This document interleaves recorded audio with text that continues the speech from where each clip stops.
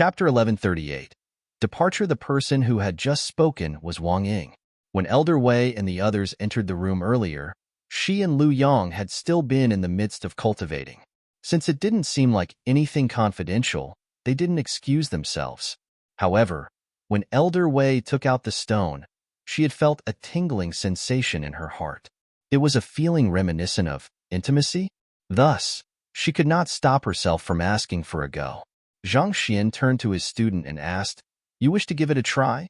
At this moment, Wang Ying's face was completely red, and her body was trembling slightly. "Yes. Somehow, I feel a kind of attraction force between me and the stone." Wang Ying nodded. Attraction force?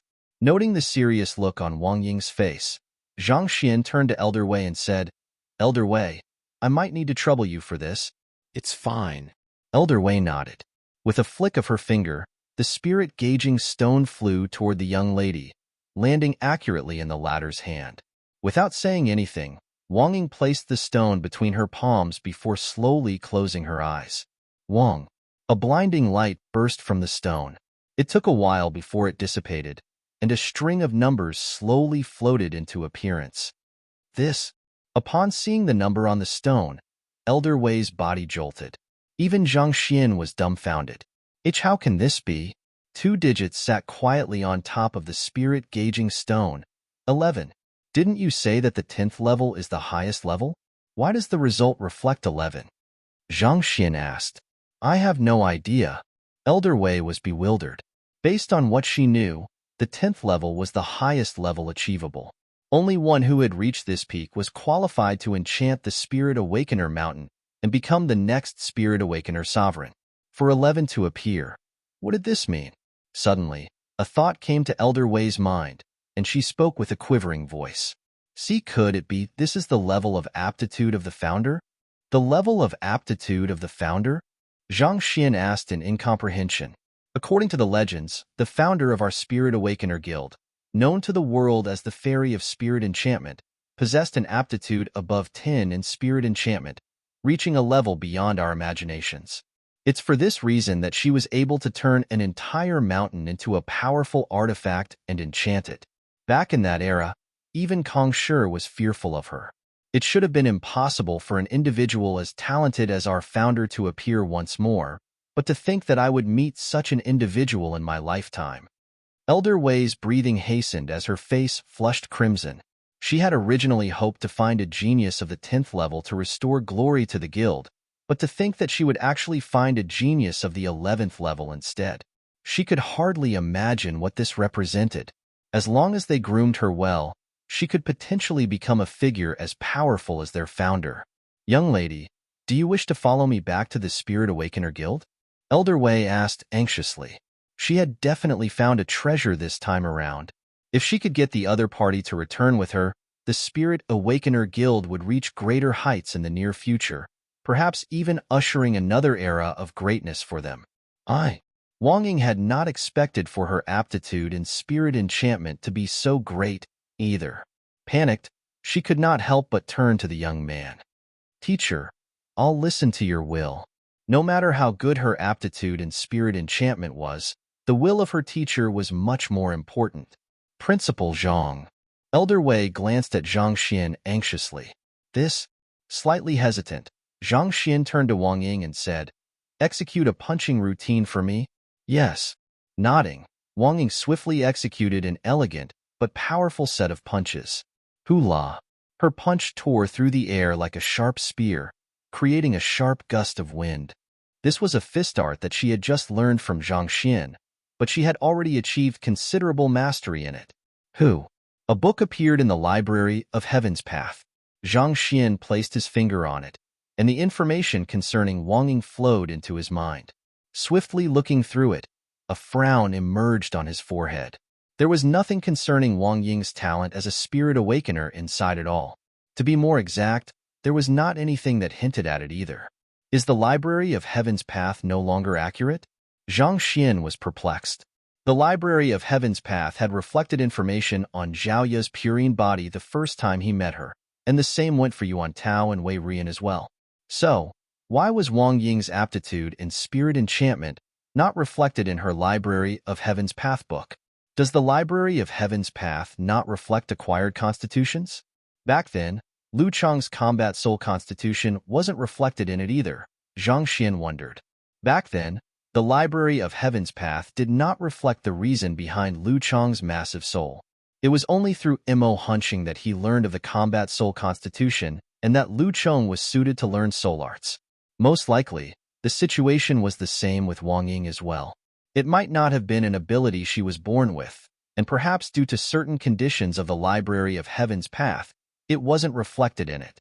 Wang Ying has a conscientious personality, and she is far more meticulous than any of my other students in deciphering the simplified Heaven's Path divine art that I impart to them.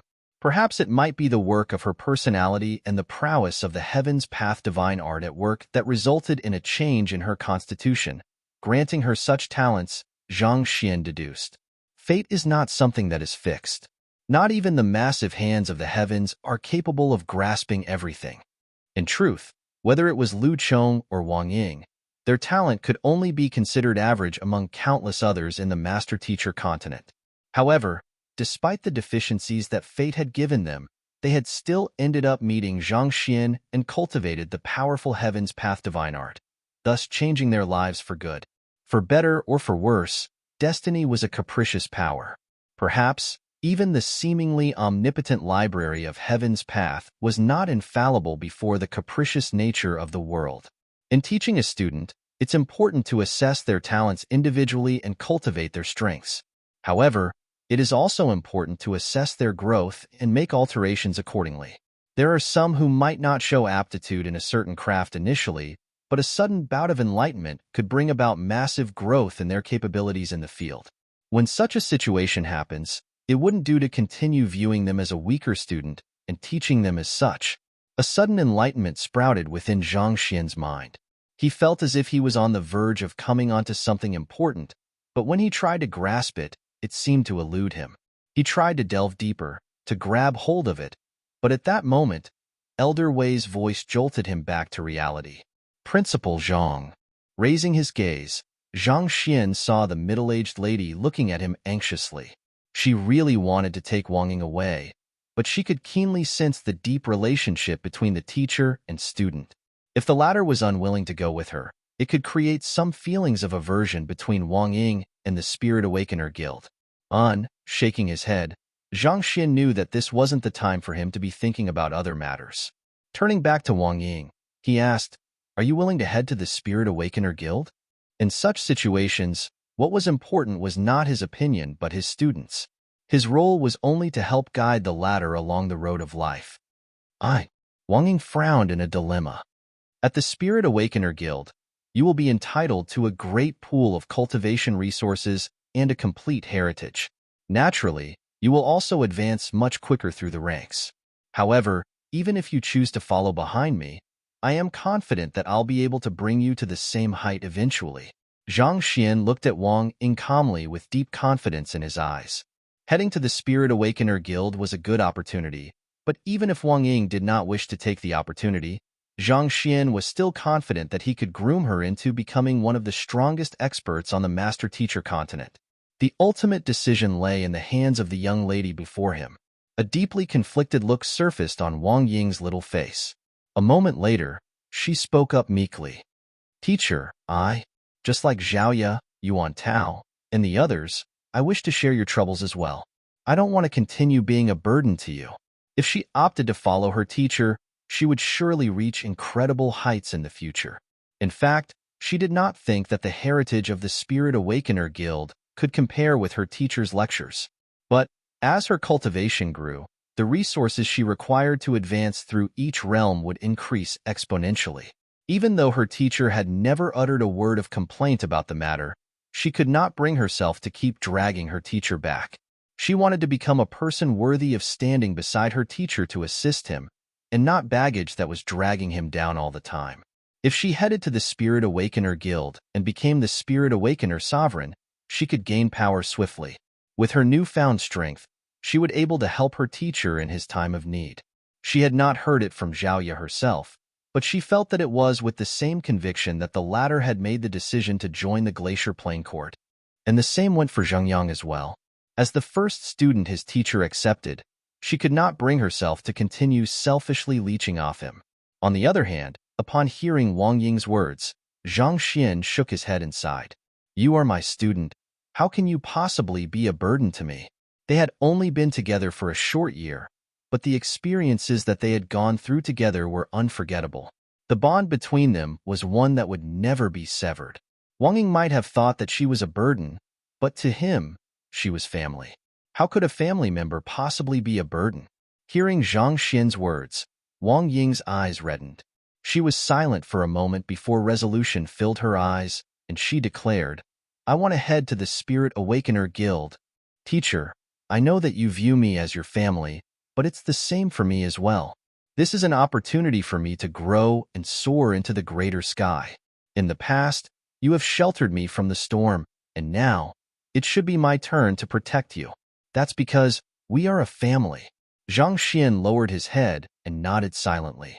A long moment later, he said, Since you have made your decision, go on then. All parties must eventually come to an end. Even though he knew that it was just a matter of time before his students would leave his side, separation was still difficult for him each time. Of his 7 direct disciples, Zhaoye had gone to the Glacier Plain Court, Lu Chong had headed to the ancient domain of Soul Oracles, Yuan Tao had returned to his clan, Wei Ruyan had left for the Poison Hall, and Zheng Yang had departed for the Combat Master Hall headquarters. 5 had already left his side. And now, the 6th was leaving him, too. Of course, Zhang Xian was glad to see that they were grasping the opportunities before them. With these opportunities, he had no doubt that they would reach incredible heights. Just that, the rational mind and the sentimental heart were 2 separate organs in the body. He knew that it was better for them, but such rationality did little to alleviate the sorrow of separation. Teacher, you must take care of yourself. Kneeling on the ground, Wang Ying spoke hoarsely before making 8 resounding kowtows. Zhang Xian nodded before placing a finger lightly on her forehead. A surge of heaven's path Zhenqi flowed into her body. Placing his hands behind his back, Zhang Xian said, If you meet with any danger in the future, just activate this surge of Zhenqi, and I'll know, no matter how far away I am. If anyone dares bully you, even if the other party is the strongest sect on the continent or even the Master Teacher Pavilion itself, I'll definitely redress your grievances. His tone was impassive, but the conviction in his voice was clear for all to hear. Wang Ying nodded as she flashed a smile at Zhang Xian. Zhang Xian turned to Elder Wei and said, Elder Wei, I'll leave my student to you. I hope that you will treat her properly. If I ever learn that she has suffered the slightest grievance in the Spirit Awakener Guild headquarters, know that I'll visit there personally and demand an explanation. To be threatened by a mere Saint Tu Dan cultivator, it was natural that Elder Wei was unhappy. However, knowing that the other party was standing up for his own student, her heart still softened a little. Don't worry. Our Spirit Awakener Guild will surely protect her with everything that we have. We won't allow her to suffer the slightest grievance, so you need not worry. For 5,000 years, there had not been a single Spirit Awakener whose aptitude had reached the 10th level. It was not easy for one who possessed an aptitude of the 11th level to appear, so how could they allow anything to happen to her? After all, the future of the Spirit Awakener Guild was at stake over here. That would be for the best. Zhang Xian could tell that there was not any falsehood in the other party's words, and he nodded in satisfaction. Then, he turned around and waved his hand. Since this matter is decided, it would be best for you to leave now. Unlike Zhao Yu's decisiveness, Wang Ying had a soft heart. The longer they delay the matter, the more likely that Wang Ying would hesitate and change her mind. Teacher, how could Wang Ying not understand her teacher's intention? Her body trembled, and tears trickled down her cheeks. Elder Wei walked up to Wang Ying and said, Let's go. Wang Ying wiped her tears and nodded. Elder Wei then turned to guild leader Ruan and instructed, It would be best for us to return to the headquarters as soon as possible, so we won't be staying tonight. After finding such a genius, it would be safer to escort her back to the headquarters as soon as possible to prevent any mishaps from occurring. Or else, if something really happened on the way, it would be too late for tears. After which, she turned to look at Zhang Xian one last time and said, Principal Zhang, we'll be taking our leave now. Who? Right after saying those words, Elder Wei drove her Jinshi and leaped into the sky together with Wang Ying. In the blink of an eye, the both of them had already disappeared over the horizon. The very first student he had accepted ever since transcending over to this world, Wang Ying, had left. A long time later, Zhang Xian let out a deep sigh. Chapter 1139. The Fourth Acknowledgement of Celestial Master Teacher, Principal Zhang, farewell. Guild leader Wan also took her leave.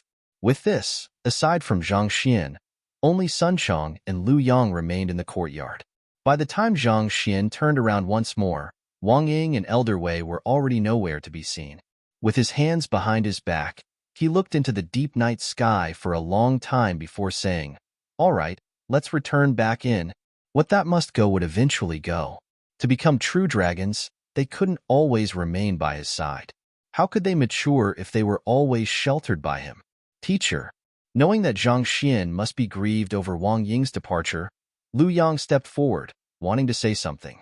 However, he suddenly felt someone grabbing his arm, holding him back. "Let young master be alone for a while," Sun Chong said silently. Lu Yang turned to look at Sun Chong and saw the latter shaking his head. He hesitated for a brief moment before nodding and following the latter away. Indeed, what his teacher needed at the moment were not words of comfort but tranquility. To see one's students leaving one side one after another was indeed not easy to bear. After leaving the courtyard, Lu Yang looked at the dark night, and for some reason, the sky looked exceptionally gloomy tonight. He turned to Sun Chong and asked, "What can I do for teacher?" "What you can do for him is to cultivate diligently. Don't let young master's efforts go to waste." Sun Chong pondered for a brief moment before replying. Lu Yang contemplated those words for a moment before clenching his fists tightly together. "You're right. Zhao Ye, Lu Chong, Yuan Tao, Wei Ruyan, Zheng Yang, and Wang Ying, they have all left. I am the only one remaining now. I must work hard and grow stronger so as to not let teacher down." Back in those days when all of them cultivated together, while he wasn't the one who improved the fastest, he wasn't the slowest either. Training wasn't easy, but he was satisfied. However, that feeling of satisfaction had long vanished, replaced by immense anxiety and stress. Zhao Ye, Yuan Tao, Wei Ruyan, and Lu Chong had left to inherit heritages that were suited for their unique constitution. Once they fully awakened their unique constitutions, their cultivation would surely soar through the ranks. On the other hand, Zheng Yang and Wang Ying had left for the Combat Master Hall and Spirit Awakener Guild respectively, where they would inherit complete heritages and receive top-notch cultivation resources. Without a doubt, they would grow stronger swiftly as well. Of them all, he was the only one who had remained stationary on the spot. If he were to lag behind the others, wouldn't it mean that teacher was not on par with those other powers? "No, this won't do. I have to work harder than ever." With a complicated look in his eyes, Lu Yang turned around and returned back to his room. He couldn't waste the slightest bit of time.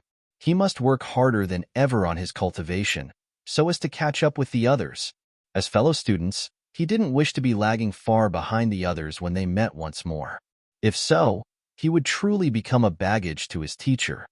"Hi." Noting Lu Yang's response, Sun Chong shook his head. "Forget it. I shall not compete with those cultivation maniacs. Let me take a walk through the streets and see if there is any delectable food around here." Stretching his back lazily, Sun Chong began making his way out. Ever since he arrived at Qingyuan City, he had been accompanying the lot from the Xinxian faction, and he hadn't really gone anywhere yet. Since he had time now, it would be good for him to experience the nightlife in Qingyuan City for himself. He didn't have much interest in cultivation. Otherwise, given that the young master had personally tutored him and provided with him with generous cultivation resources, he should have long surpassed half-saint by now. Standing quietly on the spot, Zhang Xian felt an unprecedented feeling of loneliness. His students had all nearly left him, and Luo Ruoxin was no longer around either. He couldn't help but feel that it wouldn't be long before he was all alone once more. It was as if he was slowly regressing back into those days of solitude when he first transcended over to this world. Back then, He was under the constant threat of expulsion, and there was not a student under his name. Everything was completely foreign to him, but there was not the slightest support or solace he could find from those around him. They might learn better and stronger cultivation techniques staying by my side, but it's for the best that they have left. Staying by my side will only limit their growth as a person. A growth in cultivation was only a small aspect of life. In order to mature into adults, his students would have to venture into the larger world themselves and experience all kinds of things themselves. As this thought surfaced in his mind, Zhang Xian suddenly felt like he had grasped hold of that elusive thing he had been clawing at earlier. A teacher who truly loves his students would think ahead for them. Grooming a student isn't like forging a weapon, where a forging technique and a blueprint would be sufficient to craft a good weapon. The students have their own life to live. They should experience the many aspects of life themselves, be it joy, anger, sorrow, or bitterness, and they should find their own goal and struggle for it too. If I were to just keep them by my side, all I can offer them is knowledge. They might be able to grow powerful this way as well, but I would be depriving them of an opportunity to temper themselves, and they would never be able to become true experts this way. The fact that they are leaving my side shows that they have already matured. Hong Long. His mind jolted, and a sound reminiscent of the rumbling of thunder echoed in his head. In the next moment, a unique aura abruptly descended from the sky and shrouded his figure. The fourth acknowledgement of Celestial Master Teacher. Tzzzzzzzzzz.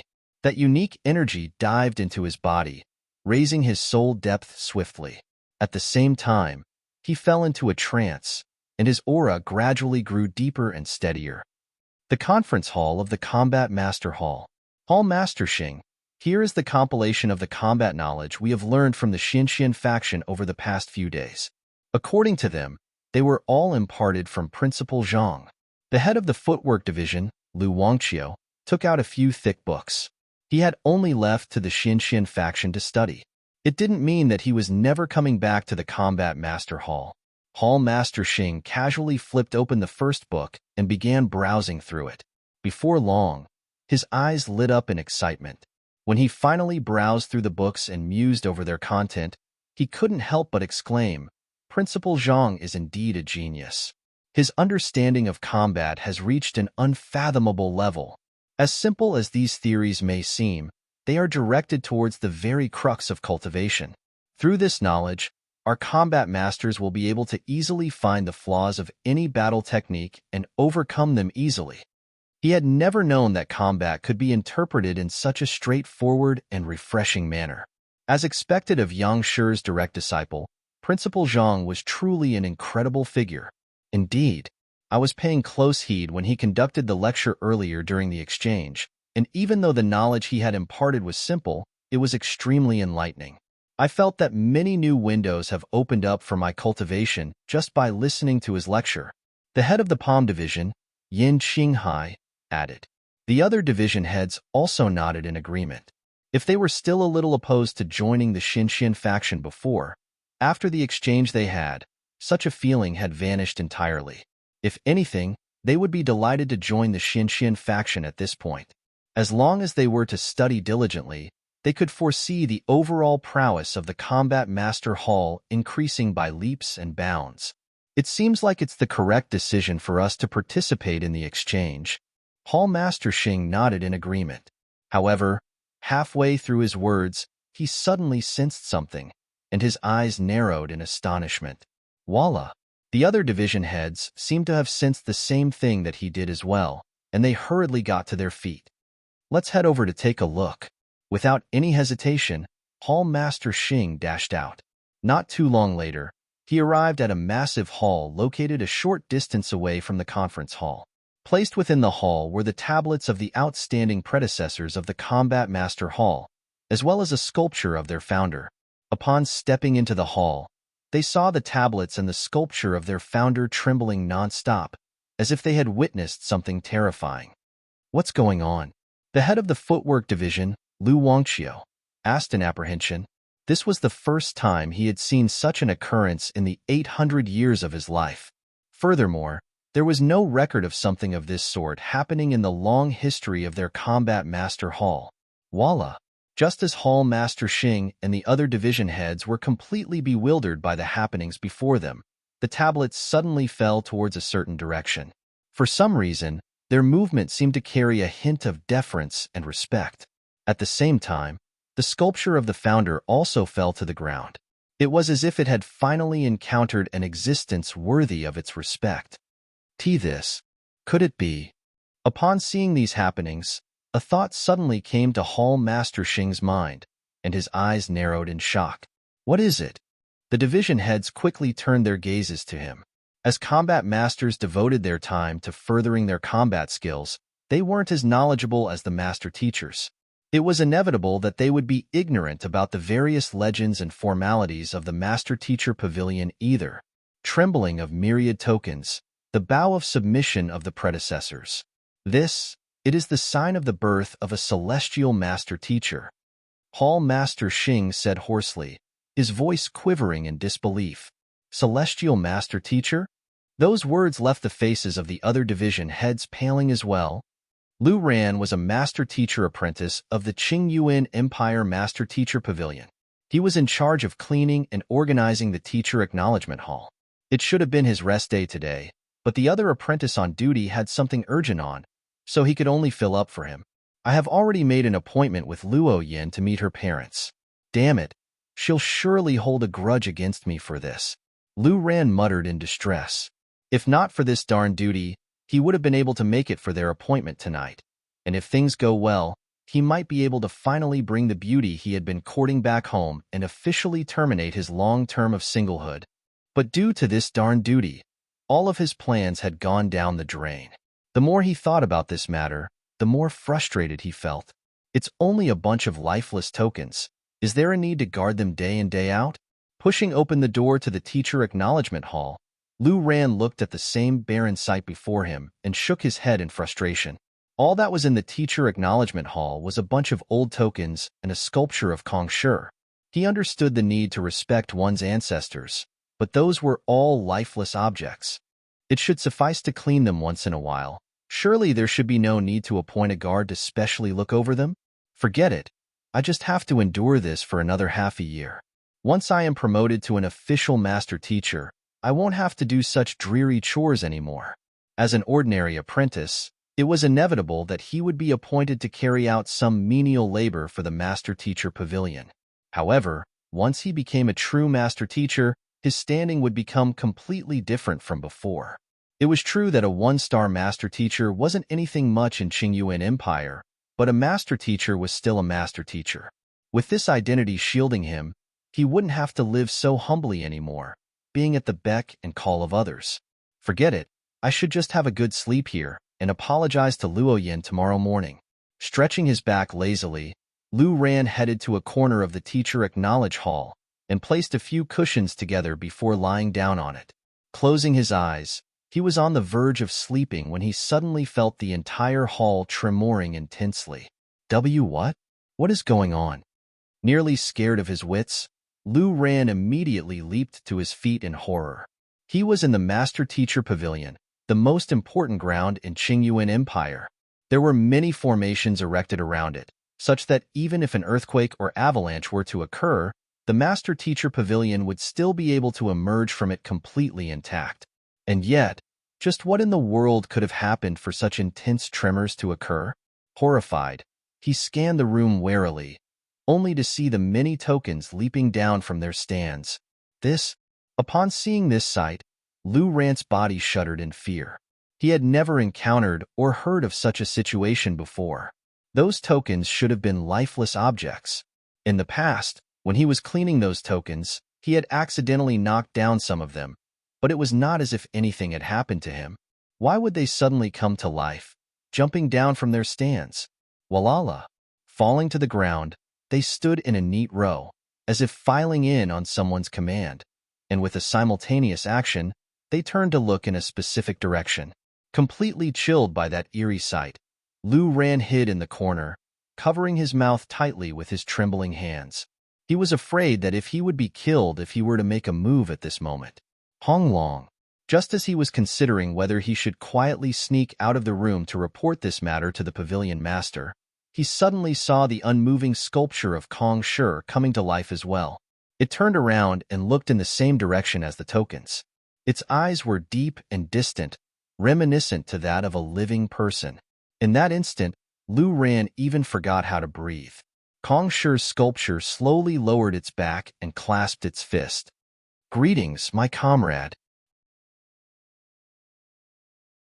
Chapter 1140. Zhang Xin visits a courtesan house. Sometime later, Zhang Xin finally opened his eyes. The acknowledgement of celestial master teacher this time around lasted much longer than before. Under the tempering of the unique aura, his aura became much sharper, and his thoughts became clearer than ever. Even though there was no tangible increase in his strength, the sharper clarity of his thoughts granted him better reflexes than before. At the same time, his eye of insight had also become keener.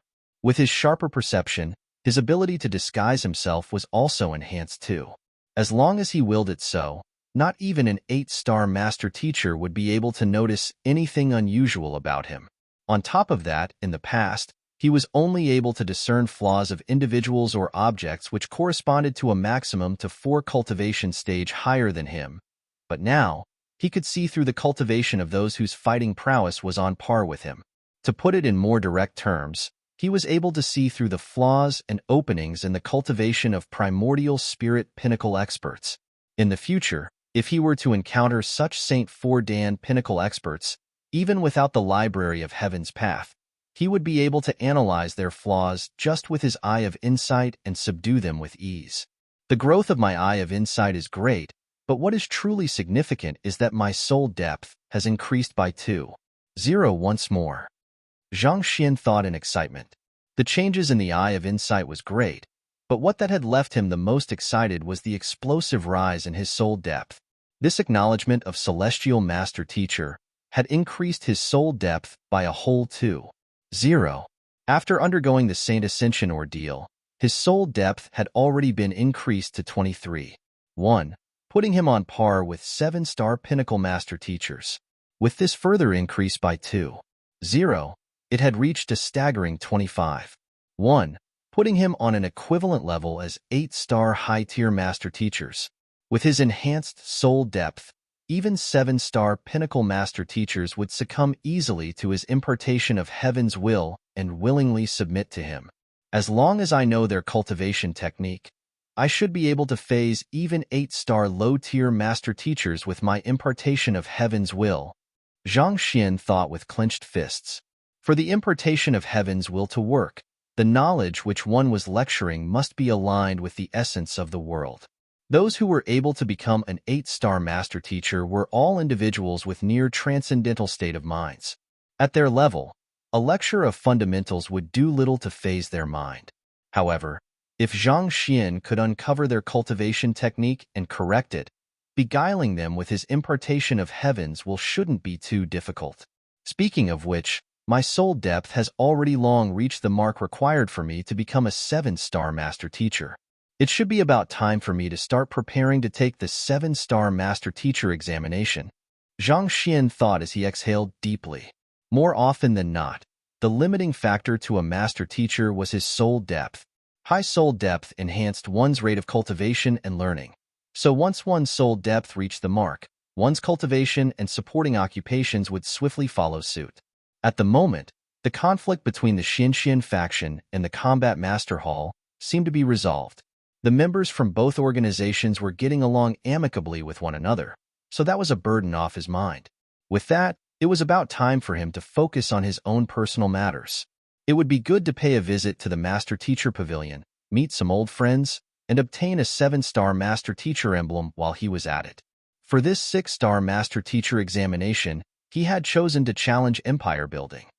It was the most difficult examination, but its benefits lay in that he would be automatically entitled to the 7-star Master Teacher emblem once he met the prerequisites for the promotion. His soul depth and cultivation definitely met the mark for promotion, so what was lacking was his supporting occupations. So far, the occupations which he had achieved a mastery of 7-star in were Spirit Awakener, Demonic Tunist, and Poison Master. His other occupations, such as Apothecary, Blacksmith, and the Sword, were still at 6-star. Of them, The Spirit Awakener was not considered as a unique occupation, and it wouldn't reflect well on his reputation if it was revealed that he practiced poison arts. Thus, he only had a single 7-star supporting occupation at the moment. In order to qualify as a 7-star master teacher, I'll require 7 7-star supporting occupations. Currently, other than appraiser and soul oracle, my other occupations are at 6-star pinnacle. In his long journey, Zhang Xian had picked up a total of 12 supporting occupations, and they were namely 7-star Spirit Awakener, 7-star Demonic Tunist, 7-star Poison Master, 6-star Blacksmith, 6-star Physician, 6-star Painter, 6-star Beast Tamer, 6-star Celestial Designer, 6-star Terpsichore, 6-star Formation Master, 5-star Appraiser, and last but not least, Soul Oracle. It went without saying that he couldn't use his Spirit Awakener, Poison Master, and Soul Oracle occupation, so he had only had the remaining 9 to rely on. For Formation Master, I have already achieved the level of 7-star, and Guild Leader Han has already helped me apply for an emblem. If nothing goes wrong, I should be able to collect it very soon. Back at the Qiuwu Palace, Zhang Xian had managed advanced his mastery as a Formation Master straight to 7-star pinnacle. In view of that, Guild Leader Han, as the head of the Qingyuan Empire Formation Master Guild, had taken the initiative to apply for the 7-star emblem for him, so he didn't have to go through the trouble of taking the examination. But even so, he only had 2 7-star supporting occupations with that. He still needed another 5 more. With my current identity, I should be able to access the libraries of the respective guilds directly. As long as I work fast, I should be able to be done with it in a single day, Zhang Xian thought. To others, advancing their supporting occupations was a lengthy and tiresome process, requiring them to work diligently over a long period of time to brush their knowledge and skills up to par. However, to Zhang Xian, it was truly nothing at all. Even if he were to take his time, he should be able to accomplish it within 2 days easily. As the capital of a Tier 1 empire, most major guilds can be found in Qingyuan City, such as the Apothecary Guild, Physician Guild, and the Beast Tamer Guild. However, I wonder if there is any Terpsichorean Guild, Celestial Designer Guild, and the others here as well. As Zhang Xian had mainly spent his time training the Combat Master Hall over the past 3 days, he still hadn't gotten a clear grasp over the layout of Qingyuan City yet. As such, he had no idea what kind of guilds there were here and where they were located either. If he could uncover this information beforehand, he would be spared much time fumbling around the city looking for the occupation guilds. With this thought in mind, Zhang Xian walked out of his room and shouted, "Sun Chong, Sun Chong." Sun Chong would always gather intelligence from the locals as soon as they arrived in a new city, so there was no one apter than him to ask. "Teacher, Butler's son headed out last night, and he isn't back yet." Hearing Zhang Xian's shouting, Lu Yang walked out and said, after they parted the previous night, Sun Chong left the Combat Master Hall, and even till morning, there was still no trace of the latter to be seen. Zhang Xian frowned. "Do you know where he went then?" "I'm not too sure either.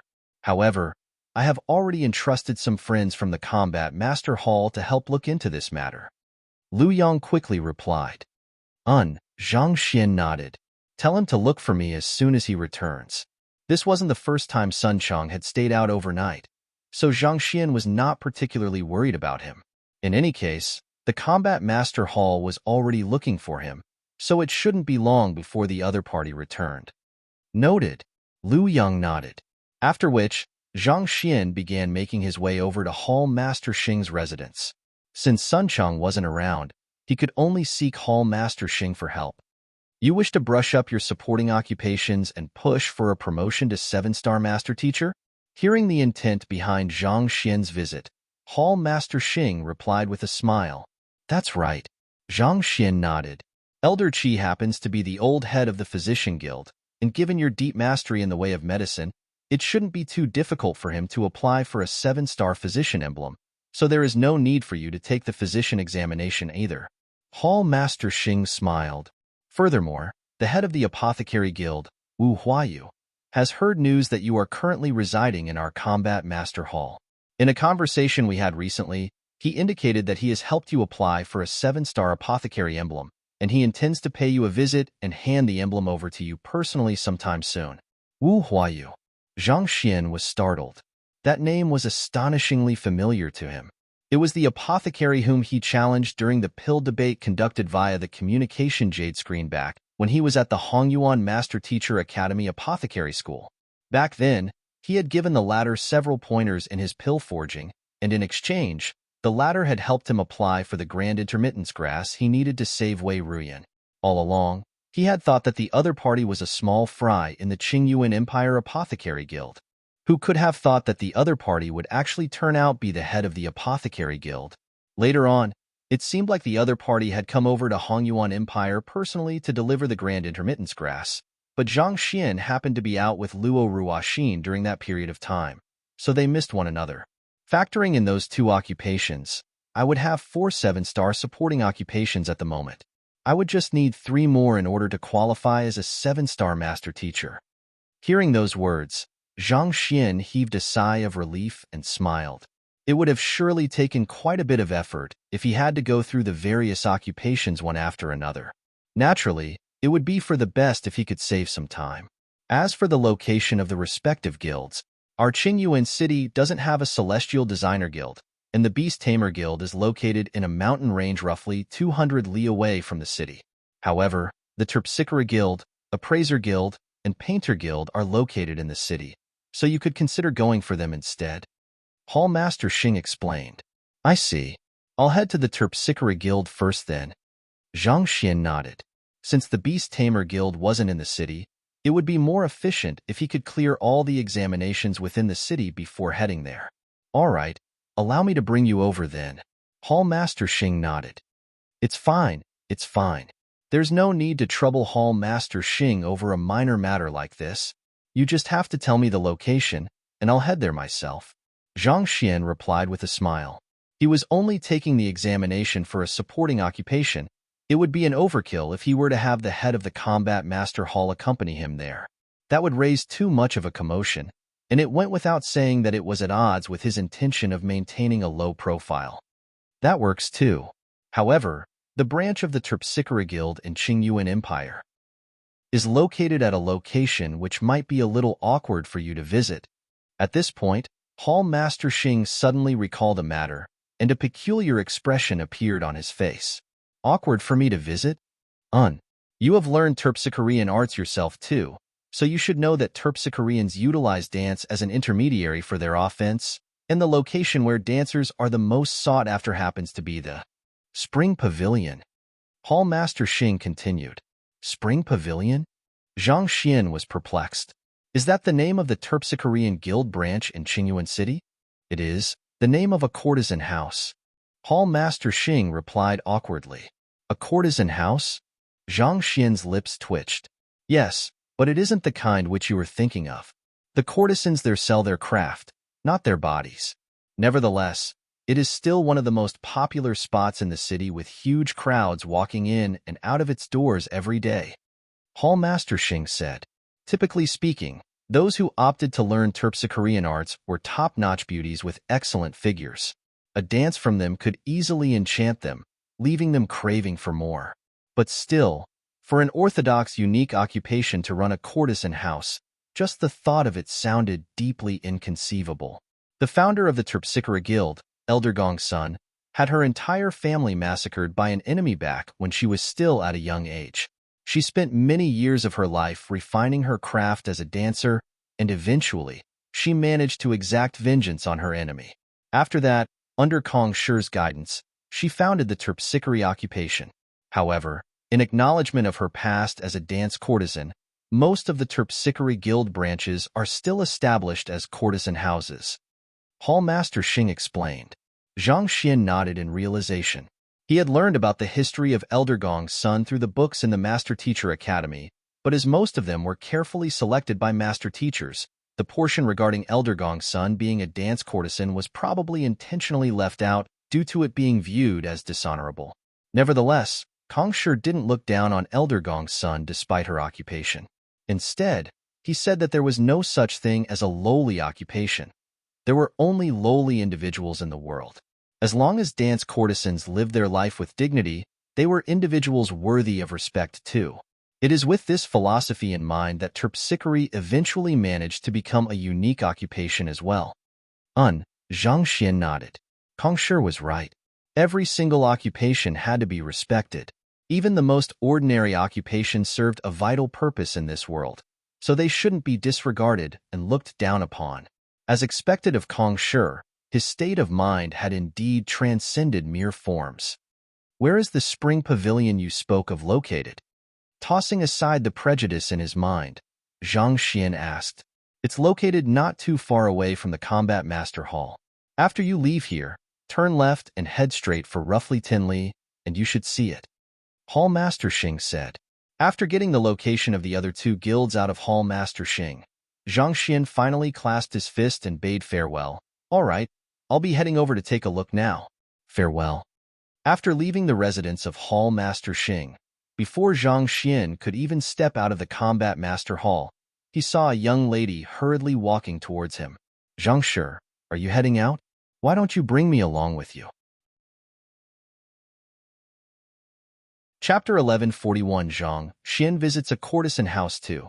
The young lady was dressed in a light blue dress which shaped her elegant figure perfectly. A yellow silk belt was wrapped around her waist, accentuating the curves between her waist and her bottom. From afar, she looked like a bewitching succubus who would steal one's soul away at any time. The person wasn't anyone else other than the head of the bewitching devil faction, Hu Yaoyao. The bewitching devil faction was dissolved shortly after Zhang Xian became the principal of the Hongyuan Master Teacher Academy, and Hu Yaoyao officially joined the Xianxian faction right afterward, becoming one of the strongest cultivators in its ranks. You want to tag along with me? That's fine. Seeing that it was Hu Yaoyao, Zhang Xian nodded in agreement. Hu Yaoyao's main supporting occupation in the Master Teacher Academy was terpsichorean arts, and she was even the direct disciple of school head Wei Ranchue. Since he was heading to the Terpsichore Guild, it would be good to bring her along as well. We want to go too. Shortly after Zhang Xian accepted her request, another voice sounded not too far away. Turning his head over, he saw Yu Feier and Luo Qiqi standing not too far away, staring at him intently. Looking at the curiosity in the eyes of the duo, Zhang Xian shook his head and advised, it would be best for the both of you to stay out of this matter. It isn't appropriate for the both of you to visit such a place. It isn't appropriate? Why can Hu Yaoyao tag along with you but not us? Yu Feier frowned in displeasure. It was one thing if the other party refused to bring all of them with him, but he had agreed to bring Hu Yaoyao along. This blatant discrimination left her feeling deeply indignant within, and her explosive temper flared up in an instant. Was Hu Yaoyao that important to him? On the other hand, while Luo Qiqi didn't say a word, the unhappy gaze she shot him spoke the very same words too. I'm heading to the Spring Pavilion, which happens to be a courtesan house too. As ladies, it won't be appropriate for you two to tag along. Zhang Xian explained. You are heading to a courtesan house? With Hu Yaoyao at that? The duo exchanged gazes for a brief instant, and with uncanny harmony, they stretched their hands forward simultaneously to block Zhang Xian's path. No way, not over my dead body. Stop fooling around. I'm heading there because I have important matters to attend to. Zhang Xian frowned upon seeing their actions. It was in view of their relatively mature characters that he treated the both of them well, patiently guiding them along whenever they faced any problem. Why were they suddenly throwing a tantrum at this moment? Seeing that Zhang Xian was starting to get a little annoyed by their actions, Yu Feier bit her lips and continued on. Zhang Shi, you are a master teacher, so how can you go to such a place? If you really need to, I can help you. Help me? Zhang Xian shook his head. Help me? How do you intend to help me? Can you give me a 7-star Terpsichore emblem or a 7-star master teacher emblem? To offer your help despite not knowing what is going on. Aren't you worried that I might sell you out? Sighing deeply, Zhang Xian said, I appreciate your good intentions, but I'm afraid that you aren't sufficient to help me on this matter. You say that I am insufficient? How am I insufficient? I am very sufficient, all right? Yu Feier immediately lashed out as she stuck out her chest indignantly. Is he scorning me for being not up to par with Hu Yaoyao? This is too much. Isn't hers just a little bigger? Mine is not too bad either, all right? Besides, insufficient? How do you know that I would be insufficient? Just as she was feeling deeply stifled within, the young man continued speaking. Spring Pavilion is the branch of the local Terpsichore Guild, and I intend to head there to take the 7-star terpsichore examination so as to rake up the required supporting occupations for a promotion to 7-star master teacher. Hu Yaoyao's main supporting occupation is terpsichore, so it would be beneficial for her to head there too. On the other hand, your main supporting occupation is formation master, so it might not be appropriate for you to tag along too. Zhang Xian was speechless. You don't even know the slightest thing about terpsichorean arts, and you still want to help me? This naivety is truly. Terpsichore Guild Branch? 7-star terpsichore? Yu Feier froze upon hearing those words, and in the next moment, her face flushed crimson. Clearly, she was unaware of the matter too. When she heard the words courtesan house, her thoughts immediately turned carnal. It was fortunate that the other party didn't seem to understand what she was driving at, or else she would be too embarrassed to meet anyone. Why would the branch of the Terpsichore Guild be a courtesan house? The one who had asked this time around was Hu Yaoyao. It seemed like despite being a terpsichore herself, she wasn't too aware of its history either. In truth, just like Yu Feier and Luo Qiqi, she honestly thought that Zhang Shi was going to bring her to that kind of place. She was still feeling conflicted as to how she should respond should the other party raise some kind of unreasonable demand there, whether she should turn him down or accept him. But to think that the courtesan house would actually be the branch of a terpsichore guild instead. The history of terpsichore can be traced back to dance courtesan. Furthermore, only by frequently performing for others will one be able to advance her terpsichorean art swiftly and bring forth greater prowess in battle. As such, most of the terpsichore guilds, other than the branches set up within the master-teacher academies, are courtesan houses. Having understood what was going on, Luo Qiqi swiftly explained slightly awkwardly.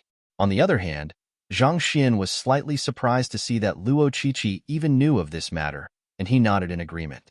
With this, Yu Feier finally understood what was going on, but that only served to make her face redder than ever.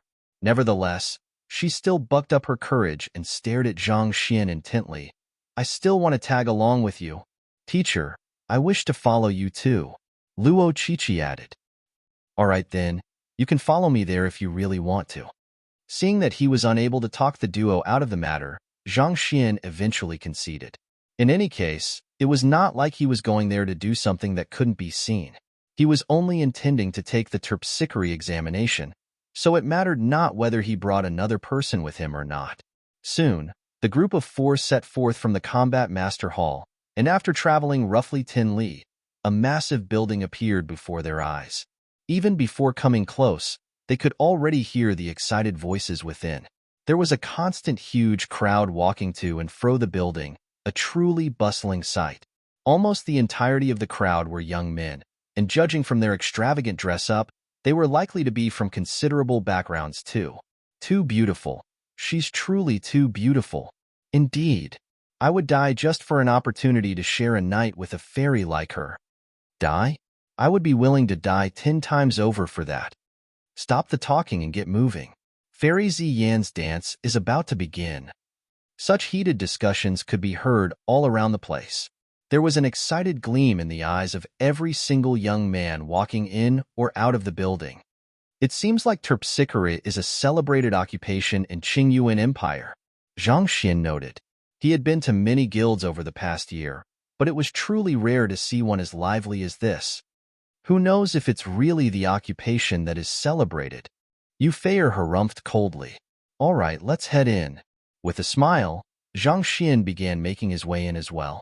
Admittedly, the beauty of a dancing terpsichore was an allure hard for any young man to resist, but beyond that, the dance of terpsichores did help to temper one's soul too. If it wasn't for the latter, it was unlikely that so many cultivators would be so moved over just a few young ladies. This brother over here, are you intending to enter the spring pavilion too? Before Zhang Xian could walk in, an astonished voice suddenly sounded. Turning around, he saw a young man staring at him with a flabbergasted look. What's wrong? Zhang Xian asked with a frown. The other party had an appearance reminiscent of a man in his 30s, and shockingly, his cultivation was higher than Zhang Xian's, reaching Saint 3 Dan primary stage. To possess such strength at such a young age, it was almost certain that the other party had a prominent background. It's nothing. It's just that I find it Weird. Swiftly taking a glance at Hu Yao Yao and the others, the young man quickly shook his head. To come to a courtesan house despite having 3 ravishing beauties by his side, he sure was adventurous. And the most thing of all, those 3 ravishing beauties actually agreed to it, coming along with him even. It wasn't too hard for Zhang Xian to fathom what the other party was thinking, but he couldn't be bothered to explain himself. With the 3 ladies following behind him, he made his way over to the entrance. A lanky attendant stood at the entrance. "Do you have any reservation?" Zhang Xian shook his head. "I have something important to do here." "I'm not intending to. Everyone that comes here says that he has something important to do. If you don't have a reservation, I'll have to ask you to turn around and leave. Our spring pavilion is already at max capacity, so even if you were to enter now, you won't be able to meet Fairy Ziyin," said the attendant impatiently. The attendant didn't seem to care whom the other party was or what background he was from. From the looks of it, he must have encountered such situations often, and he knew very well that no one would dare to cause trouble right before the Terpsichore Guild too. "We're not here to meet." Slightly displeased by the self-assuming attitude of the attendant, Zhang Xian was just about to clarify the matter when the young man whom he had spoken to earlier suddenly appeared by his side. "This person over here is a buddy of mine." "Why? Does my buddy need a reservation to enter the spring pavilion too?" "I dare not to. I didn't know that he's Chu Gongzi's friend." The attendant quickly lowered his head respectfully. "That better the case." Chu Gongzi nodded before turning to Zhang Xian. "This friend over here, I have a reservation at one of the suites inside. Why don't you join me?" "This?" Zhang Xian frowned. "It's impossible to enter without a reservation. If you can't even enter the spring pavilion, you won't be able to accomplish whatever you intend to do here." Chu Gongzi reminded with a smile. "I'll humbly accept your kind gesture then." Judging from the huge rejected crowd loitering around the entrance of the spring pavilion, it was apparent that it would be impossible to enter without making any prior reservation. It would be unseemly for him to make a huge ruckus just to step through those doors, so he decisively chose to take the other party up on his offer.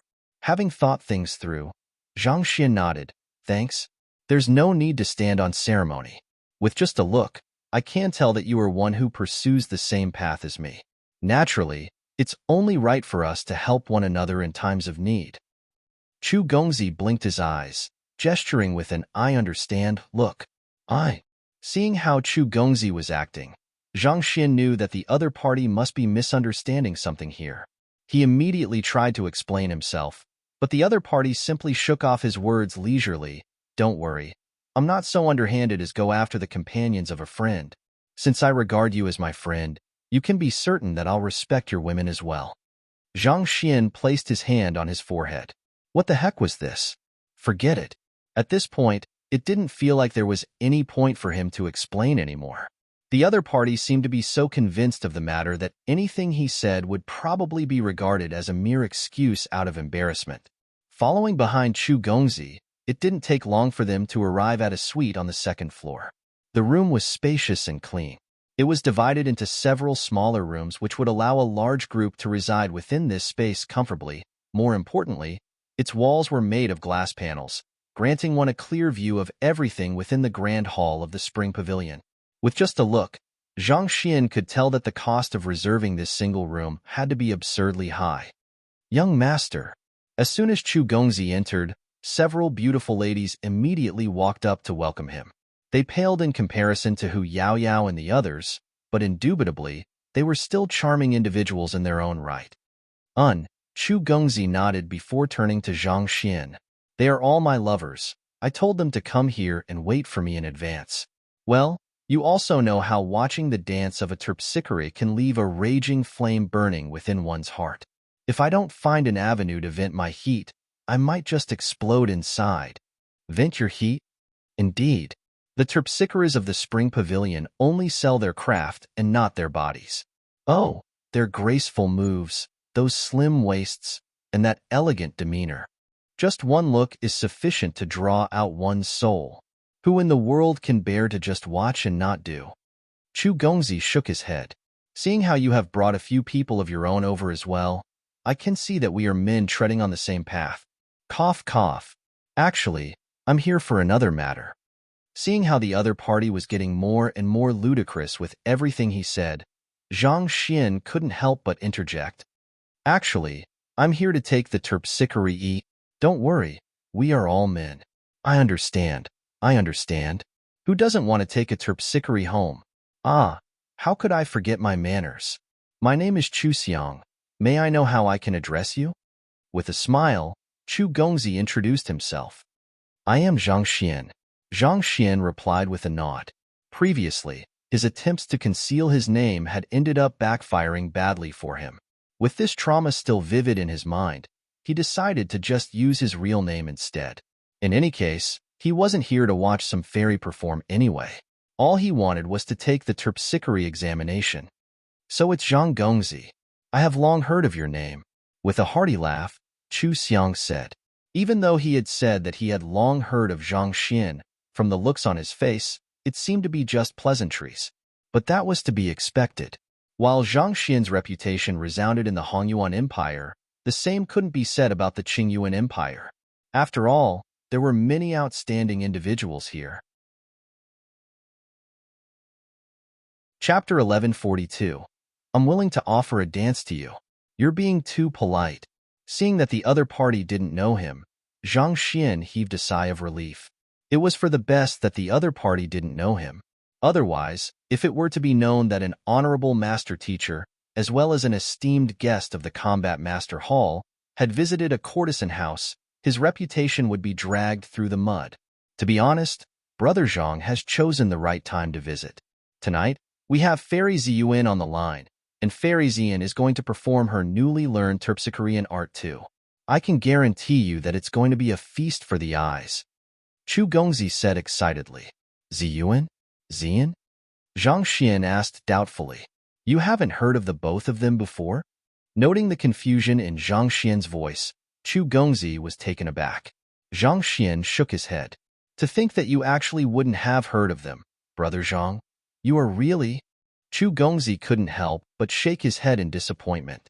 When he saw the other party brought a few beautiful ladies with him to the courtesan house, he thought that the other party was a fellow comrade. Who could have thought that he hadn't even heard of the two most famous terpsichores in the spring pavilion? Are they very famous? Using the word famous on them would be a gross underestimation of their reputation. There's probably no one in the entire Qingyuan city who hasn't heard of them. This is especially so for Fairy Zian. A 7-star terpsichore, her dance had bewitched countless audiences. Who knows how many men have emptied out their fortunes just to see her perform. However, it's a pity that she only performs once a month. For this very day, I had to book this suite a month ahead in advance. Seeing that Zhang Xian truly knew nothing at all, Chu Gongzi shook his head in disapproval. You had to book the suite a month ahead? Zhang Xian was speechless. To go to such an extent just to watch a couple of dances, the other party sure was tenacious. Chu Gongzi was just about to respond to Zhang Xian's words when the sound of instruments suddenly echoed from the grand hall. He quickly waved his hands and headed towards the seat near the glass wall. We'll talk later. The performance is about to start soon. Soon after, a figure landed daintily on the stage in the grand hall. The figure was a young lady who seemed to be in her 20s. In contrast to the resplendent violet robe she wore, her feet were bare. However, when she flew across the air, her figure was truly reminiscent of a fairy. If one were to evaluate her just based on her looks itself, she would be beneath Hu Yao Yao and the others. However, the aura she exuded was reminiscent of a heavenly fairy, one that could ascend into the sky at any moment.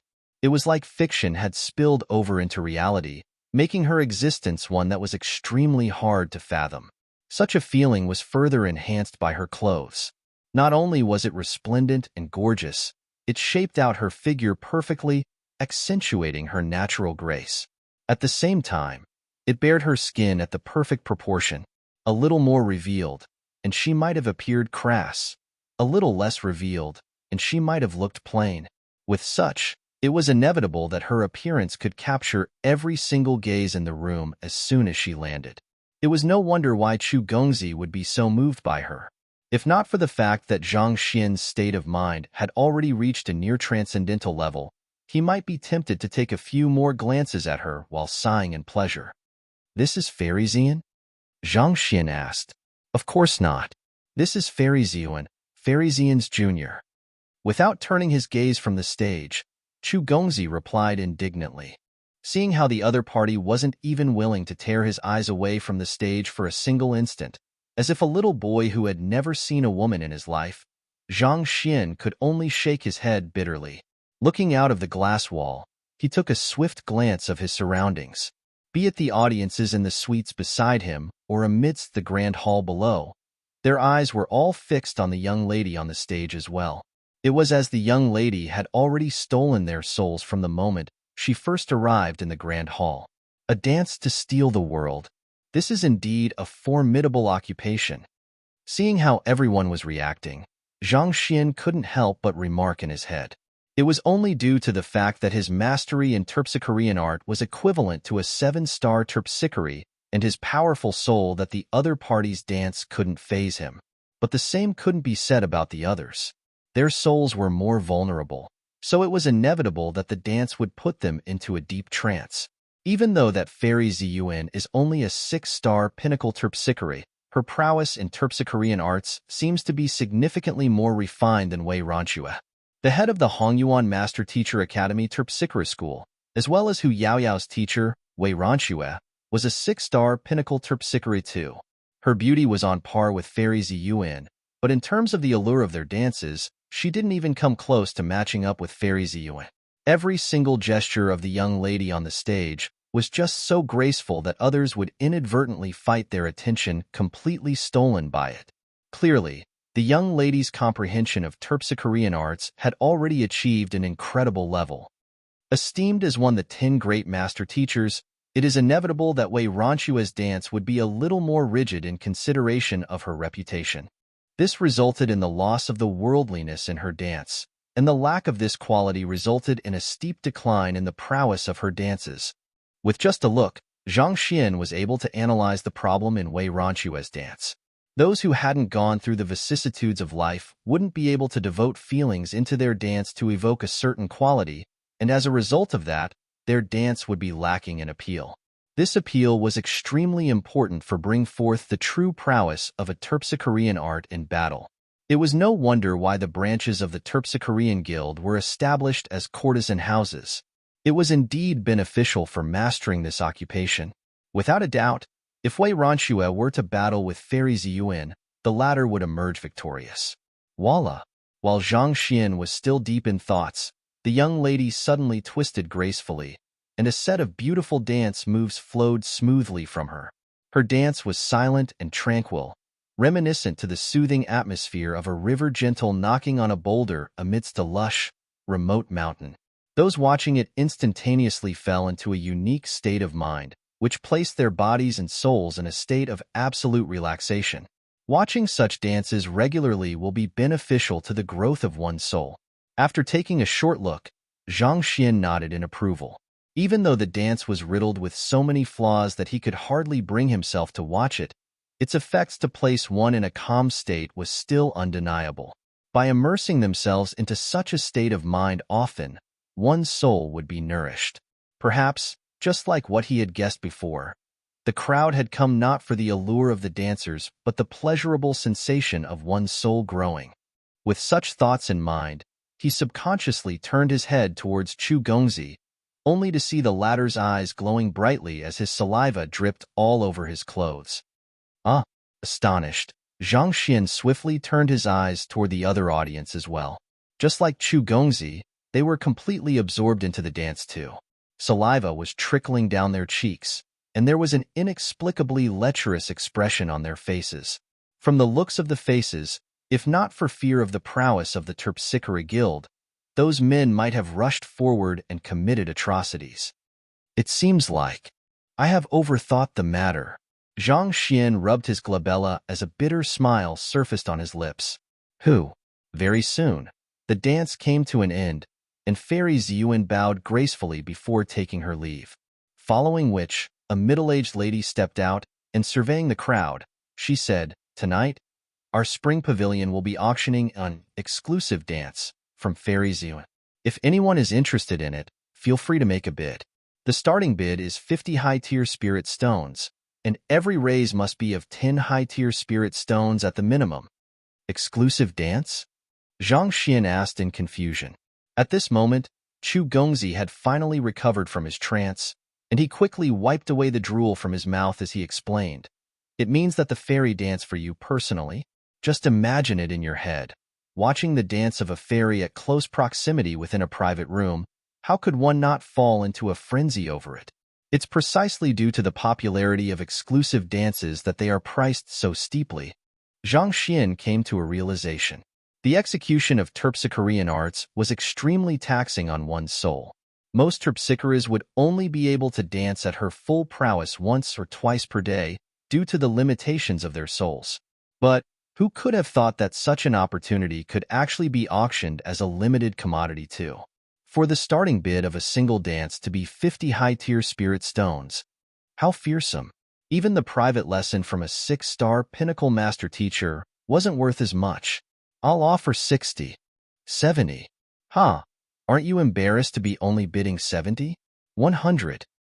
A huge commotion broke out on the audience stand. In just a few moments, the price had already exceeded 100. Eventually, the opportunity was auctioned off at a final price of 150 high-tier spirit stones by a gentleman in one of the suites. To be honest, Zhang Xian was already doubting his existence at this very moment. Back when he was still at Hongyuan Empire, he had to toil his body away just to earn a couple of high-tier spirit stones. And yet, the other party had managed to earn a whole 150 high-tier spirit stones just by executing a single dance. Was this a sign from the heavens that it was high time for him to switch occupations? With his profound comprehension of terpsichorean arts, his dances should at least be far more valuable than the young lady on the stage. Why didn't you bid for Fairy Ziyuan's exclusive dance? Zhang Xian turned to Chu Gongzi and asked curiously. From the fact that the other party had booked this suite, it could be seen that on top of being a fan of terpsichorean arts, he was also an individual with no lack of money. Logically speaking, he should be interested in an opportunity at an exclusive dance with Fairy Ziyuan. So why didn't he make a bid? Naturally, I am saving up my money to purchase Fairy Ziyuan's exclusive dance, Chu Gongzi replied proudly. Fairy Ziyan? That's right. Look, she's coming out now. Chu Gongzi's eyes lit up. Zhang Xian quickly turned his head over and saw a huge commotion rippling across the audience stand, following which, another young lady gracefully flew down onto the stage as well. This young lady was clearly much more beautiful than Ziyuan, and her figure was more alluring as well. Astonishingly, she was on par with even Hu Yaoyao. More importantly, she carried an incredible air of worldliness, seemingly ready to plunge into the river of love with another at any moment. A 7-star pinnacle terpsichore. No wonder. Zhang Xian remarked internally. This explained why so many people were infatuated with her. Hoo-hoo. While Zhang Xian was still in thought, the young lady beneath began dancing. Her movements were graceful and exquisite, and it seemed to be playing on the souls of the spectators.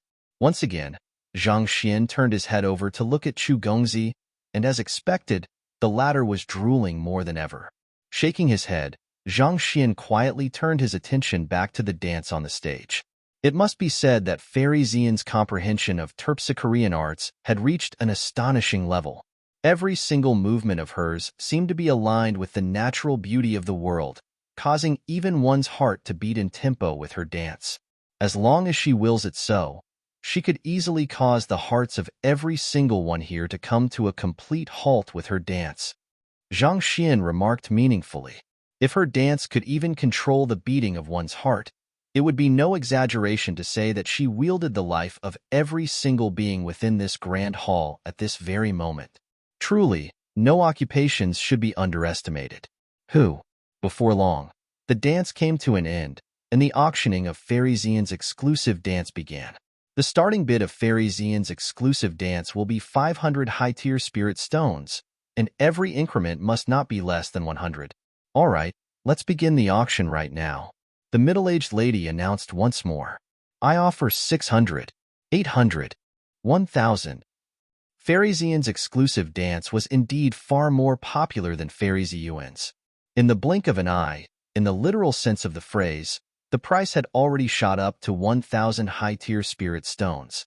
1,000 high-tier spirit stones, just to watch a single dance? Zhang Xian shook his head bitterly. If he hadn't seen it with his own eyes, he might have thought that the world had gone mad. While he was still deep in thought over the matter, he suddenly heard the voice of Chu Gongzi sounding beside him. I offer a concentrated high-tier spirit stone. A concentrated high-tier spirit stone? Zhang Xian was startled for a moment before his eyes widened in shock. One must know that even the Combat Master Hall only had 10 concentrated high-tier spirit stones. To offer a concentrated high-tier spirit stone just to watch a dance. This darn prodigal. As long as I could obtain an exclusive dance from Fairy Xian, there's no price too heavy for me to pay. Noting Zhang Xian's shocked stare, Chu Gongzi replied, There's no price too heavy for you to pay? Zhang Xian's lips twitched. At this moment, he suddenly recalled a matter, and his eyes lit up. Getting to his feet, he looked at Chu Gongzi confidently and said, Why don't we do this then? Instead of watching her dance, why don't you give that concentrated high-tier spirit stone to me, and I'll dance for you instead? Chu Gongzi. Chapter 1143. Wei Ranchua's senior Chu Gongzi nearly collapsed onto the ground. The reason why I wish to watch Fairy Xian's exclusive dance is because I want some private time with her. Who wants to watch a man like you dance? I don't have such inclinations. Zhang Shi, calm down. Unable to watch it any longer, Hu Yaoyao rushed forward to hold Zhang Xian back. Luo Qiqi and Yu Fei also slapped their forehead helplessly. They knew that Zhang Shi had always been lacking in EQ, but who could have thought that it would be so dire? Given how that Chu Xiang fellow was drooling all over his clothes earlier, do you think that it's really the terpsichorean art which he is appreciating? For you to dance for him. Honestly, he wouldn't watch it even if you were to pay him. And you still expect him to pay you a concentrated high-tier spirit stone over it? You are really thinking too much. Zhang Gongzi, I think it would be better for you to dance for these beautiful ladies instead. I'm afraid that I don't have such an interest. With a face flushed crimson, Chu Gongzi finally caught a breather and replied, Is that so? What a pity. I have to say that you have missed a really good opportunity. Zhang Xian shook his head. He hadn't offered to dance for the other party out of mere greed for the money. Instead, he had discreetly activated his eye of insight to assess the condition of the young man beside him. Considering the value of a concentrated high-tier spirit stone within Qingyuan Empire, which clan could possibly give a concentrated high-tier spirit stone to a profligate son to squander away? Furthermore, given the fact that he had achieved a cultivation of Saint 3 Dan at such a young age, it was apparent that he wasn't an irrational individual who allowed lust to get the better of him. It might sound ridiculous for a rational individual to pay such a hefty price just to watch a dance, but Chu Gongzi's true goal was actually to resolve the flaws in his soul so as to advance his cultivation. As long as the flaws in his soul remained, it would be nigh impossible for him to advance to primordial spirit realm. It was precisely because Zhang Xian had seen through it that he offered to dance for the other party. Even though Fairy Xian was a 7-star terpsichore, in terms of her ability to heal souls, there was no way she could come close to matching up to Zhang Xian. If Chu Gongzi had agreed to it, Zhang Xian was confident that he would be able to nurse the other party's soul to perfection. However, it was a pity that the other party didn't treasure this opportunity. Opportunity? It's fine, I don't need it. Chu Gongzi quickly shook his head. While the duo was chatting, the auction beneath concluded. The value of a concentrated high-tier spirit stone was far above 1,000 high-tier spirit stones, and not to mention, it was a commodity which was difficult to obtain in Qingyuan Empire even if one had the money for it. Inevitably, the slot went to Chu Xiang. Shortly after the auction concluded, the room to the suite opened, and Fairy Xian, who had been dancing below earlier, slowly walked in. At this point, she had already switched to another set of clothes. It was less revealing than the one she had performed in earlier, but it still complemented her well nevertheless. With her new set of clothes, the aura of worldliness around her had vanished without a trace, and instead, she resembled a noble from a prestigious clan instead. At close proximity, one could see that her skin was exquisitely delicate, reminiscent of silk. On top of that, the graceful aura which she exuded made one unwilling to avert one's eyes after taking a look. Xian pays respect to Chu Gongzi. Xian greeted with a smile. You're too polite. Chu Gongzi hurriedly got to his feet before introducing. This is my friend, Zhang Xian. Zhang Gongzi. Pleased to meet you, Zhang Gongzi. Xian bowed slightly. Zhang Xian nodded before asking, since you are a terpsichore of the local terpsichore guild, may I ask where should I go and whom I should approach in order to take the 7-star terpsichore examination? Since Fairy Xian was standing right before him at this moment, it was natural that he should make use of this opportunity to ask the matter. The 7-star terpsichore examination? Surprised by the abrupt question, Xian took a look around the room before her gaze finally fell on Hu Yaoyao. Is this young lady here going to take the examination? No, it's me, Zhang Xian replied. You? Fairy Xian was visibly startled for a moment. There was no explicit rule that prevented a male from learning terpsichorean arts, but conventionally, it had been regarded as a female occupation.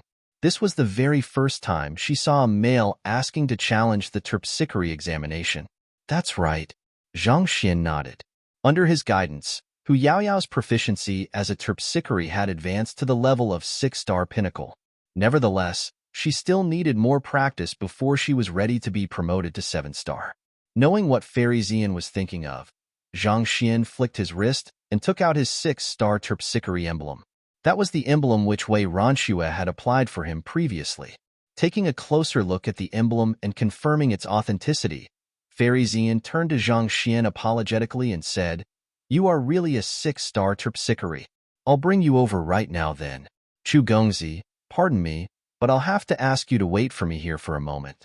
I'll be back after dealing with this matter to conduct an exclusive dance for you. It's fine. Chu Gongzi nodded. Actually, since I'm free at the moment, is it fine if I follow you all over as well? To be honest, he was rather surprised to learn that Zhang Xian was actually a terpsichore too. The seductive moves of a dancing man.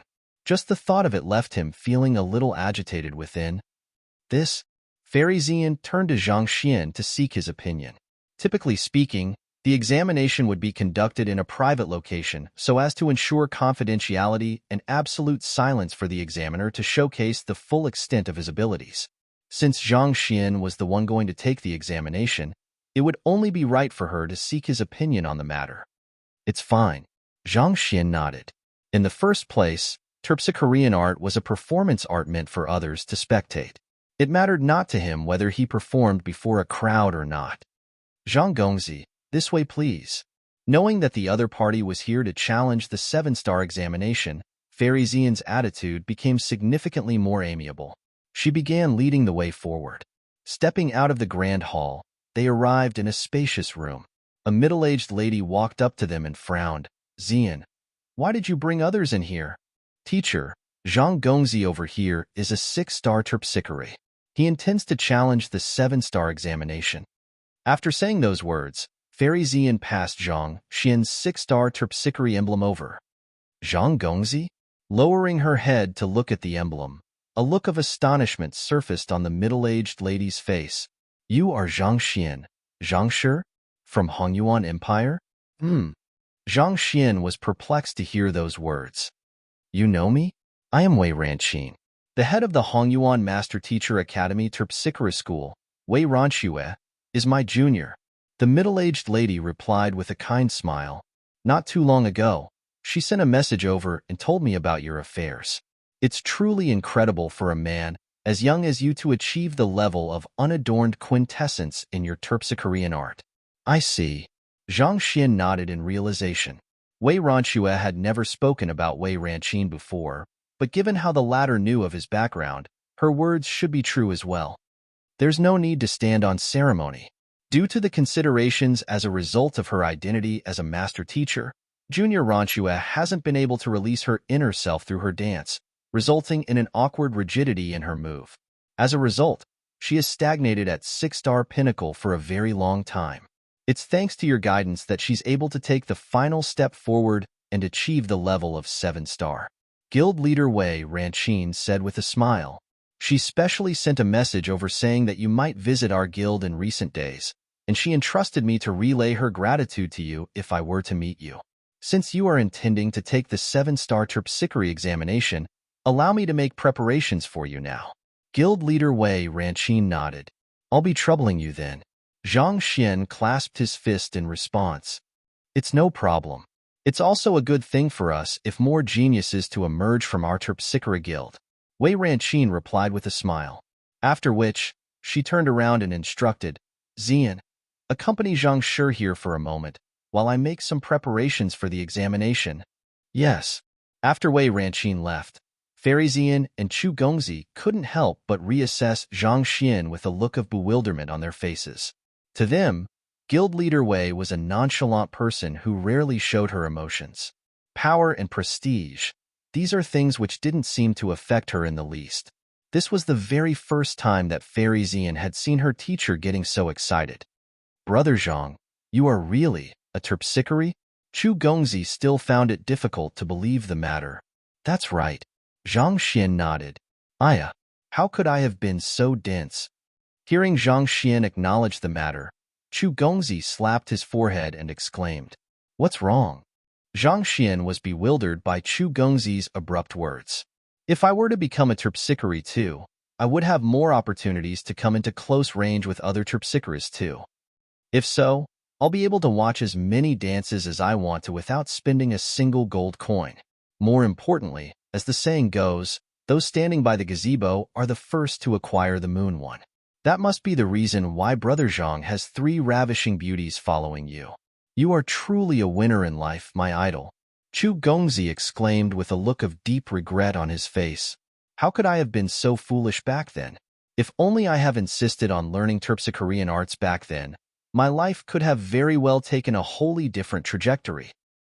Zhang Xian was speechless, reluctant to bother himself with this fellow whose mind was filled with nothing but nonsense. Zhang Xian turned to Fairy Xian and asked, Pardon me, but I would like to ask how the 7-star terpsichore examination is conducted. You don't know? Fairy Xian was taken aback. To challenge the 7-star terpsichore examination despite not knowing what it was, the other party sure was gutsy. To be honest, I don't really know. Zhang Xian shook his head. The 7-star terpsichore examination doesn't differ much from the 6-star examination, so you need not worry too much about it. Shaking her head, Fairy Xian replied. Cough cough then, may I ask how the 6-star examination is conducted? Zhang Xian scratched his head. He hadn't taken the 6-star terpsichore examination either. The emblem he had was specially applied by Wei Ranqin. As such, he had no idea how the examination went either. Hearing those words, Fairy Xian couldn't help but frown in displeasure. It is one thing for you to not know about the 7-star examination, but as a 6-star terpsichore, do you think that it makes sense for you not to know about the 6-star examination too? Aren't you clearly toying with me? To tell you the truth, I didn't take the 6-star terpsichore examination. My emblem was obtained by a special application from school head Wei Ranqin, so I'm not very sure about the procedures for the 6-star examination either. Seeing that the other party was mistaking his intentions, Zhang Xian swiftly clarified. You obtained your emblem through a special application? How is that possible? How would others know how deep of an understanding you have in terpsichorean art without undergoing a formal examination? This is preposterous. Fairy Xian flung her sleeves in displeasure. Even if you wanted to boast, at least come up with something more believable. While the Terpsichore Guild wasn't as strict and rigid as the Upper Nine Paths occupation, it was still a unique occupation. Every single examination needed to be invigilated by numerous elders of at least equal ranking, and only after receiving the approval of the majority would the individual be qualified to receive the emblem. To be given the emblem without even undergoing the examination, you must be kidding me. She had been considered as a once-in-century genius in terpsichorean arts, but even she had never encountered something as absurd as this. Not expecting the other party to doubt him despite speaking of the truth, Zhang Xian had no idea how he should explain himself. Sighing deeply, he could only give up on the matter and relent. Forget it then. May I know where your guild's library is? I would like to browse through the books if possible. Since the other party was unwilling to speak, he would just have to uncover the answer himself through the books. Besides, He had only compiled the 6-star Heaven's Path Terpsichorean art so far. While his prowess was already on par with 7-star Terpsichore, he would still have to compile the 7-star Heaven's Path Terpsichorean art before he could be considered as a full-fledged 7-star Terpsichore. Teacher will be turning very soon, so just wait here for a moment longer. Fairy Xian waved her hands impatiently. However, before she could finish her words, Guild Leader Wen Ranqin suddenly returned back to the room with a bright smile on her face. Congratulations, Zhang Shi. Junior Ranchue has reported your mastery in Terpsichorean arts to the headquarters previously, and it has cleared their reviews. Thus, when I tried applying for the 7-star Terpsichore examination on your behalf previously, the headquarters replied that they would bestow you with the 7-star emblem directly, so you don't have to take the examination anymore.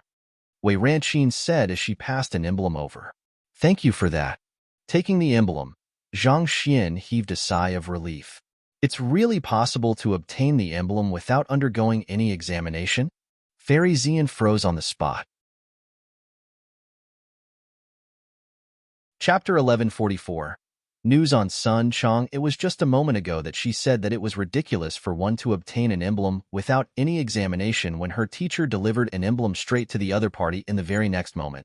If only there was a hole in the ground at this moment, she would burrow into it without any hesitation.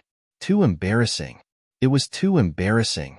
In the first place, it was rare for a male to learn Terpsichorean arts, but not only was the young man before her a Terpsichore, his emblems were even given straight to him by the Terpsichore Guild. Was this for real? Teacher, do the headquarters have a procedure to give out emblems straight? Why haven't I heard of it? Unable to stand it any longer, Fairy Xian asked. The headquarters grant special care to those who have made great contribution to the Terpsichore occupation, and this includes certain privileges in the promotion of ranks as well. Previously, Zhang Shi has altered the dance of the rippling cloud robe, granting it prowess on par with a grade 7 Terpsichorean art. With such contribution, putting aside a mere 7-star emblem, as long as Zhang Shi wills for it, he can easily qualify as an elder of our branch. Wei Ranqin replied. Altered the dance of the rippling cloud robe? He's the one who altered that Terpsichorean art? Fairy Xian's body trembled as disbelief sank into her eyes. She had long heard of that someone had managed to improve the dance of the rippling cloud robe, and she was astonished by the significant rise in its prowess when she cultivated the altered version. Not only was it far stronger than before, the soul energy required for its execution was also reduced by at least 2/3. With this, the technique had become far more practical in battle than before. At the very least, Terpsichores wouldn't find themselves completely drained and powerless after executing this single technique. It was in view of the astonishing prowess of the altered dance of the rippling cloud robe that nearly all 6-star Terpsichores and above in their guild had cultivated this Terpsichorean art. She had thought that the person behind the alteration would at least be an 8-star Terpsichore at the very minimum. Who could have thought that the person would actually be a 20-year-old young man? More importantly, she had even mocked the other party just a moment ago. Not only did Zhang Shi alter the dance of the rippling cloud robe, he also has a unique insight into the essence of Terpsichorean arts. Your senior Aunt Ranchue has reported all of these in detail to the Terpsichore Guild, and it's in view of those that the headquarter made a special exception and distributed the 7-star emblem to him straight. Guild leader Wei Ranqin explained. Even though she had learned of the matter from her junior through the conversations that they had a while ago, she still couldn't help but find the entire matter inconceivable, especially after seeing how young Zhang Xian was in person. It was one thing for him to have such a deep understanding of Terpsichore despite his young age, but more than that, he had also shown outstanding accomplishments in the other occupations as well. Even she couldn't help but feel deep admiration for the other party. Fairy Xian's face turned completely scarlet from embarrassment. Biting her lips, she stepped forward and bowed apologetically. Zhang Shi, I apologize for my previous rudeness. I hope that you can forgive my ignorance. It's fine, I won't take it to heart, so you don't have to worry about it. Zhang Xian waved his hands and smiled. If you still feel bad about the matter, it'll do as long as you help my brother over here resolve the issues with his soul during the exclusive dance with him later on. With his current state of mind, the views of others couldn't faze him anymore. Honestly, It didn't really matter to him whether Fairy Zian apologized or not. Thank you. Seeing that the other party didn't blame him for this matter, Fairy Zian bowed gratefully. After which, she turned her gaze towards Chu Gongzi to ask the latter what kind of flaws his soul had, only to see the latter staring at Zhang Xian with an astonished look on his face. Why you? You know about the injuries of my soul? He hadn't told anyone about the injuries of his soul for fear that his enemies would use it against him. As such, not even his father was aware of the matter. All along, he had been hiding it under the cover as a profligate individual, and yet, a person whom he had just met an hour ago pointed it out so easily, as if it was nothing at all. While your soul may seem compact, there are still some portions which aren't fusing well with the rest of your soul. If I'm not mistaken, it's probably the result from being assaulted by an enemy while you were in the midst of a breakthrough to the embryonic soul realm. Zhang Xian said with a smile. With the increment in the prowess of his Eye of Insight, even if Zhang Xian didn't use the Library of Heaven's Path, he could still easily see what was wrong with the latter. The other party's soul had been damaged due to being assaulted by an enemy during a crucial stage in a breakthrough, but fortunately, the injuries he had sustained didn't seem to be too severe. Furthermore, it seemed like he had been visiting the Spring Pavilion regularly to nourish his soul through Terpsichorean arts, and he was just a little short form making a complete recovery. As long as Fairy Zian were to earnestly help him resolve his issue, he should be able to make a full recovery very soon after watching a few more Terpsichorean arts. Thus, while the process might be a little slower then, there was actually no need for Zhang Xian to make a move. Even though Chu Gongzi had only buddied up to him thinking that he was a fellow comrade, treading down the same path, ultimately, it was still thanks to the other party that he was able to enter the Spring Pavilion and meet guild leader Wei Ranqin so easily. Naturally, it would only be right for him to return the favor, especially since it was only a trivial matter. Chu Gongzi's face turned scarlet. He couldn't find any words to speak at this moment. It was true that his injuries were caused from being assaulted by an enemy in the midst of his breakthrough to embryonic soul realm. However, as this matter concerned a very huge secret, he dared not speak of it to another soul. Yet, the young man before him was able to see through him so easily, even accurately determining the cause of his injury. The other party's eye of discernment was truly, in every sense of the word, astounding. He had thought that the other party was only a lecherous fellow, but who could have thought that he would actually be a hidden expert? Guild Leader Wei, is it fine if I browse through the 7-star terpsichore books in your library? Having dealt with the matter over here, Zhang Xian turned away Ranqin and clasped his fist. As a 7-star terpsichore, you are definitely qualified to browse through our 7-star terpsichore books. This way, please. Wei Ranqin nodded before leading the way forward. Following behind her, it didn't take long for them to arrive in a vast room. All of the books of our Terpsichore Guild is in there. As long as you have the required emblem on hand, you will be able to enter and leave the premises freely. Wei Ranqin said as she gestured forward. I'll be troubling Guild Leader Wei to take care of my 3 friends over here then. This young lady over here is Hu Yaoyao, and she's the prodigious disciple of school head Wei. Zhang Xian nodded as he gestured to the 3 ladies behind him. Junior Ranchua's disciple? Guild Leader Wei was surprised as she turned her gaze over to Hu Yaoyao. Yaoyao pays respect to senior aunt. Hu Yaoyao quickly stepped forward and bowed politely. Not bad, not bad. With a look, Guild Leader Wei couldn't help but nod in approval. On top of their innate talent, terpsichores rely heavily on their external appearances as well. The more beautiful a terpsichore was, the more likely she would be able to bring forth greater prowess from terpsichorean arts. Regardless of whether it was her figure or her appearance, it was apparent that Hu Yaoyao's looks were far above that of Fairy Zian. As long as she had a good teacher to guide her along, she would be bound to achieve great things in the future. Guild Leader Wei nodded in satisfaction. Seeing this, Zhang Xian decided to speak no longer, and taking out his emblem, he entered the library. The library was extremely vast. Countless books were stacked compactly in neatly positioned shelves, which seemed to extend all the way to the horizon.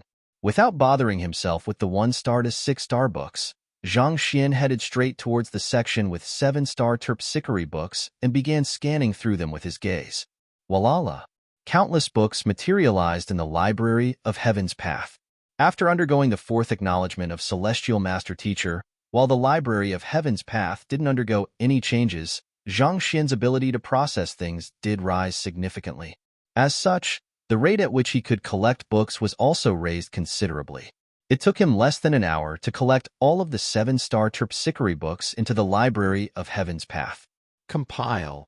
With a thought, Zhang Xian gathered all of the books together and formed the 7-star Heaven's Path terpsichorean art. Another hour later, he exhaled deeply, and a brilliant gleam shone from his eyes. Having grasped the 7-star Heaven's Path terpsichorean art, his mastery as a terpsichore had risen to the level of a 7-star pinnacle terpsichore. Due to the overwhelming prowess of the Heaven's Path terpsichorean art, his skills could be said to be comparable to most 8-star primary terpsichores. But of course, that was only in terms of knowledge and mastery. With his current Saint Tu Dan pinnacle cultivation, if he were to meet a real 8-star terpsichore, he would do well to flee as fast as he could. As long as his cultivation hadn't met the mark, he wouldn't be able to display the full prowess of his terpsichorean arts. All right, another supporting occupation cleared. 2 more left to go, and I'll be able to be promoted to 7-star Master Teacher. Standing up and stretching his back, Zhang Xian heaved a sigh of relief. Perhaps I should try the Appraiser Hall and the Painter Guild. The examinations of those 2 occupations are slightly simpler. Zhang Xian thought with a smile. The Beast Tamer Guild was a considerable distance away, and considering that it was an upper 9 paths occupation, its examination was likely to be more rigid and rigorous, thus more time-consuming as well. Since that was the case, it would be better for him to drop by the Appraiser Hall and the Painter Guild to take a look. Walking out of the library, Zhang Xian saw that Guild Leader Wei and the others were still standing around the area. Thus, he walked up to them and said, I have truly imposed on Guild Leader Wei this time around. I still have matters to attend to, so I'm afraid that I'll have to take my leave first. Guild Leader Wei, we'll be taking our leave too. Seeing that Zhang Xian was about to leave, Luo Qiqi and Yu Feier clasped their fists as well. Guild Leader Wei nodded. I'll keep Yao Yao here with me for the time being. There are some things which I would like to ask her. Zhang Xian took a look at Hu Yao Yao to seek her opinion on the matter, and only after seeing the latter nod did he reply, All right, Zhang Shi, are we returning back to the Combat Master Hall? Leaving the Terpsichore Guild, Yu Feier turned to Zhang Xian and asked, I'm intending to drop by the Appraiser Hall. If you have things to attend to, feel free to leave. Zhang Xian said, It's fine. I'll head there with you. Yu Feier replied swiftly. Same here too. Luo Qiqi nodded. Seeing that the duo was determined to continue tagging along with him, Zhang Xian decided to say no more. After determining the direction of the Appraiser Hall based on the description Hall Master Xing provided him, he was just about to head over when a young man dressed in black suddenly approached him. May I ask if you are Zhang Xian? Zhang Shi? The young man clasped his fist and asked. I am. Zhang Xian replied with a frown. He hardly knew anyone in Qingyuan Empire, so why would anyone seek him? Our old master wants to meet you. The young man said. Your old master wants to meet me? Zhang Xian was perplexed. Who is your old master? You will know once you meet him, the young man replied nonchalantly. Pardon me, I'm not free. Zhang Xian waved his hand and turned the other party down. He was currently busy at the moment, so why should he waste his time on someone who wasn't even willing to report his own name? Our old master said that Zhang Shi will dare not turn down his invitation. A peculiar smile appeared on the young man's face, seemingly suggesting that he might have already anticipated such an outcome. Oh, I dare not turn down his invitation? Zhang Xian scoffed in displeasure. It was one thing for the other party to not report his name despite requesting to meet with him, but to utter such conceited words on top of that. It was apparent from this that the other party couldn't possibly be an upright individual. Zhang Shi, why don't you take a look at this before making your decision? The young man flicked his wrist and passed an item over. Perplexed, Zhang Xian took a look at it. It was the tattered fabric of a robe. With just one look, Zhang Xian narrowed his eyes menacingly. You kidnapped Sun Chong? He was certain that the fabric had come from Sun Chong's clothes. He hadn't paid any heed to Sun Chang's disappearance, thinking that the latter was out feasting, drinking, and saving damsels in distress, enjoying his life to the fullest. He didn't think that the latter would actually be captured by someone else. More importantly, it was apparent that the other party knew who he was, but despite so, the other party still chose to resort to such a brazen and arrogant course of action. We are currently hosting Butler's son in our manor as a guest.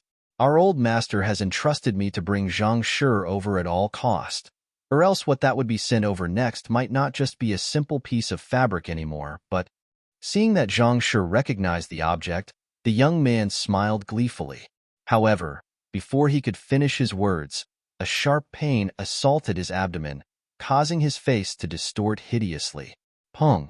Zhang Xian's powerful kick had left the young man's organs jolting under the powerful impact. If the slightest bit more force were to be exerted, the other party's organs might just end up being shattered on the spot. Pada! The young man flew several dozen meters across the street before skidding to a halt. Clutching his abdomen, his entire body was scrunched together like a shrimp from the excruciating pain. Chapter 1145. Landscaper as a transcender. Zhang Xian had grown up being inculcated by the positive values of his previous world. As such, he preferred to avoid confrontation, choosing to resolve all problem amiably wherever possible. But all dragons had scales one which couldn't be touched, and those who flout the rules would have to pay with their lives. Sun Chang had been with him ever since the time he was at Tianqian Kingdom. Despite the other party's indolence when it came to cultivation, the other party had always dealt with all kinds of miscellaneous matters for him skillfully without a single word of complaint. If not for the other party, he would probably have been bogged down by all sorts of things, and there was no way he would have been able to devote his attention to cultivation and achieve so much within such a short period of time. It could be said that Butler's son was one of the most important people in his life, and he viewed him as a family member as well, just like Wang Ying, Zhaoya, and the others. Yet, the fellow before him actually dared to threaten him using Sun Chang's life, so how could he possibly not fly into a rage? You dare to kick me? Not expecting that the other party would dare to make a move on him even when they had a hostage in hand, the black-robed young man struggled weakly to his feet and glared at Zhang Xian with eyes brimming with hostility. I want you to die.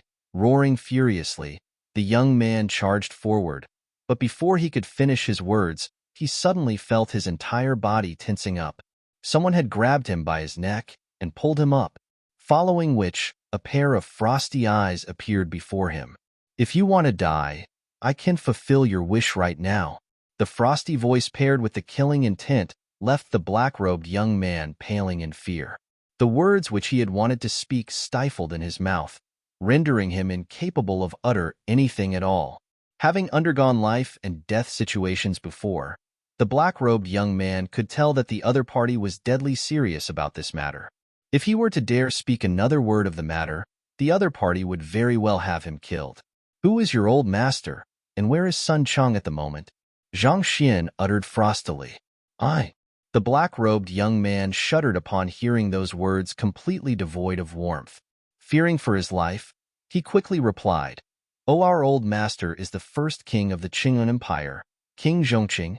King Zhongqing? Zhang Xian frowned. Why did he kidnap my butler? It had only been 3 days since he arrived at Qingyuan City, and his activities had been mainly centered around the Spirit Awakener Guild, Combat Master Hall, and Terpsichore Guild. He had never been anywhere else other than those 3 places, so how in the world did he manage to offend the so-called first king of Qingyuan Empire? If he hadn't offended the other party, he couldn't think of a reason why the other party would go to the extent of provoking a reputable master teacher like himself. To kidnap his men without any warning was as good as challenging his dignity, and not to mention, the other party even sent a small fry over to threaten him. He must be really tired of living. I am just a servant. I really don't know anything else. The black-robed man shuddered. Lead the way. Seeing that the other party earnestly didn't know anything at all, Zhang Xian dropped the young man on the ground and bellowed, "Yes." The black-robed man replied fearfully. He dared not pull his weight as he did previously anymore, and he quickly headed forward. "Zhang Shi, I have heard of King Zhongqing before. He's not an easy figure to deal with. You must be absolutely careful around him." While following behind the black-robed young man, Yu Feier warned with a deep frown. Even though she wasn't interested in politics, as a princess of Hongyuan Empire, she still knew a thing or two about Qingyuan Empire. Oh. Seeing that Yu Feier knew about King Zhongqing, Zhang Xian immediately turned his gaze to her. This first king of Qingyuan Empire used to be a humble peasant, but 20 years ago, the otherworldly demonic tribe somehow managed to find a way to arrive at the Master-Teacher continent, and they planned to launch an invasion. The Qingyuan Empire Master-Teacher Pavilion, Combat Master Hall, and royal family swiftly learned of the matter and dispatched their men to eradicate the otherworldly demons. It was an extremely bitter fight. The three powers suffered great losses, and the head of the Combat Master Hall, Hall Master Xing, even suffered grievous wounds in the fight and nearly lost his life. Back then, the Emperor of Qingyuan Empire, Chu Tianqing, personally led the forces of the Qingyuan royal family into the fight, but a sudden ambush by the otherworldly demons left him in a truly dangerous position. At that desperate situation, King Zhongqing suddenly appeared and massacred the otherworldly demons, saving Emperor Chu Tianqing from that seemingly hopeless situation. After that incident, he continued to accrue merit after merit, and within just a short 20 years, he managed to rise from a mere peasant into a conferred king.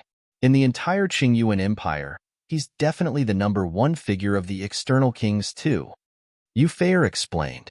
The otherworldly demonic tribe attempted to invade Qingyuan Empire? Zhang Xian frowned. Thinking back, the wound on Hall Master Xing's primordial spirit was indeed left behind in a fight roughly 20 years back too. That was in line with the details of the story. Emperor Chu Tianqing is bound to be protected by countless experts, and he probably is a powerful cultivator himself too. If the otherworldly demons were able to corner him that far, just how powerful must King Zhongqing be to be able to break him out from that desperate situation? Zhang Xian frowned. Even Hall Master Xing had nearly succumbed to the otherworldly demons and lost his life. So how did a humble fellow manage to break Emperor Chu Tianqing out from the encirclement of the otherworldly demonic tribe? I'm not too sure about the details.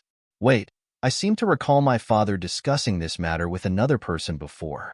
If I recall correctly, King Zhongqing used poison. Yu Feier exclaimed. Poison? Zhang Xian frowned. Is King Zhongqing a poison master? If King Zhongqing was truly a poison master, then it might really be possible for him to pull such a matter off.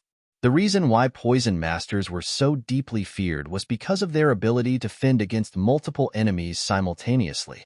As long as they were to play their cards right, they could easily eradicate a group of experts with their poison. Just take the 10 kings of the Qingtian lineage for example.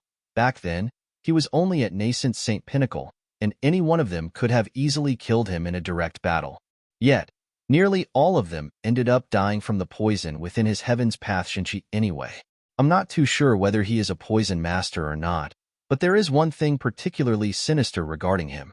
It's uncommon for an individual outside of the royal family to be conferred a king, so naturally, there were many influential officials who opposed King Zhongqing. Yet, over the past 20 years, they had either disappeared or died. As such, King Zhongqing currently wields immense influence in the royal court. Furthermore, due to his merit of having saved Emperor Chu Tianqing, he is well favored, and there's no longer anyone who dares to confront him directly in Qingyuan Empire anymore. Yu Feier said. Zhang Xian nodded as the frown on his forehead deepened. Putting aside whether that fellow was truly a poison master or not, the fact still stood that he wasn't acquainted with the other party. It simply didn't make sense for the other party to kidnap Sun Chong. Considering that he has gone to the extent of kidnapping Sun Chong, it goes to say that he has absolutely no fear of my identity as a 6-star master teacher and the principal of the Hongyuan Master Teacher Academy. It would be best for you two to stay out of this matter. I'll deal with this alone. Zhang Xian paused for a moment before saying, regardless of what the other party was up to, it was clear that the other party was aiming right for him. Since that was the case, there was no need for these two to bear this risk along with him. Zhang Shi, you are my teacher. As your student, how can I flee and leave to face danger by yourself? I would be unworthy of being a master teacher if I were to do so. Luo Qiqi stepped forward and spoke determinedly. She was Zhang Xian's apothecary and blacksmith student. While she wasn't his direct disciple, and they had never officially acknowledged their relationship, there were still the bonds between a teacher and student between them. I won't leave either. I'm willing to brave through any danger with you. Yu Feier looked straight into Zhang Xian's eyes and said, "This?" Seeing that the wills of the duo were unwavering, Zhang Xian shook his head and whipped out 2 pills from his storage ring. These pills are antidotes which I have personally forged, and they are capable of resolving most poisons. If you are intent on tagging along, consume one first. This way, you shouldn't be in any danger even if King Zhongqing is really a poison master. The antidote which Zhang Xian spoke of was just an ordinary pill, but it was infused with his Heaven's Path Xinqi.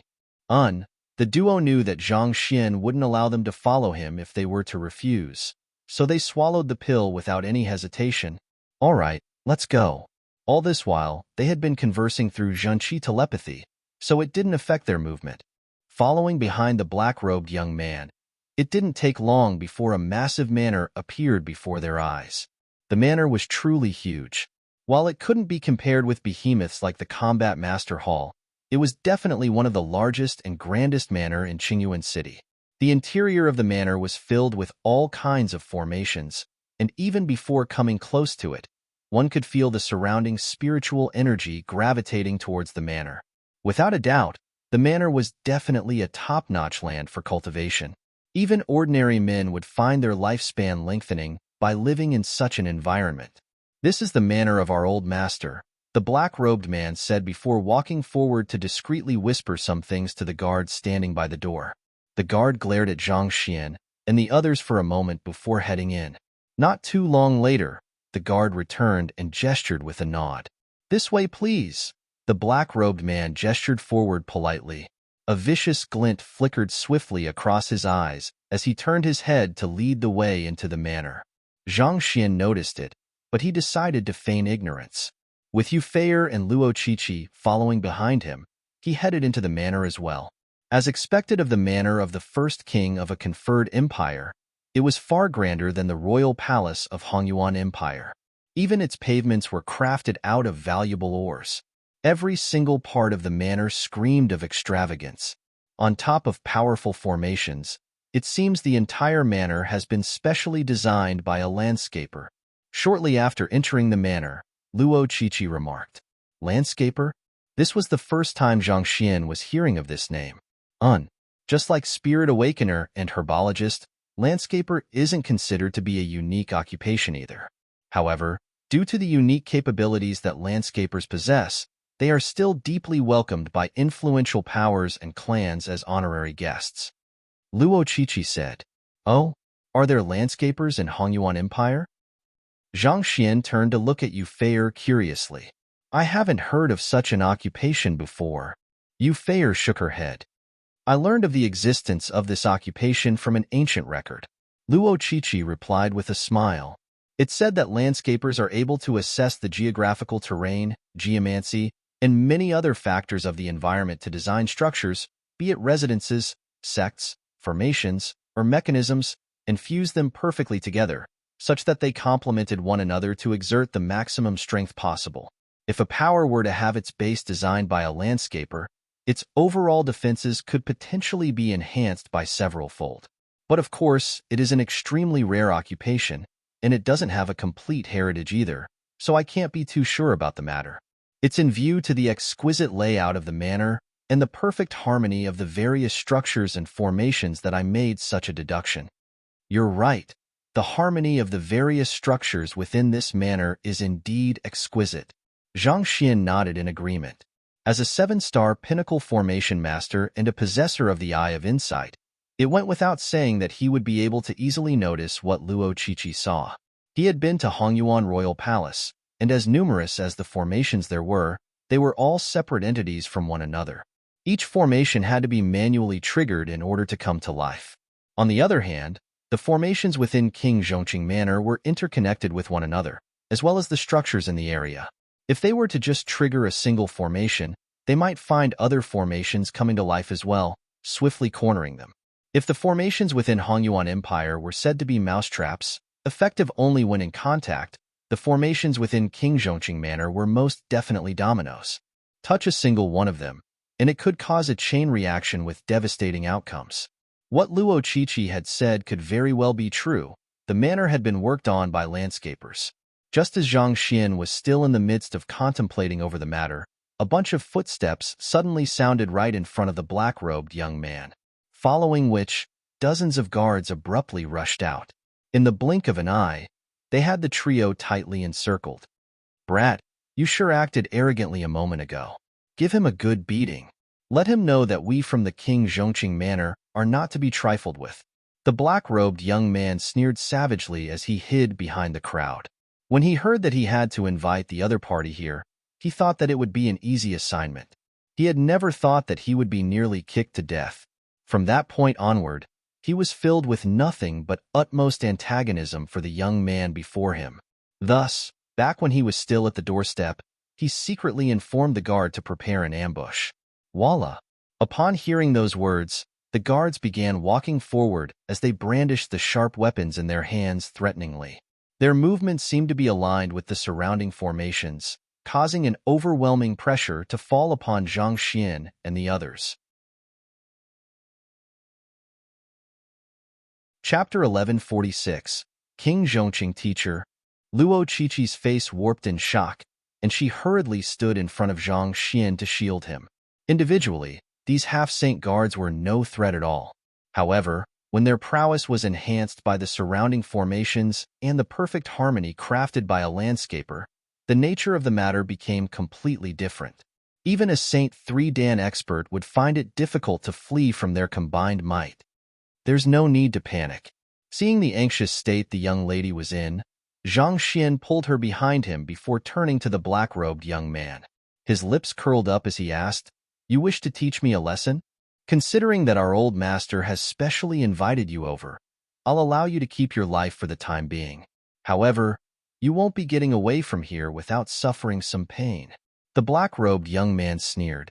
The old master had said that if the other party refused to heed his words, he had his permission to teach the other party a lesson. There was no need to hold back just because the other party was a master teacher. It was for this reason that he dared to pull a thing such as this on Zhang Xian. Pain? Zhang Xian shook his head and sighed deeply. "I was considering whether I should let you off with just a kick, but it seems like you just won't learn. It seems like there's no need for me to hold back anymore then." Right after saying those words, Zhang Xian snapped his fingers. "Pa!" A crisp sound echoed resoundingly through the manor. Initially, the black-robed young man thought that Zhang Xian was just feigning calm, but in the next moment, he suddenly felt excruciating pain assaulting every single part of his body. Pooh! A mouthful of blood spewed from his mouth, and in an instant, his face flushed completely pale. He turned to face Zhang Xian with a look of horror. "Why you? You poisoned me?" The answer was already apparent at this point, but what was truly fearsome was that he couldn't even fathom when the other party had poisoned him. With his body twitching from pain, the black-robed young man hurriedly whipped out 2 antidotes from his storage ring and swallowed it. However, the antidotes only seemed to have further worsened his pain. Cold sweat gushed down his head, and he felt as if he would simply cave into the pain at any moment. "Poison? When did you see me poison you? If I were to say, you probably just ate something unclean. However, worry not. I am a capable physician, so why don't you allow me to treat you instead?" Zhang Xian waved his hand leisurely as he said. Naturally, as a master teacher, he couldn't possibly admit to being a poison master. "You!"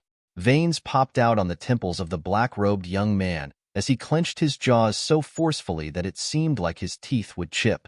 He was tempted to make a move and end the life of the young man before him there and then, but eventually, he clenched his fists tightly and spat, "Let them pass." He had wanted to teach the other party a lesson, but at this point, the tides were no longer in his favor anymore. As indignant as he was, he could only let this matter go. Yes. The guards quickly split apart to open up a road for Zhang Xian and the others to pass. With a smile, Zhang Xian stepped forward, and just as he was about to walk by the black-robed young man, he placed his mouth before the other party's ear and whispered in a silent tone that only the latter could hear. The only way to alleviate my poison is to have your face slapped viciously. Otherwise, the pain will gradually intensify until it reaches a point where you can't bear it any longer and snap. The black-robed young man was startled for a moment before he regained himself and sneered, "The only way to alleviate the poison is to have my face slapped? Huh? Do you take me for a fool? How can there be such a poison in the world?" "You're right, I'm just fooling around with you. I'll be going ahead first, so have fun." Not bothering to explain anything, Zhang Xian left with the two ladies. "You." The black-robed young man thought that Zhang Xian would at least attempt to justify his words, but who could have thought that the latter would admit to lying to him so blatantly and shamelessly? This unexpected response left him stunned instead. Just as he was at a loss of what to do, his body suddenly churned up once more, and he felt as if his organs were being gradually corroded by sulfur. Pooh! Yet another mouthful of blood spewed from his mouth. At this rate, I could really die. It felt as if his life force was gradually being sapped from his body, and this made him realize that he was at an imminent threat of death. Cold sweat immediately flowed down his back. Desperate, he turned to a nearby guard and ordered, "You, come over here. I want you to slap my face." Slap your face? Butler Chin, I dare not to." The guard was horrified to hear such words, and he quickly lowered his head humbly and responded, "Hurry up, do it." The face of the black-robed man distorted hideously from the excruciating pain. At this point, he had no other choice. He wasn't prepared to face death yet, so he could only heed whatever the other party told him, even though there was a good chance that it was a lie. No one had heard his conversation with Zhang Xian, so everyone was taken aback by Butler Chin's abrupt request. No one here could have imagined that Butler Chin would actually have masochistic tendencies. Appalled and speechless, they stared at one another, not knowing what to do. "Hurry up and do it, or else I'll have every single one of you killed." Seeing that none of the guards were making a move, Butler Chin roared furiously. "Yes." The guard stepped forward, and gritting his teeth in resolution, he raised his hand and slapped Butler Chin's face forcefully. "Pa!" Butler Chin's face immediately swelled up. "HM?" While there was burning sensation on his face, the excruciating pain within his body seemed to have lessened considerably. Could it be that the other party isn't lying? There's truly such a poison in the world? Butler Chin was thawed in astonishment as he bellowed, "Continue hitting me. Don't stop." Yes. Fearing that Butler Chin would really claim their lives, the guard could only continue striking with all his might. Pa pa pa pa. With just a few slaps, Butler Chin's face had already swollen to a point where it bore no resemblance to how it was previously. However, it did seem like the poison within his body had alleviated significantly. The excruciating pain from before was no longer as unbearable anymore. It really is effectively. Enduring the stinging pain on his cheeks, Butler Chin heaved a sigh of relief. It was rather embarrassing to be slapped by others, especially before such a crowd, but his fear of death had surpassed all of his other emotions. He had the guard slap him a few more dozen times, and after confirming that he was fine, he stood up once more. Hatred and hostility began welling up in the depths of his eyes once more. "Damn that fellow! How dare he humiliate me with such a poison? I hereby vow that I'll surely return this favor to him tenfold, or else I shall renounce my humanity." Butler Chin clenched his jaws furiously. As the loyal follower of the powerful King Zhongqing, the butler of the massive residence, when had he suffered such grievance before? Let it be clear that if I were to hear a single word about this matter anywhere else, I'll have all of your tongues severed. Butler Chin turned to the guard and harumphed coldly. "Why yes, we won't speak of this matter to another soul." The guards quickly lowered their heads subserviently and replied. Harumphing coldly, Butler Chin hurriedly walked down the path where Zhang Xian had headed to previously. "Zhang Shi, that fellow won't let this matter rest just like that. Are you really going to let him off like this?" Walking closely behind Zhang Xian, Yu Feier couldn't help but ask worriedly. While Zhang Xian may seem like a leisurely and easygoing person most of the time, he wasn't the type to show mercy to those who had crossed him. Back then, she had crossed him too, and he forced her into becoming his maid through trickery. That matter had truly left her fuming mad for a very long time. It was apparent with a look that the black-robed young man was a vicious character, and to such a person go after a complete fallout. This truly wasn't Zhang Xian's style.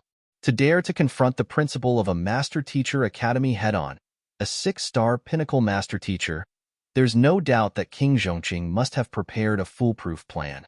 At this point, it might play to our advantage to spare that fellow, at least for now. Zhang Xian replied fair telepathically. If it had been on any other occasion, even if he didn't kill that fellow, he would make sure to pummel him to the point where even limping was impossible. However, with Sun Chong in the other party's hands, it was best for him to proceed carefully for the time being. There was only one path that led to the main hall, so it didn't matter whether there was anyone bringing him along.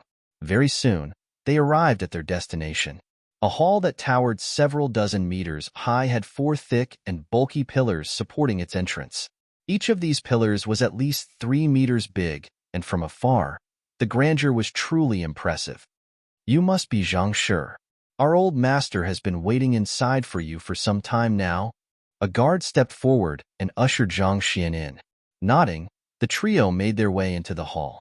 The hall was exceptionally spacious, stretching for more than 1,000 square meters large.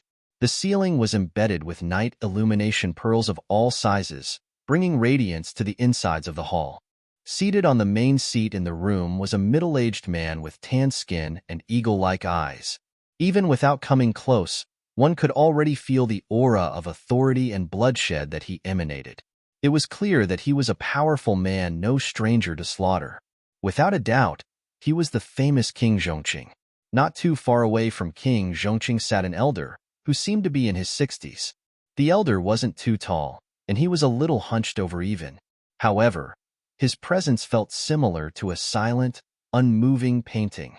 If one didn't see him with one's physical eyes, one might not even have noticed him. King Zhongqing is a primordial spirit realm pinnacle expert, and the hunched-over elder seems to be even stronger than him.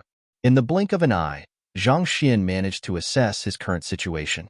King Zhongqing's aura felt condensed and powerful, and it was imbued with overwhelming killing intent at that. However, in terms of scariness, the hunched-back elder was definitely an individual whom Zhang Xian had to guard carefully against. Even though he didn't use his eye of insight to assess the other party's strength yet, the fact that the other party was able to conceal his breath so perfectly indicated that his fighting prowess had already reached an incredible level.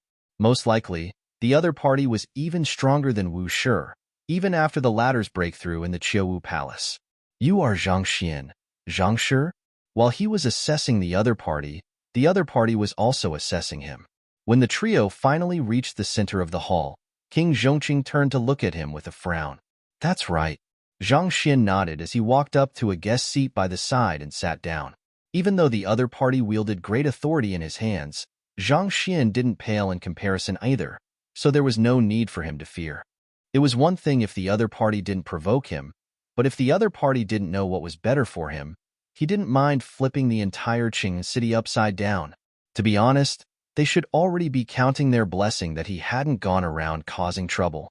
To actually attempt to provoke him, they are truly courting death. Did I give you permission to sit? King Zhongqing uttered with a cold, authoritative voice. His powerful presence swept across the room, commanding others to obey him.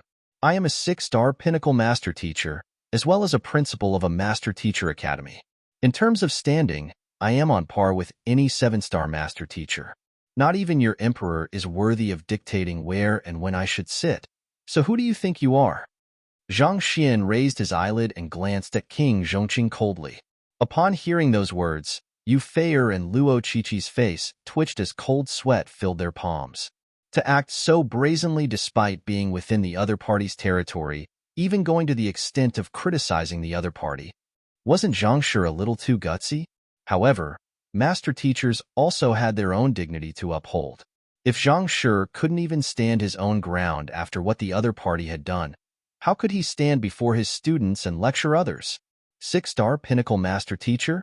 Humph, you still dare to say that you are a master teacher? Flouting the rules of the master teacher pavilion, colluding with the poison masters of the poison hall.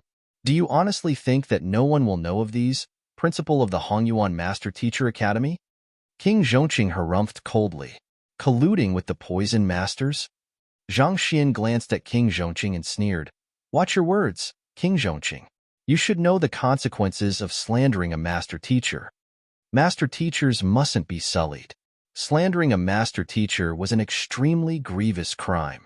Even if the other party was the first king of the Qingyuan Empire, he could still be beheaded on the spot over this matter. Slander? It seems like you simply won't concede until you see your own coffin. King Zhongqing said as he raised his hand. Voila! The sounds of rattling chain echoed in the room, and a plump figure was dragged into the room. Young master! Upon seeing Zhang Xian, the plump figure immediately shouted. However, despite shouting with all of his might, his voice sounded feeble and powerless. Sun Chong. Upon seeing the state that Sun Chong was in, Zhang Xian's face turned livid. There was not a single part of Sun Chong which could be said to be in good shape. It was apparent that he had been severely tortured. There were even 2 golden soul lock piercing through his chest, preventing him from exerting any strength at all. What do you mean by this? Zhang Xian turned to look at King Zhongqing with narrowed eyes. Chapter 1147. Tianqing. He knew that the King Zhongqing wanted to deal with him, but he hadn't thought that the other party would be so vicious as to inflict such grievous torture on Sun Chong. As the saying goes, even when beating a dog must one look at its owner. To kidnap his subordinate without any prior notice and use such cruel means on the latter, it was clear that the other party was undermining him. What do I mean? King Zhongqing asked in a mocking tone. Bring Vice Hall Master Ming in here. Walala. As he said those words, 2 guards escorted a figure in. Upon seeing the other party's appearance, Zhang Xian's face turned livid. He recognized that figure. He was the vice head of the Jingyuan City Poison Hall, Ming Zhun. Back then, he willfully chose to side with his own student and attempted to kill Zhang Xian. Unfortunately, Zhang Xian's soul happened to be out at the moment, and eventually, the entire poison hall was reduced to waste as a result of his actions. But wasn't he killed by Hall Master Ruo Qingyuan back then? Why was he still alive? And from the looks of it, he wasn't even in the slightest injured. On the contrary, it seemed like he had even managed to advance his cultivation up a notch. Could it be that something had happened to the poison hall? Furthermore, despite Sun Chong being bound by heavy chains, there was nothing on Ming Zhan at all. It was as if he was an honored guest of King Zhongqing. Zhang Xian's face turned livid. Paying respects to your highness. Ming Zhan clasped his fist. King Zhongqing nodded and said, Speak of what you know. I used to be the vice head of the Jinyuan Empire Poison Hall, located in the territory of Hongyuan Empire. 2 months ago, Sun Chong altered his appearance and dropped by our Poison Hall, claiming to be the successor of the Poison Hall's founder. He displayed exceptional mastery in the way of poison that even I am unable to match up with.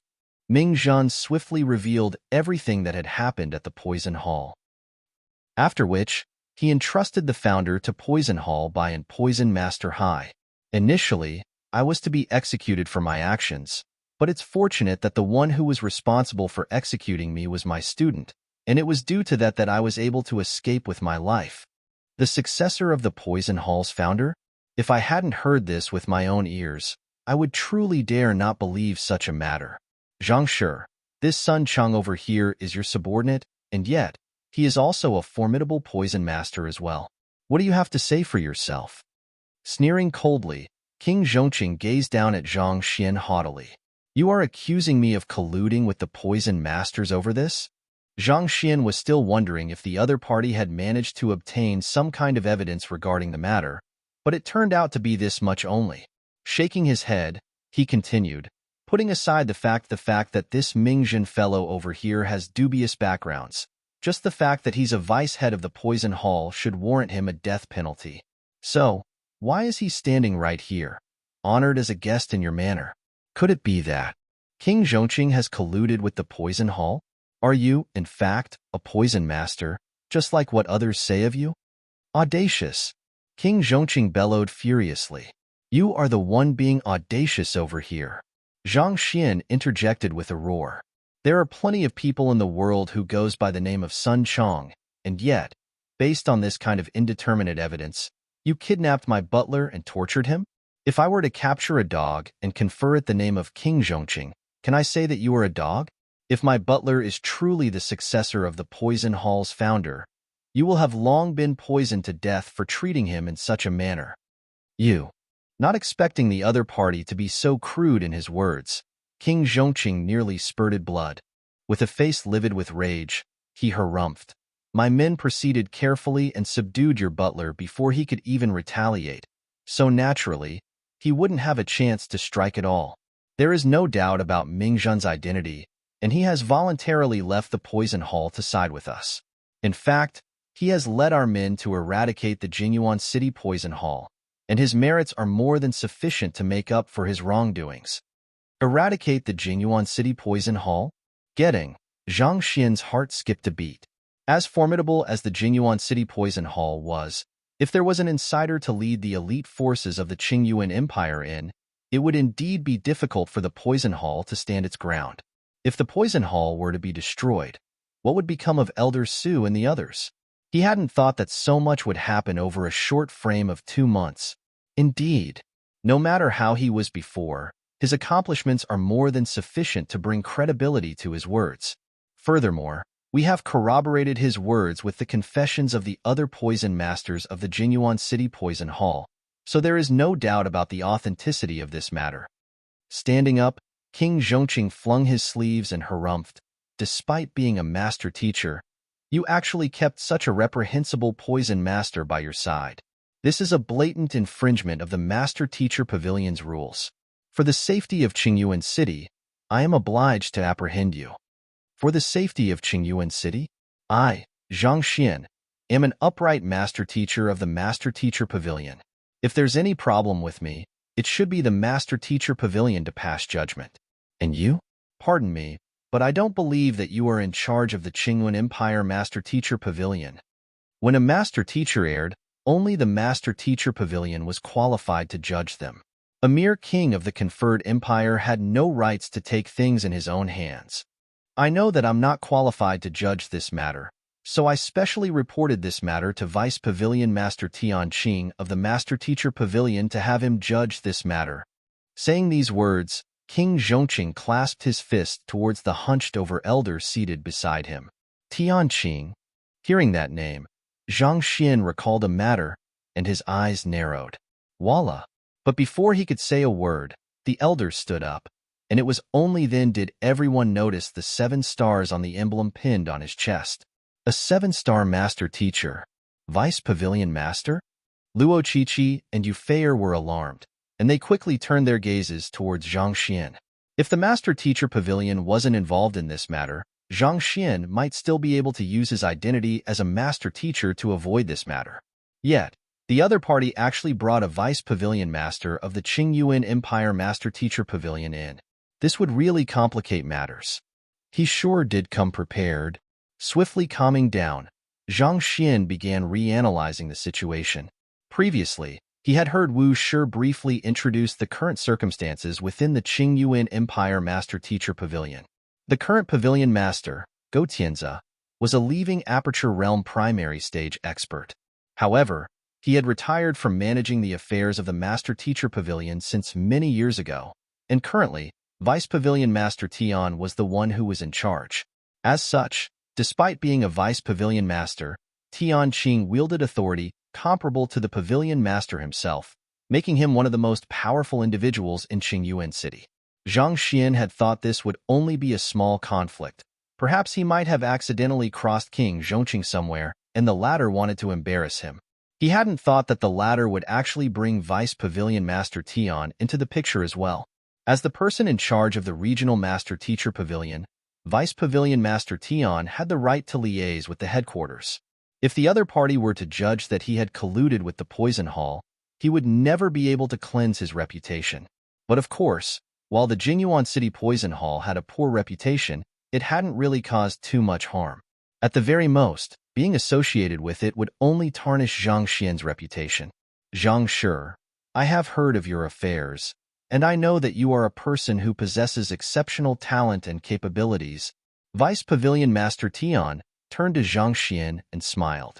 King Zhongqing is in charge of the defenses of Qingyuan City. Given that he has uncovered evidence that suggests that Sun Chong is a poison master, it's his responsibility to look into the matter. So I hope that you don't take this personally. The reason why he has invited you over to his manor instead of the Master-Teacher Pavilion is in hopes of not blowing the matter up. After all, such a matter would soil the reputation of the Hongyuan Master-Teacher Academy, and this isn't something that any one of us would like to see. At this point, Vice Pavilion Master Tian glanced at Ming Zhan before continuing on. I have personally investigated the background of Poison Master Ming Zhan and the words that he has spoken, and I believe that his words can be trusted. However, worry not. Even though Sun Chong is a poison master, the Master-Teacher Pavilion will take into account the fact that you are unaware of the matter when passing judgment. Even though Sun Chong is a poison master? Hearing how affirmative Vice Pavilion Master Tian's words were, Zhang Xian frowned in displeasure. Since Vice Pavilion Master Tian has seen this matter from the start to the end, surely you should be clearer than anyone else here whether Sun Chong is a poison master or not, right? While a poison master may look like any other cultivator on the surface, their frequent consumption and concocting of poison would inevitably result in some internal changes in their body. In fact, there were some formidable poison masters who could even poison an entire city to death with just a droplet of their blood. On the other hand, Sun Chong cultivated the orthodox and upright simplified version of the Heaven's Path divine art. His zhenqi was pure and attributeless, and that should be more than sufficient evidence to prove that he wasn't a poison master. Considering that Vice Pavilion Tian was a 7-star pinnacle master teacher, he should know better than anyone that Sun Chong wasn't a poison master. Yet, to be insisting that Sun Chong was indeed a poison master here, it was obvious that he had chosen to side with King Zhongqing. Even though this Sun Chong over here doesn't have the prowess of a 6-star poison master, his very deed of escorting the founder of the Poison Hall back to the Poison Hall headquarters is a grievous mistake in itself. The founder of the Poison Hall is said to possess the constitution of disaster, and as long as she desires so, she could easily bring great catastrophe upon mankind. You might not understand because you haven't seen the records regarding the war between mankind and the otherworldly demonic tribe several dozen millenniums ago, but I had the privilege of looking through them in the Master-Teacher Pavilion of the Empire Alliance. It was truly a huge tragedy that could hardly be described with words. Countless master teachers and innocent souls had died of poison in the long war, and indubitably, the founder of the Poison Hall had a significant role to play in the matter. Vice Pavilion Master Tian spoke righteously with the air of one who was worried for the future of the world. Mankind had suffered great casualties in the fight against the otherworldly demonic tribe, especially from the lethal poison they utilized. If not for the founder of the Poison Hall, there wouldn't have been a poison master occupation in the first place, and such a tragedy wouldn't have occurred. It could be said that the founder was the very enemy of mankind herself. As a master teacher, you have a duty to mankind. And yet, you allowed your own subordinate to act willfully and escort the founder of the Poison Hall back to her place. You have truly let all of us down this time around. Vice Pavilion Master Tian sighed deeply. However, if you were to confess to this matter, I'll implore the Master Teacher Pavilion to show leniency to you. Vice Pavilion Master Tian, do you honestly believe the nonsense about the founder of the Poison Hall? Zhang Xian shook his head. If I recall correctly, the founder is a figure from the same era as Kong Shi. Not even Kong Shi could survive the trial of time. So do you think that it makes sense for the founder of the Poison Hall to still be alive at this point in time? Naturally, I am skeptical of the matter as well. However, Ming Zhan has no reason to lie either. From what I know, even a celestial master teacher has recently appeared in the world, so I don't think that the revival of the founder of the Poison Hall is something too absurd to believe. Vice Pavilion Head Tian said, Celestial master teacher? Zhang Xian scoffed. How can that be? If that is true, the matter would have long spread far and wide in the world. There's no way that I, as the principal of the Hongyuan Master Teacher Academy, would be oblivious to it. It's a deduction made based on the recent happenings in our Teacher Acknowledgement Hall. Currently, The news has been sealed for fear of the otherworldly demonic tribe learning of the matter, so only a handful of people in our Qingwen branch knows of this matter. Vice Pavilion Head Tian replied. It might sound preposterous, but as a master teacher, we have a duty to the masses. It's better to be safe than sorry. So, Vice Pavilion Master Tian intends to, simple. For the grievous crimes that he has committed, Sun Chang must be executed on the spot. On the other hand, Zhang Shi, while you might not have played a direct role in the matter, your oversight in managing your subordinates have indirectly resulted in the happening of this tragedy. As such, you must be punished for your actions as well. You will be exiled to the subterranean gallery for 3 months in order to make up for your wrongdoings with merit. Vice Pavilion Master Tian said. You want to execute Sun Chang on the spot and exile me to the subterranean gallery? Zhang Xin felt as if he had heard a hilarious joke. He abruptly stood up and patted his bottom before turning his gaze towards Vice Pavilion Master Tian. What if I refuse?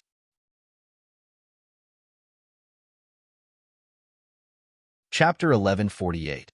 Wreaking havoc in the King Manor. Even though 3 months in the subterranean gallery couldn't be considered to be a severe punishment, it couldn't be said to be a light one either.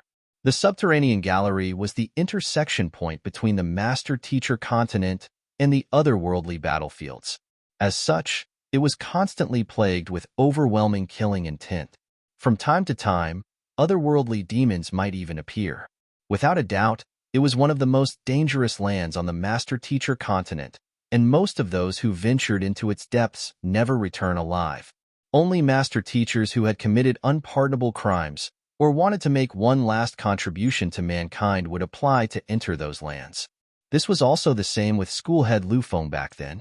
Putting aside the fact that Sun Chang wasn't a poison master, even if he was, he hadn't committed any harm to others, so how could he be said to have committed a grievous crime? Not even a master teacher had the right to claim the life of an innocent man. And since Sun Chang hadn't erred, Zhang Xin couldn't possibly be implicated into the matter as well. For the vice head of the master teacher pavilion, a person who wields great authority in his hands, to judge a matter in such a manner. How ludicrous! Vice Pavilion Master Tian is already being magnanimous by showing you leniency for your actions. You really don't know what is best for you. King Zhongqing roared furiously. You can have this kind of leniency for yourself? Zhang Xian couldn't be bothered with King Zhongqing any longer. Instead, he walked straight up to Sun Chang. Voila! Seeing Zhang Xian walking towards them, the 2 guards who were standing beside Sun Chang swiftly drew their weapons warily. However, barely after their swords left their sheath, they abruptly shattered into 2 with a crisp echo, and the tip of their swords flew into the distance. Right after that, the 2 guards were suddenly sent flying with a deep moan, crashing heavily onto a pillar right outside the hall before blacking out.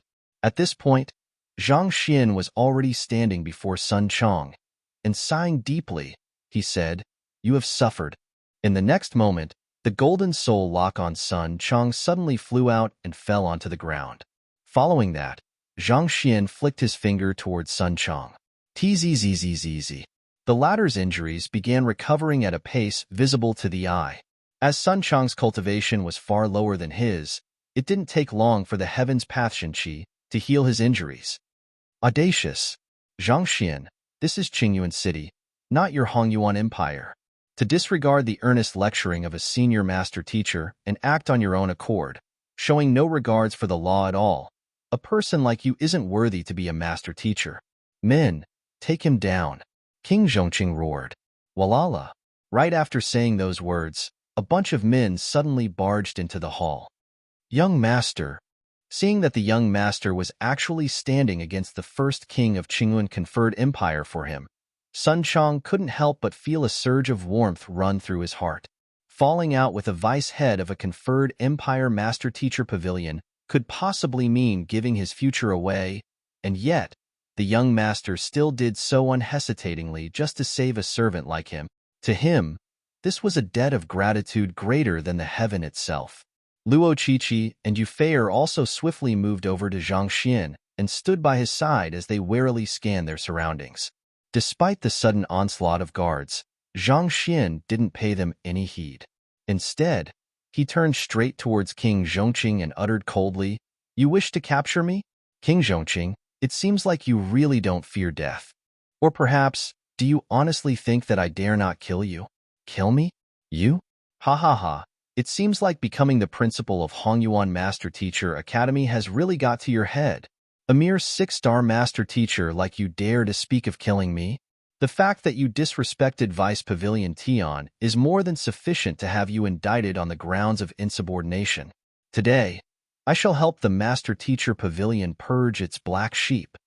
Sneering coldly, the aura shrouding King Zhongqing swiftly intensified, and it took a mere blink of an eye for it to reach its peak. Under the immense power he was emanating, the surrounding air began to distort.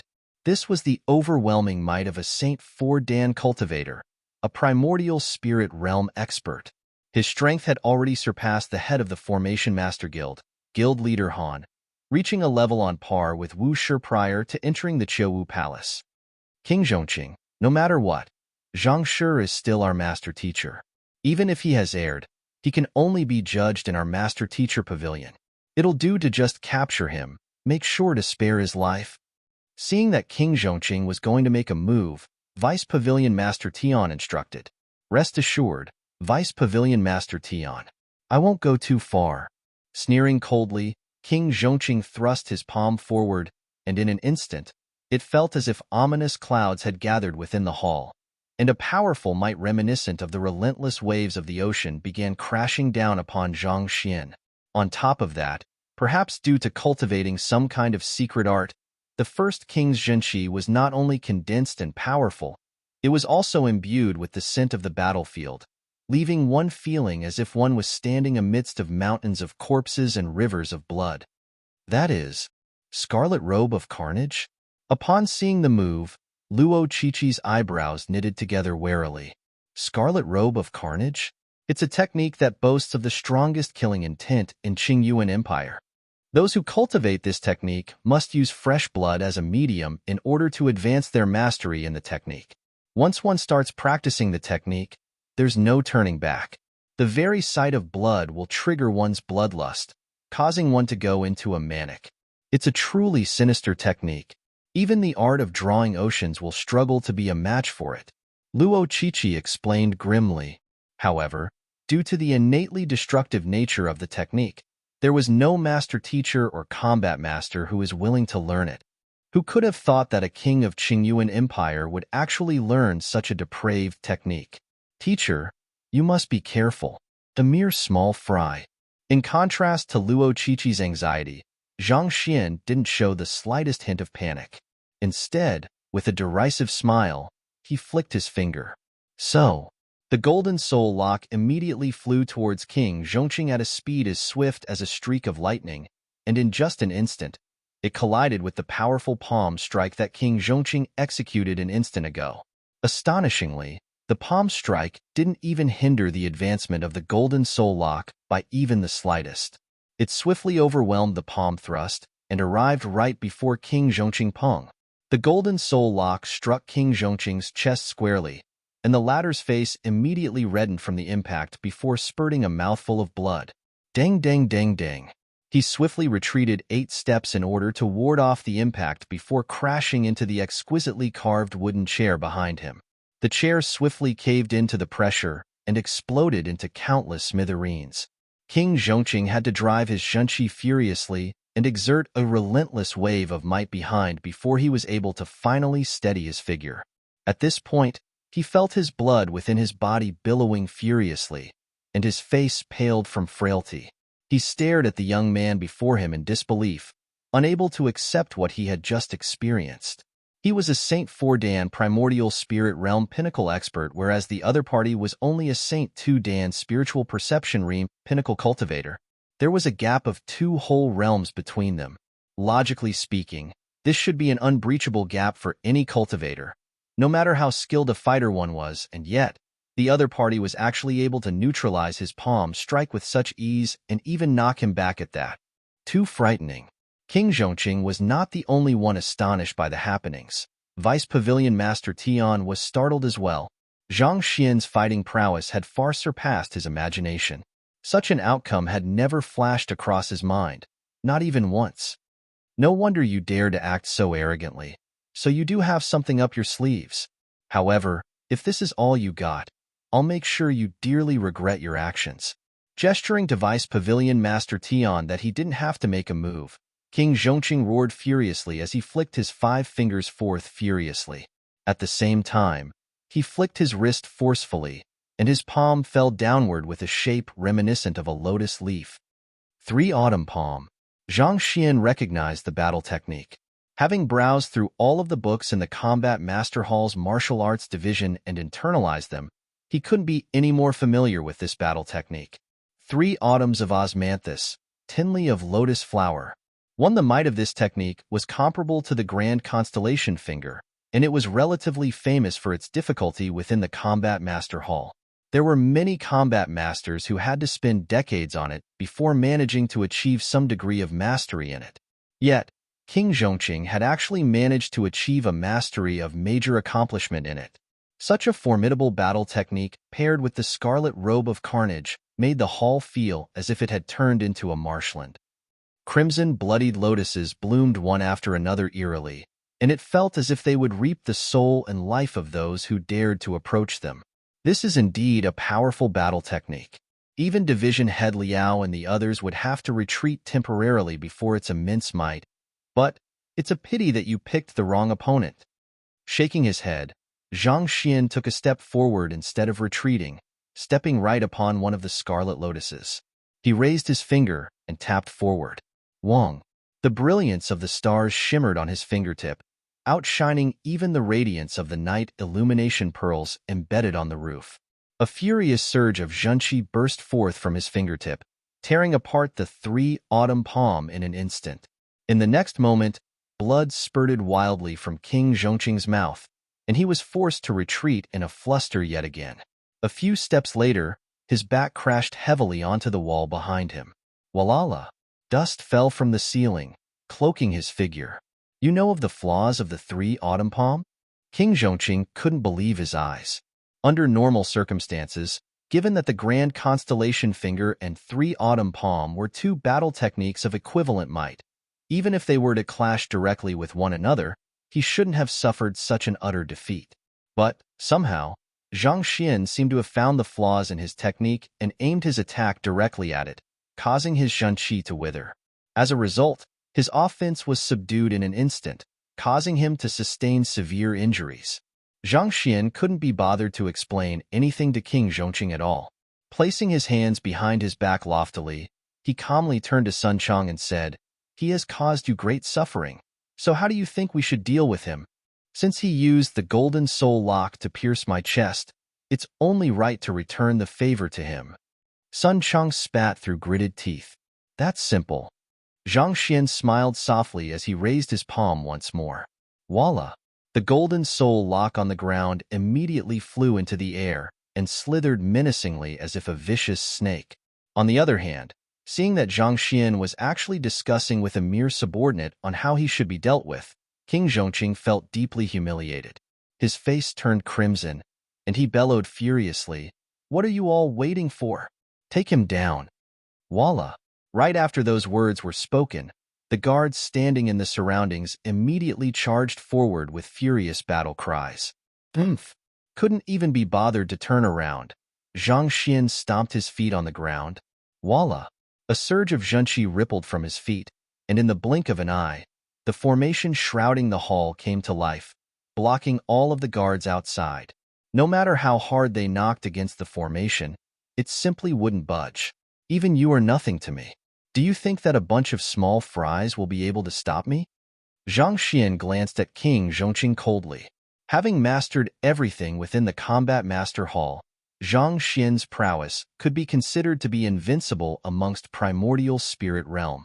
Even if King Zhongqing was an exceptional cultivator, his strength still meant nothing before him. Voila! Right after saying those words, the golden soul lock rose up once more, seemingly ready to devour the figure before him whole. Vice Hall Master Tian, save me. In face of the monstrous strength of the young man before him, the desperate King Zhongqing could only turn to the elder beside him for help. "This is enough." Any more than this, and I will have to issue a Master Teacher arrest warrant on you." At this point, Vice Pavilion Master Tian could also see that King Zhongqing wasn't a match either. Shaking his head, he stepped forward and raised his palm, wanting to stop the Golden Soul Lock from making a move against King Zhongqing. However, in that instant, with a loud whiz, a massive cauldron abruptly fell from the sky. Putong! It fell straight on the head of Vice Pavilion Master Tian, causing the latter to collapse onto the ground, sprawled over in a shape. "Master, where is the fellow whom you want me to pummel? Watch as I reduce that bastard to cinders for you." Zhang Xian, Vice Pavilion Master Tianqing. Chapter 1149, Pummeling the Vice Pavilion Master. The one who was speaking was the Golden Origin Cauldron. Zhang Xian had learned spirit enchantment previously at the Spirit Awakener Guild, and in the 3 days he spent in the Combat Master Hall, he found some spare time to wake the Golden Origin Cauldron up from its coma. It might have been a difficult feat for any other Spirit Awakener, but as one who had cultivated the Heaven's Path spirit enchantment art, as long as he were to be a bit more meticulous, it actually wasn't something too difficult to achieve. Prior to heading to entering the Qiuwu Palace, the Golden Origin Cauldron had already been at Primordial Spirit Realm Pinnacle. While the onslaught of the lightning had caused its spirit to go dormant, it had also tempered it, allowing it to achieve a breakthrough swiftly after it awoke from its coma, achieving the same level of strength as Wu Shi, half-leaving Aperture Realm. As long as Zhang Xian could find fitting materials to reforge it, it was only a matter of time before it achieved a breakthrough to leaving Aperture Realm. Given the Golden Origin Cauldron rise in power, as well as the advantage it wielded as a Saint Intermediate Tier artifact, Vice Pavilion Master Tian was already smashed into the ground before he could even process what was going on. Truly, a pitiful state he was in. "He's right below you. I only asked you to stop him, not to kill him." Seeing how unreliable the Golden Origin Cauldron was, smashing Vice Pavilion Master Tian into the ground as soon as it appeared, Zhang Xian slapped his forehead, speechless. "Can't you at least take a look before making a move? Look at what you have done." Now that a vice head of the Master Teacher Pavilion had been smacked into the ground, how should this matter be resolved? "He's below me?" Taken aback, the Golden Origin Cauldron slowly shifted sideward before seeing a huge character on the ground with a figure embedded in it. "Ah, Master, I didn't do it on purpose." The Golden Origin Cauldron said apologetically. "You're courting death, Hong Long." Before the Golden Origin Cauldron could finish his words, Vice Pavilion Master Tian abruptly flew out from the depression of the ground, and powerful aura burst from his acupoints, rippling into the surroundings. At this point, he felt so furious that he could explode on the spot. For the person who commanded the entire Qingyuan Empire Master Teacher Pavilion to be crushed beneath the bottom of a mere Saint-tier artifact, he felt so humiliated that he could just blow up. "Zhang Xian, it is insubordination for you to order your Saint-tier artifact to assault a 7-star Master Teacher. This is a blatant disregard for the dignity of the way of teacher, a complete lack of respect for your elders. A person like you isn't worthy of being a Master Teacher." Roaring furiously, Vice Pavilion Master Tian thrust his palm towards Zhang Xian. It must be said that the might wielded by Vice Pavilion Master Tian was indeed fearsome. Even King Zhongqing was nowhere on par with him. That single palm strike caused the surrounding air current to suddenly billow furiously, and it felt as if the entire hall would collapse under the pressure at any time soon. "Your opponent is me." Seeing that the other party was attempting to attack its owner, the Golden Origin Cauldron roared in anger. It wasn't easy for it to regain consciousness, and it had been wanting to find an opportunity to perform before its master. Yet, that fellow actually snubbed him and went straight for its owner. This was unforgivable. Hula! The massive cauldron flung itself forcefully towards Vice Pavilion Master Tian. Pung! The incredible momentum of the charging cauldron succeeded in neutralizing Vice Pavilion Master's palm strike in an instant. However, at the same time, the impact of the collision also caused the Golden Origin Cauldron to skid back for several dozen meters before coming to a halt. The both of them were actually equally matched. As expected of a vice head of the Master Teacher Pavilion, he is indeed formidable. Zhang Xian thought. If he had to face Vice Pavilion Master Tian in a straightforward battle, there was a very good chance that it would end in his defeat. While he was already invincible against all the primordial spirit realm cultivators, he was still a little lacking from being able to deal with half-leaving Aperture Realm experts. Knowing that it would take a long time before there was a conclusion for the battle between Vice Pavilion Master Tian and the Golden Origin Cauldron, Zhang Xian decisively turned his attention away from them and turned his sights back to King Zhongqing. It's your turn. You. Vice Pavilion Master Tian is here. If you were to make a move against me here, there's no way he will let you off. You're courting death. King Zhongqing roared furiously. All along, he had thought that the figure he was going to deal with was just an insignificant figure from an insignificant land. As long as he were to pull his weight, the other party would surely be swiftly cave in. Who could have thought that the other party was not only strong, he was even brazen enough to make a move against the Vice Pavilion Master Tian. Formalities were extremely important to master teachers. After all, only one who conducted himself properly could be qualified to lecture others, and assaulting a higher-ranked master teacher was a severe breach of the formalities. If the master teacher pavilion were to judge the other party for this matter, being stripped of his master teacher license could be said to be the least of his concerns. More than that, he could very well be executed on the spot to make an example for others to see. And yet, to do so for a mere subordinate. Was that fellow insane? Whether I am courting death or not, it's none of your business. However, for hurting my butler, you have to pay the price. Zhang Xian uttered coldly as he flicked his wrist. Voila! The golden soul lock suddenly leaped up and pierced King Zhongqing. Puha! It stabbed right into his chest. The golden soul lock had the ability to seal cultivation. As soon as it entered King Zhongqing's body, the latter's aura immediately began wilting. The excruciating pain of a foreign object piercing into his body left him spasming frenziedly, and for that moment, he thought that he would go insane from the pain. He's powerless now. Go and exact your vengeance. Zhang Xian waved his hand leisurely. In his heart, Sun Chong was as important as his direct disciples. The other party's act of kidnapping Sun Chong and deploying heavy torture on him had truly touched his bottom line, and it was already an act of mercy that he didn't kill the other party on the spot. Yes. Sun Chong walked up to King Zhongqing, and gazing down on the latter, he sneered, You had fun kidnapping me, didn't you? You should have a taste of your own medicine. He flicked his wrist, whipped out a dagger, and swiped it right into King Zhongqing's body. Even though King Zhongqing was a primordial spirit realm expert, he hadn't cultivated his body to a nigh indestructible level like Zhang Xian, and his cultivation was also sealed by the golden soul lock as well. As such, the dagger sunk right into King Zhongqing's body, and blood began flowing out from his body. The immense pain caused King Zhongqing to howl in agony. However, before he could finish his words, he saw Sun Chong whipping out a jar of salt from somewhere and spreading it generously on his wound.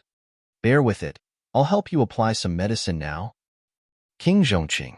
After applying a fair amount of salt on the wound, Sun Chong picked up his dagger once more, brandished it to create another wound, and proceeded on to apply salt on it as well.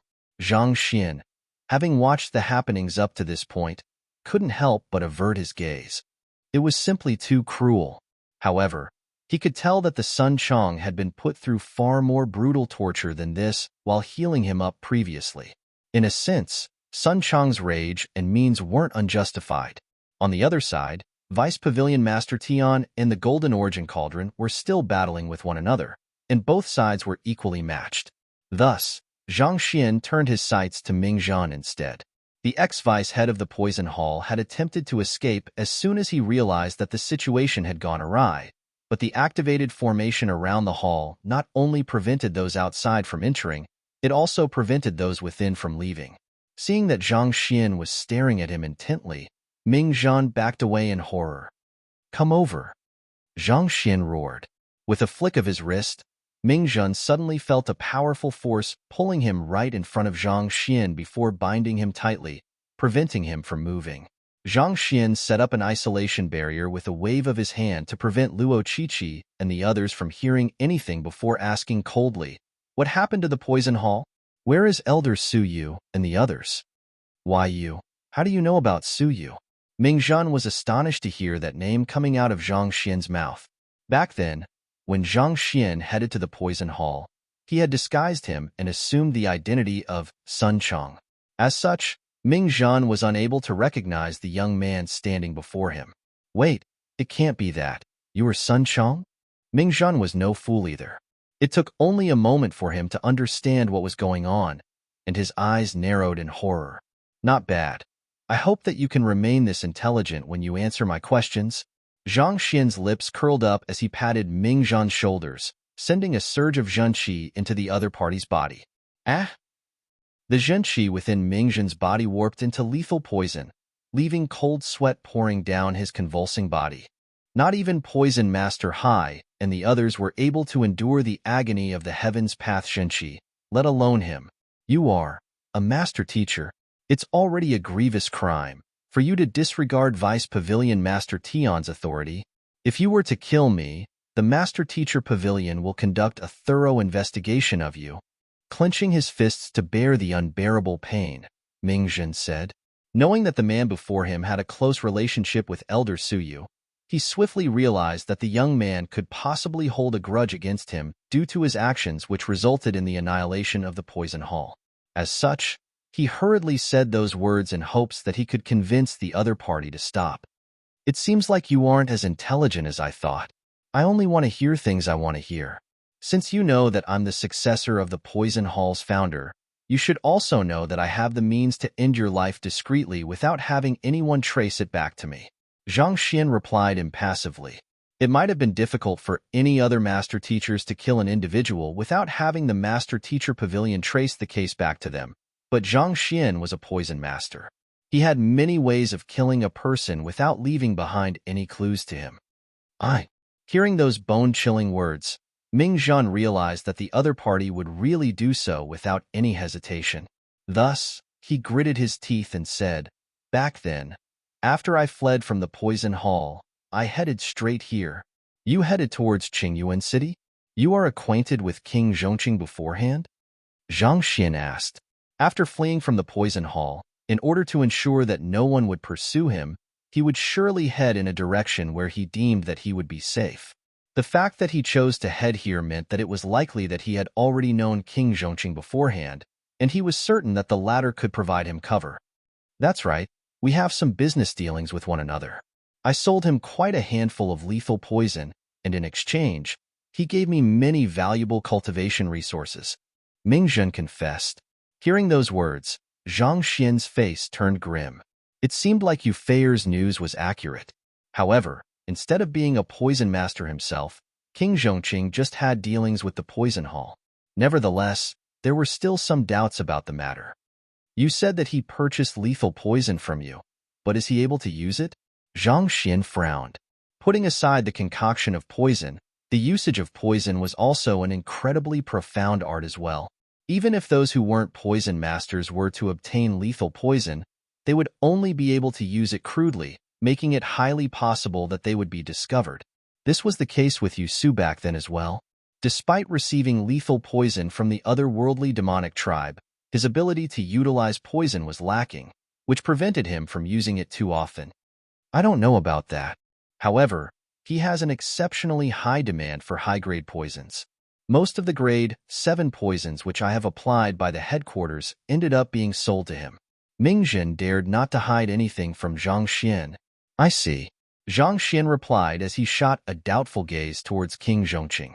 That fellow was an honored king of Qingyuan Empire, and there didn't seem to be any incidents where the other party used the poison he had purchased to commit atrocities. As such, despite being a master teacher, he wasn't in a good position to interfere too much in this matter either. Otherwise, it could very well cause some strife between Qingyuan Empire and the Master Teacher Pavilion.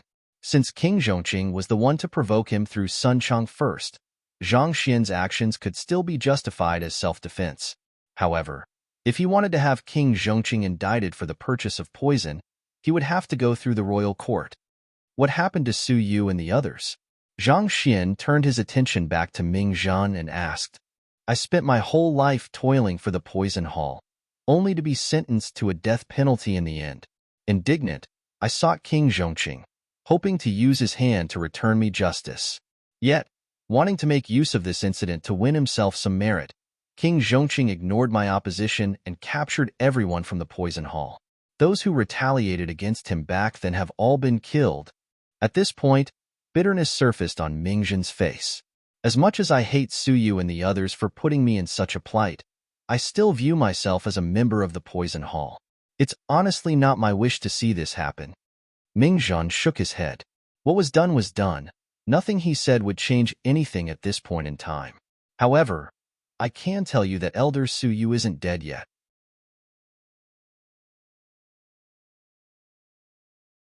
Chapter 1150. Golden Origin Cauldron vs. Vice Pavilion Master Tian. He isn't dead yet? Zhang Xian's eyes lit up. Where is he then? Putting his trust in Zhang Xian, Elder Su had taken him to the poison hall. If the latter were to die as a result of that, he would surely feel deeply guilty. He was captured by King Zhongqing and is currently being held in the underground prison, Mingzhen said. Underground prison? That's all I know. It seems like King Zhongqing has spared them in order to have Elder Su and the others concoct a more formidable poison for him, but I don't know many details about the matter, Mingzhen explained. I see. Zhang Xian nodded. Regardless of what King Zhongqing was up to, it was enough for him to know that Elder Su and the others were still alive. However, this was not the time to save them yet. Otherwise, the others would surely use this as an excuse to attack him and pin some kind of crime on him. After some questioning, Zhang Xian confirmed that Elder Su and the others were still fine at the moment, and he heaved a sigh of relief. You are currently afflicted with my poison, and only I have the cure for it. You are an intelligent man, so I believe I need not tell you what you should and shouldn't say. Why, yes. Mingzhen nodded hurriedly. The young man before him was an individual who could even poison Hall Master Rua's dark gold venom beetle, and not even Poison Master Bai and Poison Master Hai from the headquarters dared oppose him. His mastery in the way of poison could be said to have reached an unfathomable level, a level that Mingzhen would never be able to achieve. Since that was the case, the only option left for him was to follow the other party's orders obediently. His questions having been answered, Zhang Xian released the isolation barrier around him with a wave of his hand. Pung pung pung pung. As soon as the barrier was released, a series of crashing sounds echoed in his ears. Raising his gaze, he saw that Vice Pavilion Master Tian was still battling with the Golden Origin Cauldron. With blazing flames burning within it, it was apparent that the Golden Origin Cauldron was using all its might to attack Vice Pavilion Master Tian. On the other hand, Vice Pavilion Master Tian also did not seem to be faring too well against the Golden Origin Cauldron's relentless attack. A trail of blood was flowing down the corner of his lips, signifying that he had already suffered considerable internal injuries. As powerful as Vice Pavilion Master Tian was, the Golden Origin Cauldron was no pushover either. For the time being, it seemed like the fight would still go on for quite some time more before it reached a conclusion. After noting that the Golden Origin Cauldron was not at a disadvantage against Vice Pavilion Master Tian, Zhang Xian turned his gaze to King Zhongqing. At this moment, King Zhongqing's body was completely covered in blood. There were at least 50 small holes on his body, sliced open by Sun Chong. His breathing was extremely weak and erratic, and it felt like he might just pass away at any moment. You blind fool! How dare you torture me? You must not know whose butler I am. Sun Chong bellowed as he brandished the sharp dagger in his hand furiously, venting the grievances he had suffered before. Zhang Xian shook his head. Sun Chong, calm down. Don't accidentally kill him in the heat of the moment. Don't worry, young master. Hearing the order, Sun Chong nodded before whipping out a bottle of chili and spraying it over King Zhongqing's wounds. Seeing that King Zhongqing might really die if Sun Chong was left to do as he pleased, he was just about to step forward to stop him when Luo Qiqi and Yu Feier suddenly walked over with deeply worried looks. Zhang Shi, it won't be easy to resolve this situation after blowing it up to this extent, Yu Feier remarked worriedly. Zhang Xian had done it to save Sun Chong, but still, the other party was still the first king of the Qingyuan Empire and the most authoritative vice-head of the Master-Teacher Pavilion. To pummel them viciously, if news of the matter reached the Master-Teacher Pavilion, this could become a huge issue. At best, only his Master-Teacher license would be revoked. It's no problem. If it were any other Master-Teacher, I would not dare do something like this.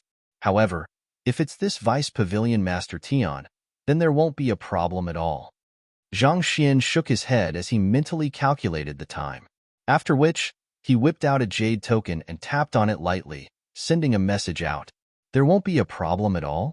The duo was unable to comprehend Zhang Xian's words. Vice Pavilion Master Tian could be considered one of the most esteemed and authoritative individuals in the Qingyuan Empire. So how could there be no problem at all? There's no doubt that King Zhongqing has colluded with the Poison Hall, but not only did this Vice Pavilion Master Tian fail to investigate the matter clearly, he even shifted the blame toward me. There is bound to be something more between them. Zhang Xian shook his head. Previously, he had indeed been a little hesitant to use forceful measures due to Vice Pavilion Master Tian's appearance. However, when the latter issued an unfair judgment, he recalled the various news he had heard before, and a realization dawned upon him. Even if Vice Pavilion Master Tian chose to side with King Zhongqing due to their prior relationship, the latter's claim isn't entirely unjustified, so it can't be considered collusion, can it? Luo Qiqi frowned. Indeed, there isn't sufficient evidence to conclusively prove that Vice Pavilion Master Tian is colluding with King Zhongqing. There are a few things that you are unaware of, and it isn't convenient for me to talk about it for the time being. Don't worry, Wu Shi will deal with the situation once he arrives, Zhang Xian replied. On the other hand, seeing how confident Zhang Xian was about the matter, Luo Qiqi and Yu Feier heaved a sigh of relief. Young master, I'm done teaching King Zhongqing a lesson. At this moment, Sun Chang was finally done scattering his chili powder, and he returned with a satisfied look on his face. The previous frustration and indignation he had suffered from the other party's torture had vanished without a trace. Zhang Xian swiftly turned around to look at King Zhongqing, only to see the latter breathing feebly, as if he would breathe his last breath at any moment. After a moment of hesitation, Zhang Xian eventually stepped forward and retrieved a gourd of fine wine with a flick of his wrist. He tilted the other party's neck upwards and forced the gourd of wine into the other party's mouth. The black-robed young man from before, Butler Qin, was roughly around the same cultivation realm as him, and Ming Zhan was only slightly stronger than him, so he could still afford to directly infuse his Heaven's Path Qi into their bodies without them noticing. On the other hand, King Zhongqing was a primordial spirit realm pinnacle expert. With the enhanced perception of his primordial spirit, it would not be too difficult for him to notice the presence of the Heaven's Path Qi. The Heaven's Path Qi was one of his greatest secrets, so it was better to be safe than sorry. Tzzzzzz. The wine flowed down King Zhongqing's throat, and it did not take long for the wounds inflicted on the latter by Sun Chang to vanish without a trace. While Zhang Xian's current cultivation was 2 realms lower than King Zhongqing, his Heaven's Path Qi was still sufficiently potent to heal the latter's wounds easily. Young master. Seeing Zhang Xian heal King Zhongqing, Sun Chang could not help but sigh in disappointment. If only the young master had told him that they were going to heal the other party, he would have been far more vicious. He would have made many more decisive cuts and scattered more salt and pepper, and the vengeance would have felt far more fulfilling. Noting Sun Chang's response, Zhang Xian shook his head and said, "He can't die now, and there mustn't be any wounds on him either. Otherwise, things might get troublesome."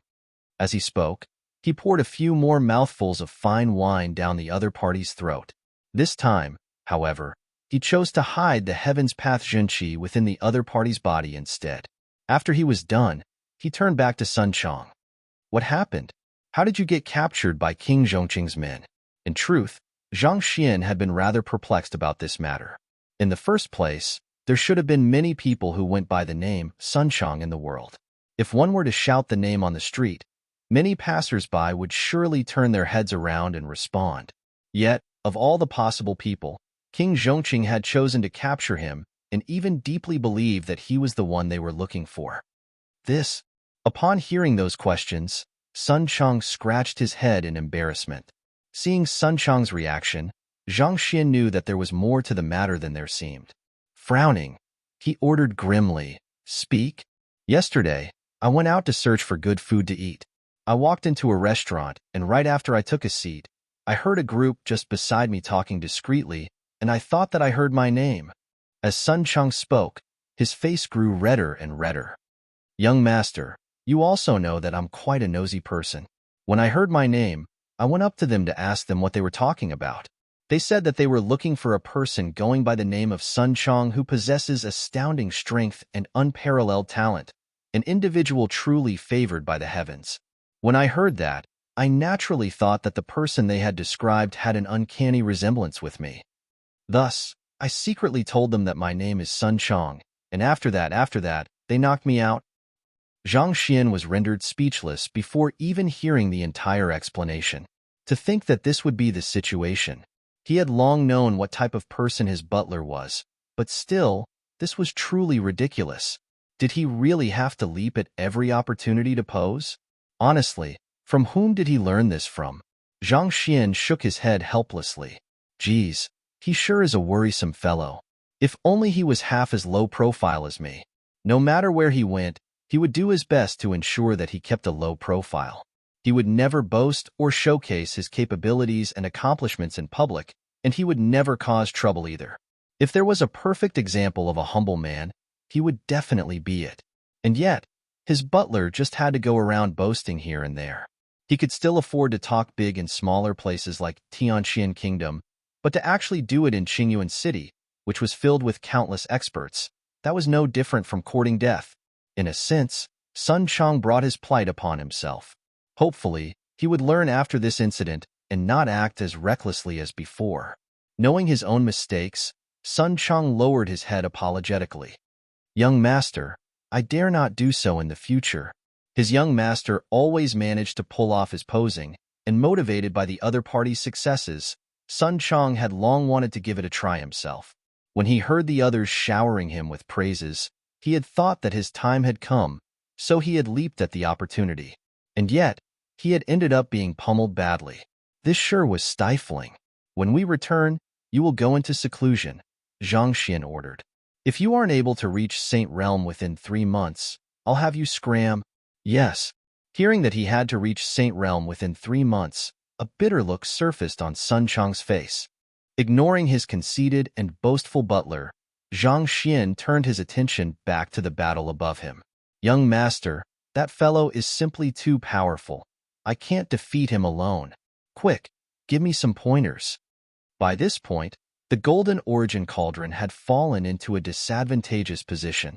The tide of the battle was completely on Vice Pavilion Master Tion's side, and anxious, the cauldron quickly turned to Zhang Xian for help. Zhang Xian shook his head and said, in a battle, using just brute strength won't work.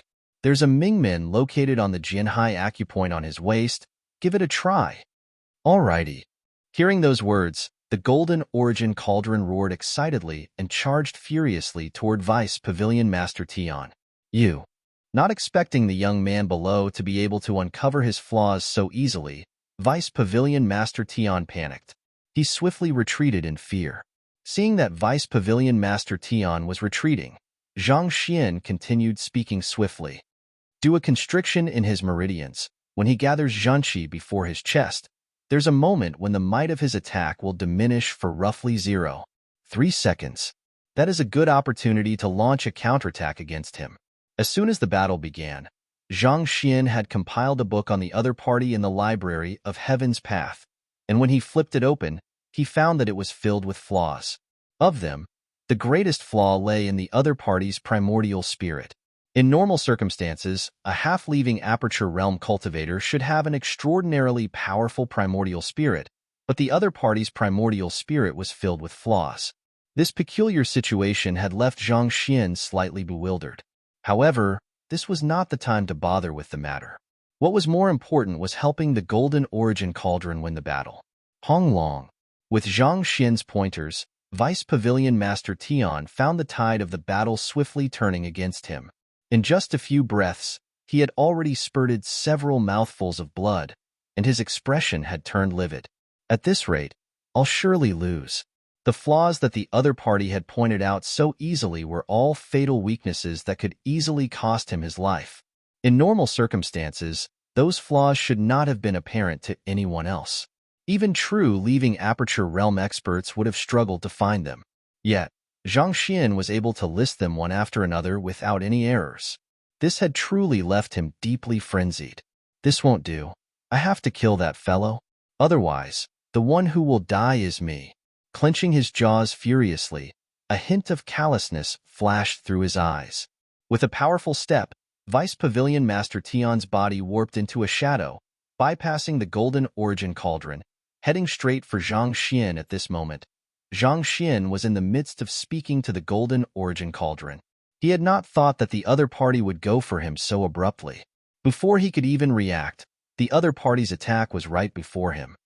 Teacher, Zhang Shi, young master. Everyone's face warped in horror.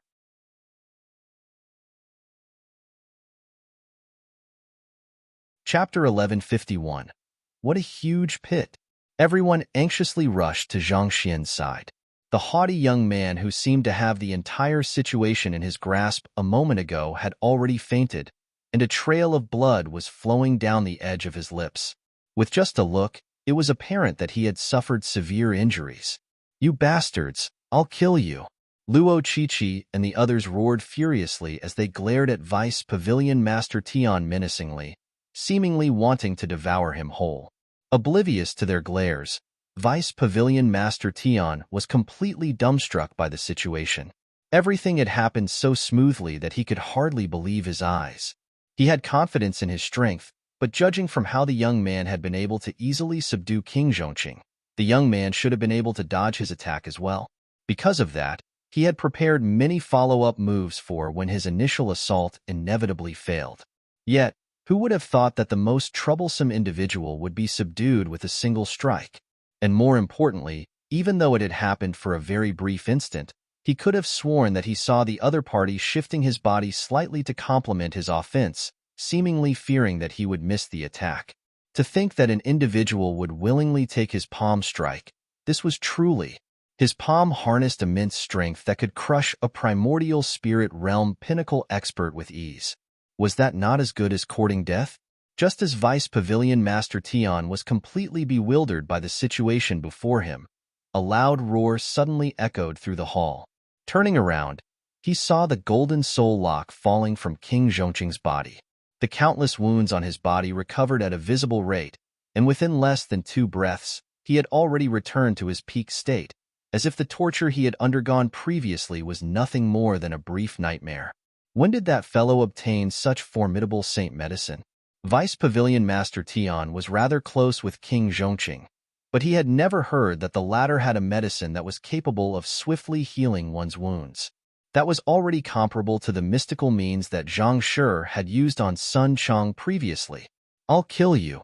Having recovered fully, King Zhongqing swiftly recalled the humiliation he had been put through just a moment ago. With a furious battle cry, he immediately charged toward the unconscious Zhang Xian. Along the way, he flicked his wrist and whipped out a sharp sword before brandishing it forcefully toward the latter.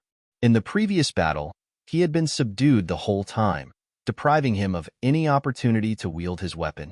Now that he knew how fearsome the enemy was, he knew that hesitation would be his downfall, so he decisively chose to execute his strongest offensive technique right from the very start. Tzzzzzzz. A surge of sword chi burst across the room with a deafening sonic boom. Before this powerful sword art, even a half-leaving Aperture Realm expert would have to back down temporarily. Don't you dare hurt him! Luo Qiqi, Yu Feier, and Sun Chong raised their weapons simultaneously to protect Zhang Xian. Pong, pong, pong.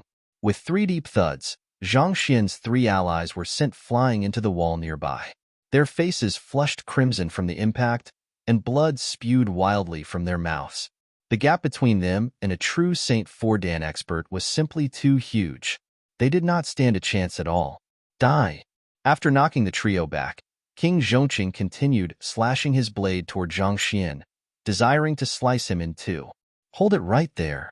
At this moment, a furious bellow echoed, following which, King Zhongqing felt a powerful surge of zhenqi morphing into a barrier right before Zhang Xian, protecting the latter. Despite the incredible might behind his sword, he found that he was unable to break that zhenqi barrier. Instead, the momentum he wielded in his offense seemed to backfire against him. The sword in his hand bounced back upon striking the barrier, flying back toward him. Puha! Everything happened so fast that King Zhongqing could not even react. Before he knew it, his sword had already pierced his shoulder, and the powerful rebound sent him flying. He crashed into the wall, and the sword in his shoulder ended up lodged in the wall, leaving him hanging in midair like a scarecrow. The excruciating pain caused a roar of agony to escape from King Zhongqing's mouth. Considering that he wielded a sword in hand, and he had more than enough time to build up the momentum in his offense to the peak, his attack could be said to have reached the level of half-leaving Aperture Realm experts. On the other hand, the other party had set up the Zhenqi barrier hastily to protect Zhang Xian, and yet, the barrier was still strong enough to cause his attack to rebound against him. Just how powerful was the other party? Voila! Before King Zhongqing's horrified gaze, two figures appeared before Zhang Xian with anxious looks on their faces. Principal Zhang. Principal Zhang. The two figures were Elder Wu Rufeng from the Master Teacher Pavilion and Hall Master Xing Tianming from the Combat Master Hall. After taking a closer look, they realized that Zhang Xian had already lost consciousness due to how dire his injuries were. With a livid face, Hall Master Xing stood up and roared, "To attempt to murder a master teacher in public, Tianqing. How dare you?" Boom. Enraged, Hall Master Xing flicked his arm furiously. Vice Pavilion Master Tian was about to explain himself, but before he could say a word, he was knocked to the ground by a powerful slap, and huge spurts of blood spewed from his mouth. He had not even been a match for Hall Master Xing when the latter was still at half-leaving Aperture Realm, let alone when the latter had achieved a breakthrough to leaving Aperture Realm. After knocking down Vice Pavilion Master Tian, Hall Master Xing roared, "Men, apprehend those two fellows." Walala. Upon hearing the command, Division Head Liao, Division Head Zhou, Division Head Qin, and Division Head Yen rushed out from the shadows, and in the blink of an eye, they had already sealed the cultivation of the duo and captured them. Despite being at Primordial Spirit Realm Pinnacle as well, the same cultivation realm as King Zhongqing, they were combat masters, the representation of the strongest fighting prowess in their cultivation realm. It would be a difficult fight against them even when the duo was in their peak state, let alone their current severely injured states. Principal Zhang. After apprehending the two culprits, Hall Master Xing took out a recovery pill and fed it to Zhang Xian, following which, he used his Zhenqi to help the latter assimilate the medicinal energy within the pill, and only then did the Zhang Xian slowly come to. "You are finally here," Zhang Xian said faintly with a relieved smile. He weakly turned his gaze toward Vice Pavilion Master Tian and King Zhongqing before continuing. "There might be some kind of misunderstanding between us. I hope that you won't hurt them." Pooh. Before Zhang Xian could finish his words, more blood spurted from his mouth. Principal Zhang. Seeing that the other party was still speaking on the behalf of those two bastards, Wu Shi and Hall Master Xing could not help but feel a little bitter for him. It was those two bastards who had reduced him to his current state, and yet, he was still magnanimously asking for them to be spared. Where else could one find another individual as forgiving as that? He sure was kind to a fault. On the other hand, King Zhongqing and Vice Pavilion Master Tian felt deeply frenzied as they watched the scene unfold before their eyes. It was just a moment ago that Vice Pavilion Master Tian had been wondering why Zhang Xian chose to take his attack face-on, and it turned out that he was biding his time. Now, the ones who were severely injured were the other party, and when Hall Master Xing and Wu Shi appeared, King Zhongqing even nearly managed to claim Zhang Xian's life. How were they supposed to explain themselves in such a situation? Zhang Xian was the one who made a move against us. He used that cauldron to... Anxious, Vice Pavilion Master Tian turned around and pointed to where Ding Ding was previously, only to find that the cauldron that had arrogantly been threatening to reduce him to cinders a moment ago had vanished without a trace. The other party had actually managed to stow the cauldron back into his storage ring within the short period of time. "Shut your mouth."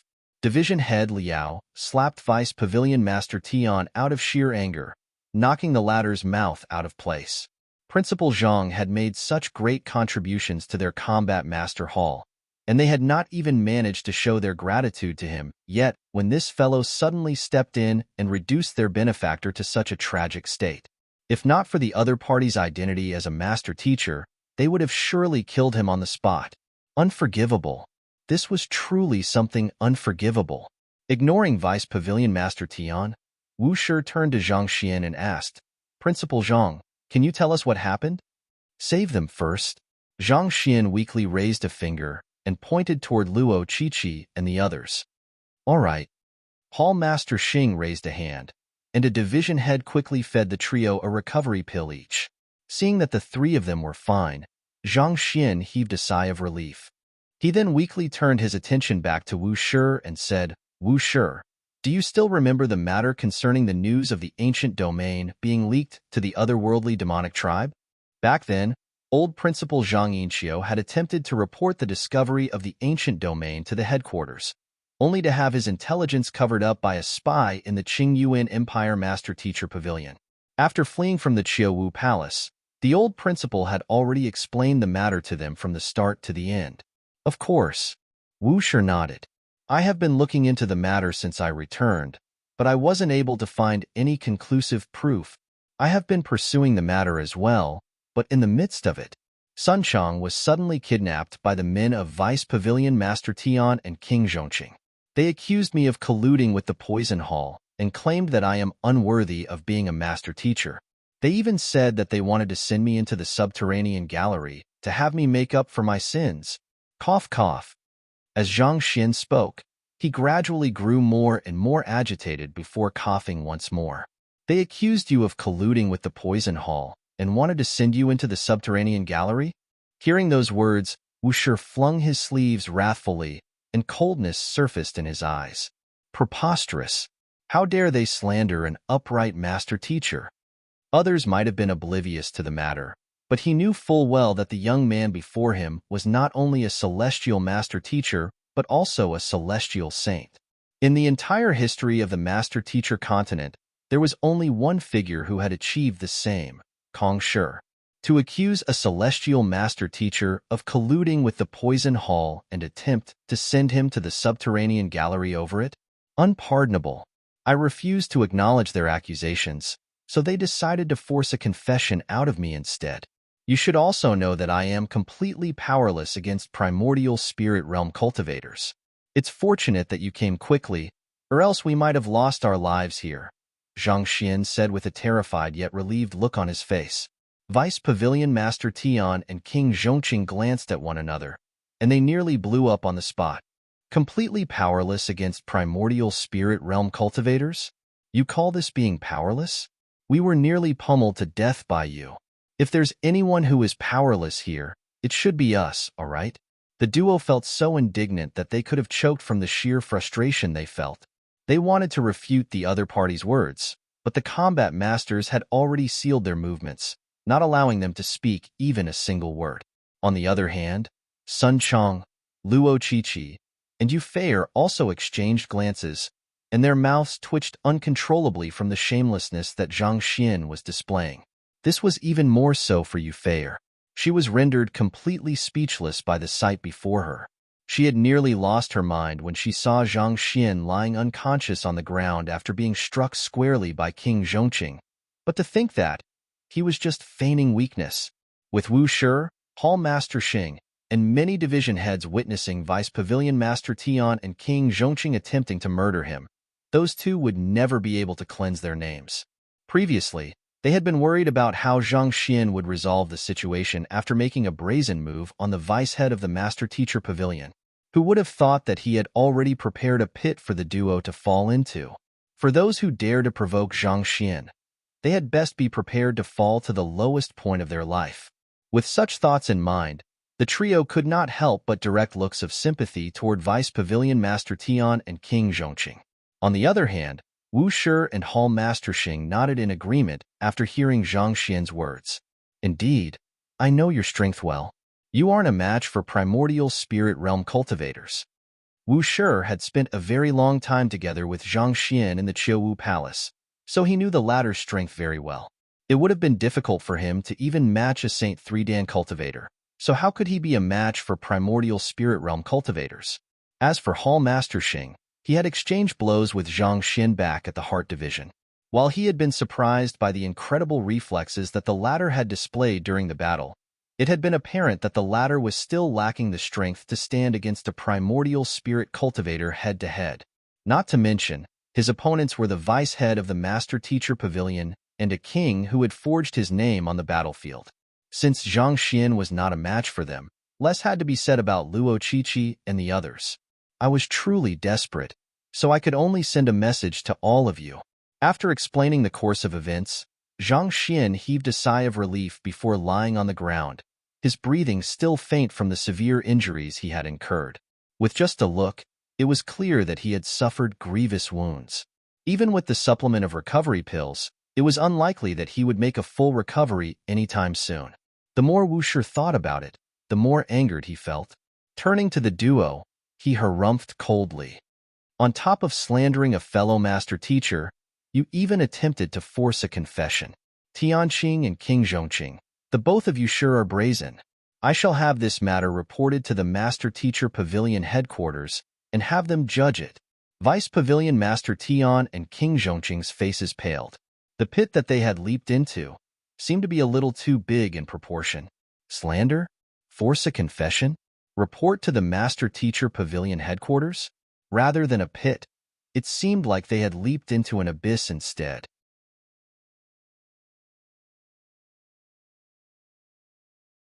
Chapter 1152. An irrefutable argument. What do you have to say for yourself? Wu Shi bellowed coldly. Wu. Vice Pavilion Master Tian anxiously spoke.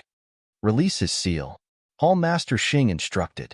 Division Head Liao nodded before striking the other party from the back. Vice Pavilion Master Tian immediately felt the surge of zhenqi that had been suppressing his movements being released, and he heaved a sigh of relief. With reddened eyes, he cried, "He is lying. He's the one to make a move on us first." Enough. Hearing those words, Hall Master Xing stood up and glared at them sharply. The reason why I allowed you to speak is in view of the fact that you are a master teacher as well. I thought that you would at least repent on what you have done, and yet, all your mouth is capable of spouting is lies and more lies. Tell me, where has your dignity as a master teacher gone to? You said that he made a move on you? Even the strongest of the four of them only has a cultivation of Saint Tu Dan, and you are in King Zhongqing's manor at that. Do you honestly expect anyone to believe those words? Hall Master Xing was so angered that he could explode on the spot. Do you take me as a fool? At least come up with a more believable lie. The both of you are still well and kicking, and you still dare to claim that Principal Zhang made a move on you? Even if Principal Zhang had such intentions in mind, is he even a match for the both of you? Vice Pavilion Master Tian's body staggered in despair. But I am already telling the truth. Look at us, we are injured as well. Vice Pavilion Master Tian felt deeply stifled within, but he knew that the other party had already claimed the upper hand in this debate, and the fact that the other party had witnessed King Zhongqing attempting to kill Zhang Xian was truly disadvantageous to them. At this point, vehemently pushing their point forward would only incur the other party's repulse and disgust. Since that was the case, it would be better for them to direct the topic to something else for the time being. That person over there is known as Ming Zhan. Suppressing his indignation, Vice Hall Master Tian pointed to an elder standing by the side and said, "He is the vice head of a poison hall located in Hongyuan Empire. Not too long ago, he arrived at the manor to report Zhang Shi's butler, Sun Chong. He said that Sun Chong is a particularly powerful poison master, and a while ago, he had arrived at their poison hall to arrange for the founder of the poison hall to be escorted to the headquarters. In view of the safety of Qingyuan Empire, King Zhongqing had no choice but to apprehend Zhang Shi to interrogate him. Yet, who could have thought that he would attempt to forcefully take his butler away, thus resulting in this conflict? The vice head of the poison hall? Wu Shi and the others swiftly turned their gazes towards Min Zhen. On the other hand, noticing so many master teachers and combat masters looking over towards him, Ming Zhen's face was scared pale. "You are from the poison hall?" Wu Shi asked grimly. As a master teacher, he bore little goodwill to those from the poison hall. "That's right." Ming Zhen nodded as he flicked his wrist, taking out his poison master emblem and a token representing his identity as the vice head of the poison hall. After taking a look and confirming that there was no mistake, Wu Shi frowned. You are here to report Sun Chong? He wasn't too familiar with Sun Chong, but since the latter was Principal Zhang's butler, how could he be a poison master? But of course, there was still a need to clarify things before coming to a conclusion. This, Ming Zhen's face distorted slightly, and after a long moment of hesitation, Putong. He kneeled to the ground. With reddened eyes, he exclaimed, Wu Shi, I beg of you to redress the grievances of our poison hall. What happened? Seeing the other party's abrupt actions, Wu Shi's frown deepened. King Zhongqing captured all of our comrades from the poison hall and imprisoned them in his underground prison. He coerced me to accuse Zhang Shi of that, or else he would kill my brothers. It's also out of desperation that I chose such a course of action.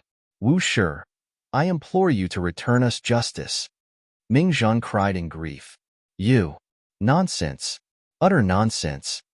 Those words left both Vice Pavilion Master Tian and King Zhongqing exploding on the spot. That fellow was clearly one of their own, and they were still depending on him to serve as their eyewitness, and yet, how could he turn against them at this crucial moment? You said that we coerced you? You were the one who fled here after the poison hall exiled you. Furthermore, you were the one who willingly revealed the location of the poison hall, and that was why King Zhongqing was able to dispatch his soldiers to eradicate them. How in the world did you suddenly become a victim over a blink of an eye? And what did you say? We used the lives of your brothers to threaten you? You were the one who wanted to kill them in the first place. How could we use their lives to threaten you? Shut your mouths. Wu Shi flung his sleeves and bellowed furiously, after which, he turned his gaze back to the poison master and said, You need not fear. Continue speaking. Yes. If Wu Shi doubts my word, you can search King Zhongqing's underground prison. My brothers from the poison hall is currently being imprisoned there. If you were to find any falsehood in my words, I'm willing to accept any punishment. Ming Zhen cowered backward slightly, but the resolution in his eyes was apparent. It was as if he was deeply fearful, but for the sake of justice, he was willing to take a leap of faith and testify against the true masterminds. His body was still plagued with the other party's poison, so he knew what he should say and what he shouldn't. Furthermore, at this point, it was apparent that King Zhongqing and Vice Pavilion Master Tian was no match against Zhang Shi in terms of playing such trickery. Clearly, this was the best opportunity for him to leap out of the darkness and return to the light. You. The words spoken and the subtle gestures that hinted at a mix of fear and courage from Ming Zhen left Vice Pavilion Master Tian and King Zhongqing so enraged that flames could erupt from their heads. If Ming Zhen had chosen to side with them, they would have been able to turn the tables on the other party. Yet, who could have thought that the latter's words would become the nail that sealed the lid of their coffin instead? On the other hand, Luo Qiqi, Sun Chong, and Yu Feier glanced at one another with their eyes widened and mouth agape in disbelief. There was only a brief exchange between Zhang Shi and that ex-vice head of the poison hall, and yet, he actually managed to convince the latter to side with them and speak completely different words from before. This was too formidable. With this, no matter which perspective they looked at the situation for, they were in an absolutely advantageous position. Even though Zhang Xian was the one who had insulted a 7-star master teacher despite possessing only the identity of a 6-star master teacher, flouting the rules of formalities at some point in time, the story had turned into the latter abusing his seniority to take advantage of Zhang Xian, intentionally attempting to accuse him of something he hadn't done. At this point in time, the duo would never be able to cleanse their reputation anymore. Head to the underground prison to take a look. Check if there are any poison masters there. Ignoring the despairing duo, Wu Shi turned to a master teacher beside him and instructed. In this rescue operation, the Combat Master Hall wasn't the only one that had dispatched their forces. The Master Teacher Pavilion had also brought many master teachers over as well. When Wu Shi received Zhang Xian's distress call on his Jade communication token, he immediately brought everyone that he could call upon in the Master Teacher Pavilion over, not daring to hesitate in the least. Yes, the Master Teacher quickly turned around and left. Not too long later, the Master Teacher returned and clasped his fist, reporting to Wu Shi and Hall Master Xing. In the underground prison of King Zhongqing Manor, there are indeed many captured poison masters, and every single one of them are severely injured. As I expected. Upon hearing that report, Wu Shi's face turned incredibly awful. He turned around to look at Vice Pavilion Master Tian and sneered, "To use the members of the Poison Hall to slander Principal Zhang. Vice Pavilion Master Tian, you can be assured that I'll report this matter in detail to the headquarters."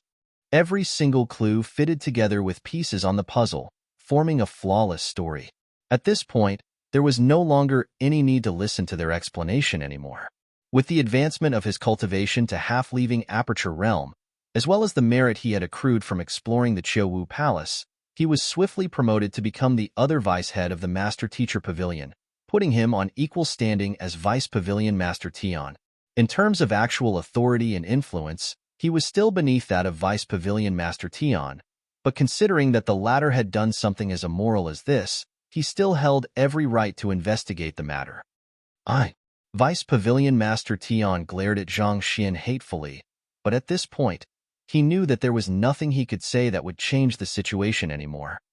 He thought that it would be easier for them to deal with the latter by pinning a crime on him. This way, the matter wouldn't come back to bite them in the future, but who could have thought that the other party would actually use it against them? It must be said that Zhang Xian's adaptability was truly formidable. In just a short moment that they had let their guards down, they ended up falling for his trap. I hope to have Pavilion Master go deal with this matter personally. If the results then are still the same as what you have concluded here, I would have nothing to say about reporting this matter to the headquarters. Vice Pavilion Master Tian gritted his teeth and said. He could tell that Wu Shi and Hall Master Xing had a deep relationship with Zhang Xian. At this rate, there was no way he would be able to cleanse himself of his suspicions. Just the very act of slandering and accusing another master teacher was more than sufficient for him to lose his current position. Perhaps, he might even be stripped of his master teacher license. At this rate, he could only bank his hopes on Pavilion Master Go. With his involvement, perhaps there might still be hopes for a reversal. You want to have Pavilion Master Go to investigate this matter? Let me tell you this then. Your direct disciple has duped the intelligence regarding the existence of the ancient domain from the old principal of the Hongyuan Master Teacher Academy, Zhang Yinxiu, 2 years back and relayed the intelligence to the otherworldly demonic tribe, nearly causing a calamity to occur. I have already looked into this matter, confirmed it, and reported it to Pavilion Master Go. And now, you are intentionally slandering and accusing Principal Zhang. Even if you were to bring him in, nothing will change. Wu Shi harumphed coldly. Vice Pavilion Master Tian's face paled. The reason why old Principal Zhang Yinxiu and the others were hesitant to liaise with the Qingyuan Empire Master Teacher Pavilion after they were duped of their intelligence was because the person who had duped their intelligence had an exceptionally high standing, and he was the direct disciple of Vice Pavilion Master Tian. After Wu Shi returned, he had been looking into the case carefully, and he found concrete evidence to formally charge Vice Pavilion Master Tian's direct disciple of the matter. It was also due to this matter that Zhang Xian dared to make a move. In the first place, Vice Pavilion Master Tian was already under investigation, and yet, the other party still dared to make a move against him. Since that was the case, he didn't mind pinning another accusation on him. And besides, even though it was more of a gut feeling at this point, there were quite a handful of doubtful points about Vice Pavilion Master Tian himself back in the short interaction they had earlier as well. Men, bring Vice Pavilion Master Tian and King Zhongqing back to the Master Teacher Pavilion. Wu Shi instructed. Typically speaking, the Master Teacher Pavilion wouldn't deal with the local officials easily. After all, such actions could easily result in dissension between the royal family and the Master Teacher Pavilion. However, the King Zhongqing's attempt to slander and accuse a master teacher of a crime had truly touched the bottom line of the Master Teacher Pavilion. This was an insult to the dignity of the number one occupation in the world, so he had to be dealt with. Otherwise, if everyone were to regard master teachers as pushovers, how were they to maintain order in the world? Master teachers mustn't be sullied. These weren't just mere words. Those who tried to climb over the head of the Master Teacher Pavilion would have to pay a corresponding price for their actions. Yes, the master teachers stepped forward and took the 2 men from the hands of Division Head Liao and the others before leaving the hall. After the duo was brought away, Wu Shi turned to Zhang Xian and asked worriedly, "Principal Zhang, are you still all right?" "I'm fine." Zhang Xian shook his head. With Luo Chichi's support, he stood up and bowed apologetically, even though Vice Pavilion Master Tian was the first to make a move against me. It is a fact that I did retaliate against him, and that's against the formalities of the way of teacher. In order to make up for my mistakes, I have decided to crash the Qingyuan Empire Master Teacher Pavilion after I recover from my injuries. I hope that you can pardon me for this. You want to crash our Master Teacher Pavilion? Veins immediately popped up on Wu Shi's forehead. If you're worrying about that matter, there's really no need to. Your actions constitute as self-defense, so there's no one who would say a thing about that matter. I'll also report this matter to the headquarters, so that no one will be able to use this matter against you in the future. If a master teacher were to truly err, there was only one way he could cleanse his crimes: pavilion crashing. Back then, in order to avenge Lu Chong, Zhang Xian had single-handedly challenged Xianyuan Empire, and in the midst of doing so, he had no choice but to fight against the head of the regional master teacher pavilion as well. That was against the formalities of the way of teacher, and that was also why he had to crash the master teacher pavilion afterwards in order to cleanse his name. Pavilion crashing was the act of single-handedly challenging the trials set up by the master teacher pavilion. It was equivalent to using the strength and wits of an individual to go against an entire master teacher pavilion, and it was a nigh impossible to succeed. For this reason, there were only a small handful of people who had succeeded in pavilion crashing in the entire history of the master teacher pavilion. However, while that rule may apply to others, when Wu Shi recalled the identity and incredible means of the young man before him, he dared not agree to it. Back in the Qiuwu Palace, even he had willingly chosen to abide by the other party arrangement. Regardless from which aspect one was looking at, the young man before him was truly incredible. As formidable as the Qingyuan Empire Master Teacher Pavilion may be, Wu Shi had no confidence whether it would be able to remain standing after the latter had made his round on it. Furthermore, once the pavilion crashing succeeded, they would have to heed the other parties unconditionally, and that would be a true embarrassment to their Qingyuan Empire Master Teacher Pavilion. Since Wu Shi has said such words, I'm reassured. Zhang Xian heaved a sigh of relief. After which, he turned to Hall Master Xing and asked, "It's due to me that the members of the Poison Hall are implicated into this matter. May I trouble Hall Master Xing to take them back to the Combat Master Hall to take care of them for the time being?" "You want me to take them back to the Combat Master Hall?" Hall Master Xing was taken aback. "Indeed. While Poison Masters have a poor reputation, if we could bring them over to our side as allies, that would surely be a great boost to our fighting forces. Without a doubt, they would prove to be a sharp edge in dealing against the otherworldly demonic tribe. Thus, if possible, I hope to have them join the Combat Master Hall and form a division of their own." Zhang Xian revealed his true intentions.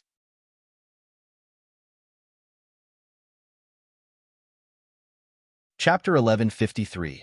Meeting Elder Su once more. While he was not the one who had orchestrated the incident, it was partly due to him that the Poison Hall had ended up in its current state. If they were handed over to the Master Teacher Pavilion, many self-righteous individuals would surely speak up against them, and it was hard to say what kind of fate would befall them in the future.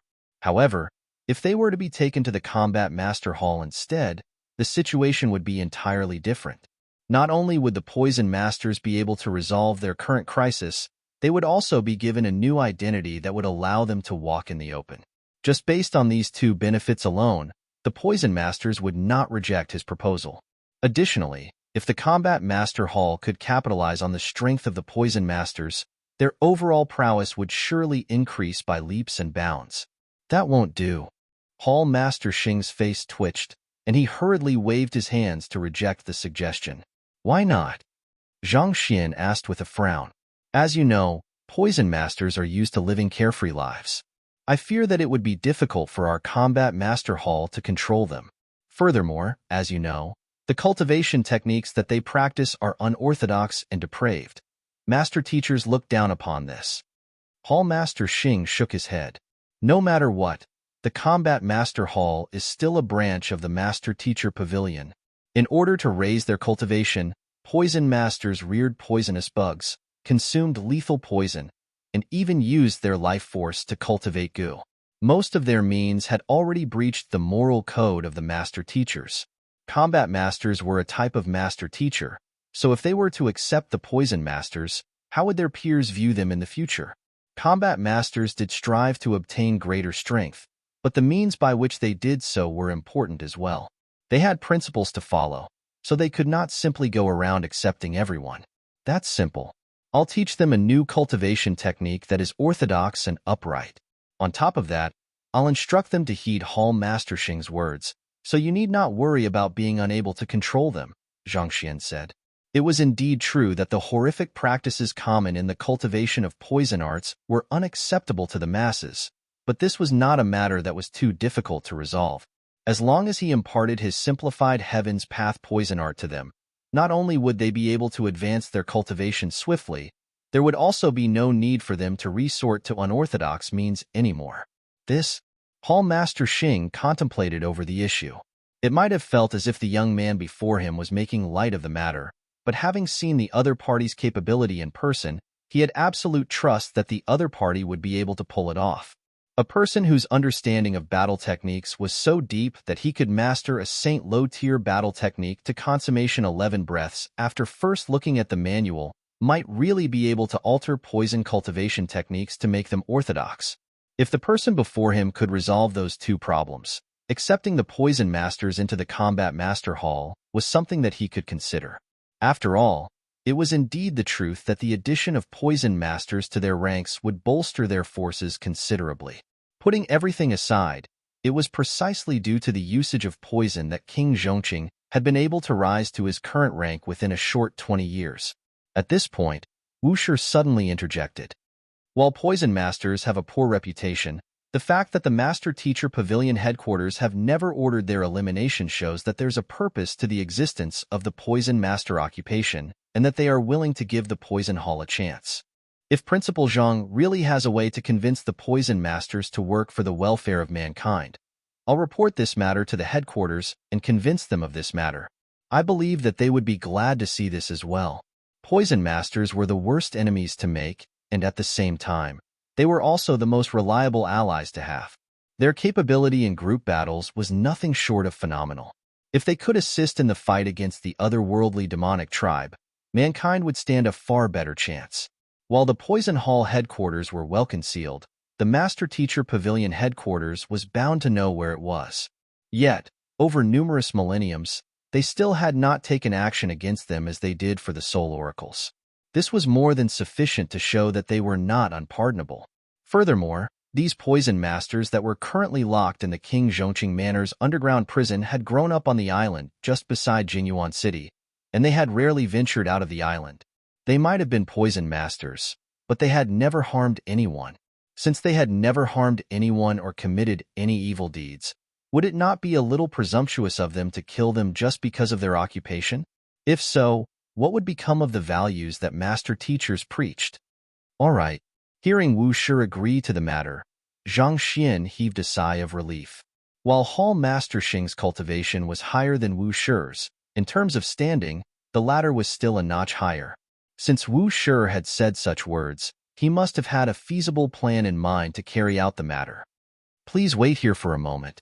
I'll head to the underground prison to talk with the poison masters and see if I'm able to convince them. If it does not work out, we'll just have to find some other way to deal with them, Zhang Xian said. But Principal Zhang, what about your wounds? Wu Shi asked worriedly. Don't worry. With my constitution and your recovery pill, I'm fine now.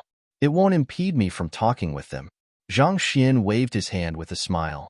Recalling the various incredible means that the young man possessed, Wu Shi knew that while the injuries the other party had sustained were considerable, they would not pose much of a problem for him. Thus, heaving a sigh of relief, he continued. That's a relief. However, poison masters are known to be rather scheming, so allow me to follow you to the underground prison. This way, I'll be able to protect you if anything happens. It's fine. Given your current standing and identity, I fear that your presence will be pressurizing to them. It'll do for me to face them alone. Zhang Xian turned down Wu Shi's goodwill. If he wanted to convince Su Yu and the others to obediently join the Combat Master Hall and obey their words, he would surely have to reveal his identity as Sun Chang to them. Naturally, this mustn't be done before Wu Shi, or else the latter would learn about his identity as a poison master. This, Wuxia hesitated for a brief moment before nodding. All right then, I won't enter the underground prison with you.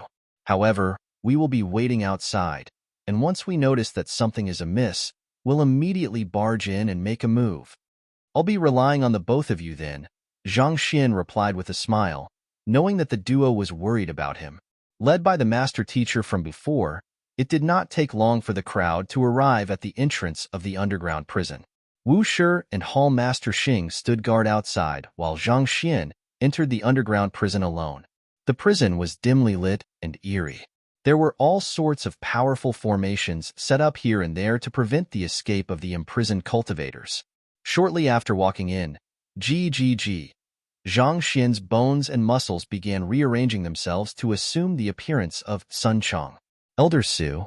Very soon, Zhang Xian found Elder Su, and just as the master teacher had said, it seemed like he had been subjected to harsh torture. He was clearly much skinnier than he had been 2 months prior, and his aura felt withered as well. With just a look, it was apparent that his wounds were not light. There were roughly 100 other poison masters captured in the underground prison. As for the other members of the poison hall, it was hard to say whether they were alive or dead. Founder. Upon seeing Zhang Xian, Elder Su and the others were stunned for a moment before agitation struck them. The identity of the middle-aged man before them, Sun Chong, had been verified by Poison Master Hai and Poison Master Bai of the headquarters. Thus, they had no doubts about his identity at all. I am not your founder, just a person who escorted her back then. It'll do for you to just address me as Sun Chong, Zhang Xian replied with a smile. You have truly suffered a lot. Here are some pills to heal your injuries. Quickly swallow them to regain some strength. He flicked his wrist and took out a couple of jade bottles before passing them around the poison masters. He had plenty of pills from acquiring the storage rings of the 10 kings of the Qingtian lineage. As long as he infused some Heaven's Path Shenqi into each of the pills, it would grant them miraculous effects in recovering wounds and fatigue. Yes, without any hesitation, Elder Su and the others took the pills and swallowed them. As soon as the pill dissolved in their mouth, the Heaven's Path Zhenqi contained within them swiftly flowed through their bloodstream to the rest of their body, and their wounds began healing at a discernible rate. Noticing the changes in their bodies, Su Yu and the others were startled. They could hardly believe what was going on. The effectiveness of these pills was far more potent than the recovery pills that they concocted. As expected of the individual who had escorted the founder, without a doubt, the other party must have inherited the founder's heritage. After the poison masters had somewhat recuperated from their wounds, Zhang Xian asked grimly, what happened to the Jingyuan City Poison Hall? The Poison Hall? At this point, Su Yu's eyes reddened in deep indignation. His voice grew slightly hoarse, as if there was something stuck within it. Has been destroyed. We are the only ones who remain. Everyone else has been killed. As the ex-vice head of the Poison Hall, Ming Jin knew all the secrets of the Poison Hall, and this included the flaws in their formations and defensive systems as well. Under his lead, King Zhongqing's forces had been able to sneak into the Poison Hall successfully without alarming anyone, taking the Poison Hall off guard. As a result, the Poison Hall was completely wiped out in the tragedy. Killed? You were saying that King Zhongqing killed everyone in the Poison Hall?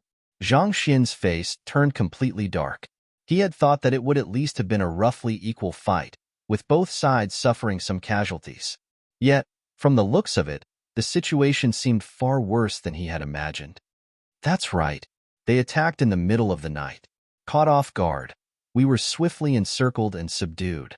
That night, a river of blood flowed through the Poison Hall. Just like that, the 10,000 years of heritage of the Poison Hall was destroyed. Elder Su clenched his fists tightly, and his voice gradually grew more and more agitated. Eventually, it came to a point where he found himself unable to continue speaking anymore. Zhang Xian was at a loss for words. He had no idea how he should comfort Elder Su's pain. He had been to the Poison Hall as well, and on top of poison masters, there were many ordinary civilians. These civilians did not possess the talent for cultivating poison arts, so they spent their lives idly on the island. Who knew that they were not spared either? The fear of poison masters was not completely unfounded, but these poison masters had spent the entirety of their lives on a remote island, isolated from the rest of their world. They had never ventured beyond their island to harm anyone, but King Zhongqing had callously stepped in and ruined the relatively peaceful world that they had constructed for themselves. Initially, Zhang Xian had wondered if he had gone too far by scheming against King Zhongqing in such a manner, but from the looks of it now, he regretted not doing worse. A person like him deserved to die 1,000 times over. After taking a deep breath, Elder Su continued. After King Zhongqing massacred the entire poison hall, he rounded up all the poison masters ranked 5-star and above, sealed our cultivation, and imprisoned us here. Every single day, he would use cruel torture techniques on us to have us mass concoct poison for him. When he spoke of King Zhongqing, flames of fury burned in his eyes. If he could, there was no doubt that he would have ripped the other party in two without any hesitation. Mass concoct poison? Zhang Xian knitted his eyebrows. What kind of poison is he concocting? In the Qingyuan Empire, King Zhongqing was definitely a figure worthy of the phrase, beneath a single man, above the masses one. Putting aside the incredible cultivation he possessed, he also wielded unbounded authority as well. If a person who wielded that much power wanted to deal with his political rivals, there was no need for him to go through the trouble of mass concocting poison at all. Or to put it in simpler terms, King Zhongqing was up to something huge. It's the scattering breeze powder, Elder Su replied. Grade 5 poison, scattering breeze powder? Zhang Xian frowned. Colorless and odorless, it is a poison that saps one of one's strength upon inhalation, rendering one powerless for a short period of time.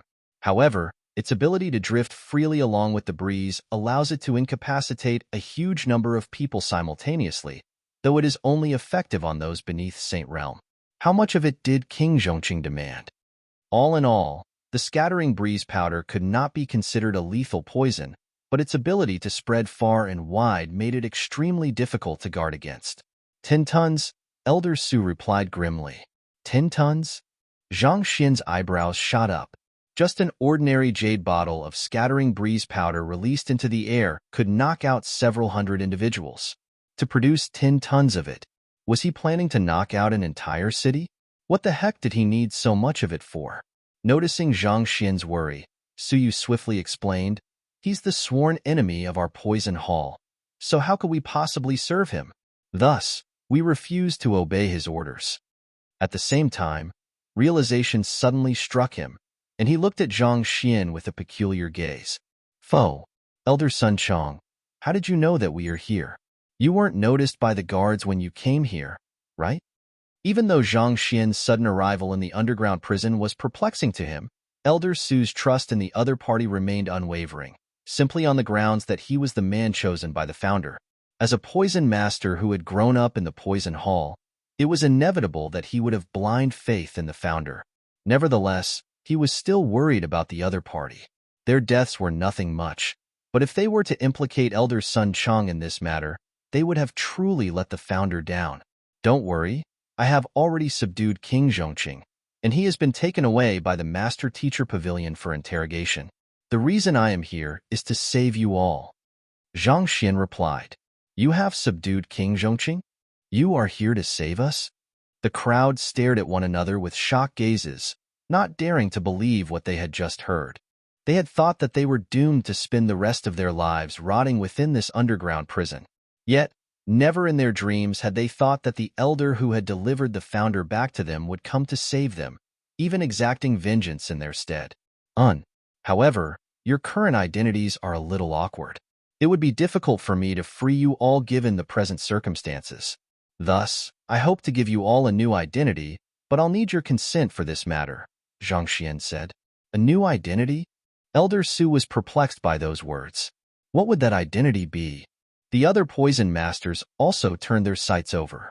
Combat masters, Zhang Xian replied concisely.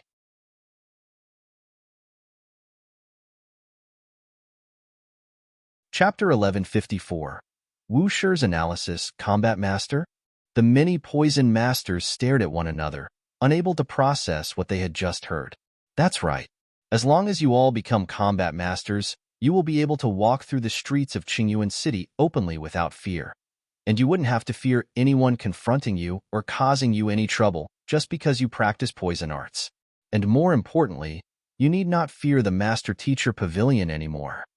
Zhang Xian said with a light chuckle.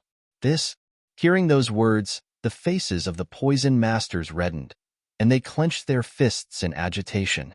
As poison masters, they had lived in the shadows for far too long. For the longest time, their greatest wish had been to stand in the light as themselves without being snubbed or shunned by others. If Elder Sun Chong could really make this come true for them, that would be as good as granting them a second life. But we aren't master teachers. Are we truly qualified to become combat masters? Will the other combat masters really welcome us into their ranks? After all, we are poison masters. Elder Su asked apprehensively. The other poison masters nodded in agreement as well, clearly harboring the same concerns. The Combat Master Hall was a subsidiary of the Master Teacher Pavilion, and typically speaking, combat masters were talented individuals chosen amongst the master teachers. On the other hand, they were only a bunch of poison masters. It's true that most combat masters are master teachers as well, but from time to time, the Combat Master Hall would also recruit talents of other fields into their ranks to widen their scope. While we poison masters have a bad reputation, our fighting prowess with poison is exceptional too. The Combat Master Hall would surely welcome you into their ranks gladly. As long as you were to join the Combat Master Hall as one of their members, even if just as a reserve member, under their cover, no one would dare to say the slightest thing about you. Zhang Xian nodded with a smile. The Combat Master Hall did have special rules when it came to recruiting top-notch talent, but those only applied to talents of around Zhang Yang's caliber. To be honest, Elder Su and the others were still quite lacking. Nevertheless, even if they couldn't become an official member of the Combat Master Hall, becoming a reserve member was still possible. It wouldn't be too late for them to apply to become an official member once they achieve some merit. That would truly be for the best. However, would our cultivation technique and means be rejected by the master teachers? They might accept us at the start, but as time passes, would they start to repulse and shun us? Elder Su asked in concern. I understand your concerns, but don't worry, the founder has already made preparations for this. Here are some cultivation technique manuals which the founder has prepared for you all. As long as you all were to cultivate accordingly to it, not only will the rate of advancement in your cultivation be faster than ever, you won't have to resort to unorthodox means anymore too. Zhang Xian said as he flicked his wrist and passed a few manuals over. Those manuals contained the simplified versions of the Heaven's Path poison art. Back then, he had written them down shortly after browsing through the books of the Poison Hall in hopes that he would be able to impart them to those of the Poison Hall. Elder Su and the others took the books doubtfully, but after flipping through a few pages, their faces swiftly flushed in agitation, and their breathing couldn't help but hasten. Every single one of them here had at least devoted 100 years of their life into the study of poison, so their eye of discernment in the field of poison was superb. The poison cultivation technique manuals Elder Sun Chong had passed to them weren't too thick, and the words on them numbered fewer than a typical manual as well. Yet, every single word written on them was deeply meaningful, directing them towards the very essence of poison art itself. If they were to cultivate according to it, it could be foreseen that both their mastery of poison and cultivation would swiftly improve, granting them far greater prowess than before. Even without achieving a breakthrough, their fighting prowess would soar by at least 2 or 3 times easily. Thank you, Founder, for bestowing us with these cultivation techniques. Agitated, the poison masters began kneeling on the floor and kowtowing deeply to Elder Sun Chong. With these cultivation techniques, they would no longer have to go through the trouble to search for all kinds of venomous worms and lethal poison, or even commit depraved acts against their conscience. It's out of the kindness of Hall Master Xing's heart that you all are allowed to join the Combat Master Hall, so I hope that you will heed his commands in the future. Don't let your emotions get the better of you when it comes to dealing with official matters, or else even I won't be able to save you. Zhang Xian said with a stern expression on his face. Yes. The crowd nodded. As formidable as poison masters were in group battles, they were still insufficient to go up against the powerful combat masters.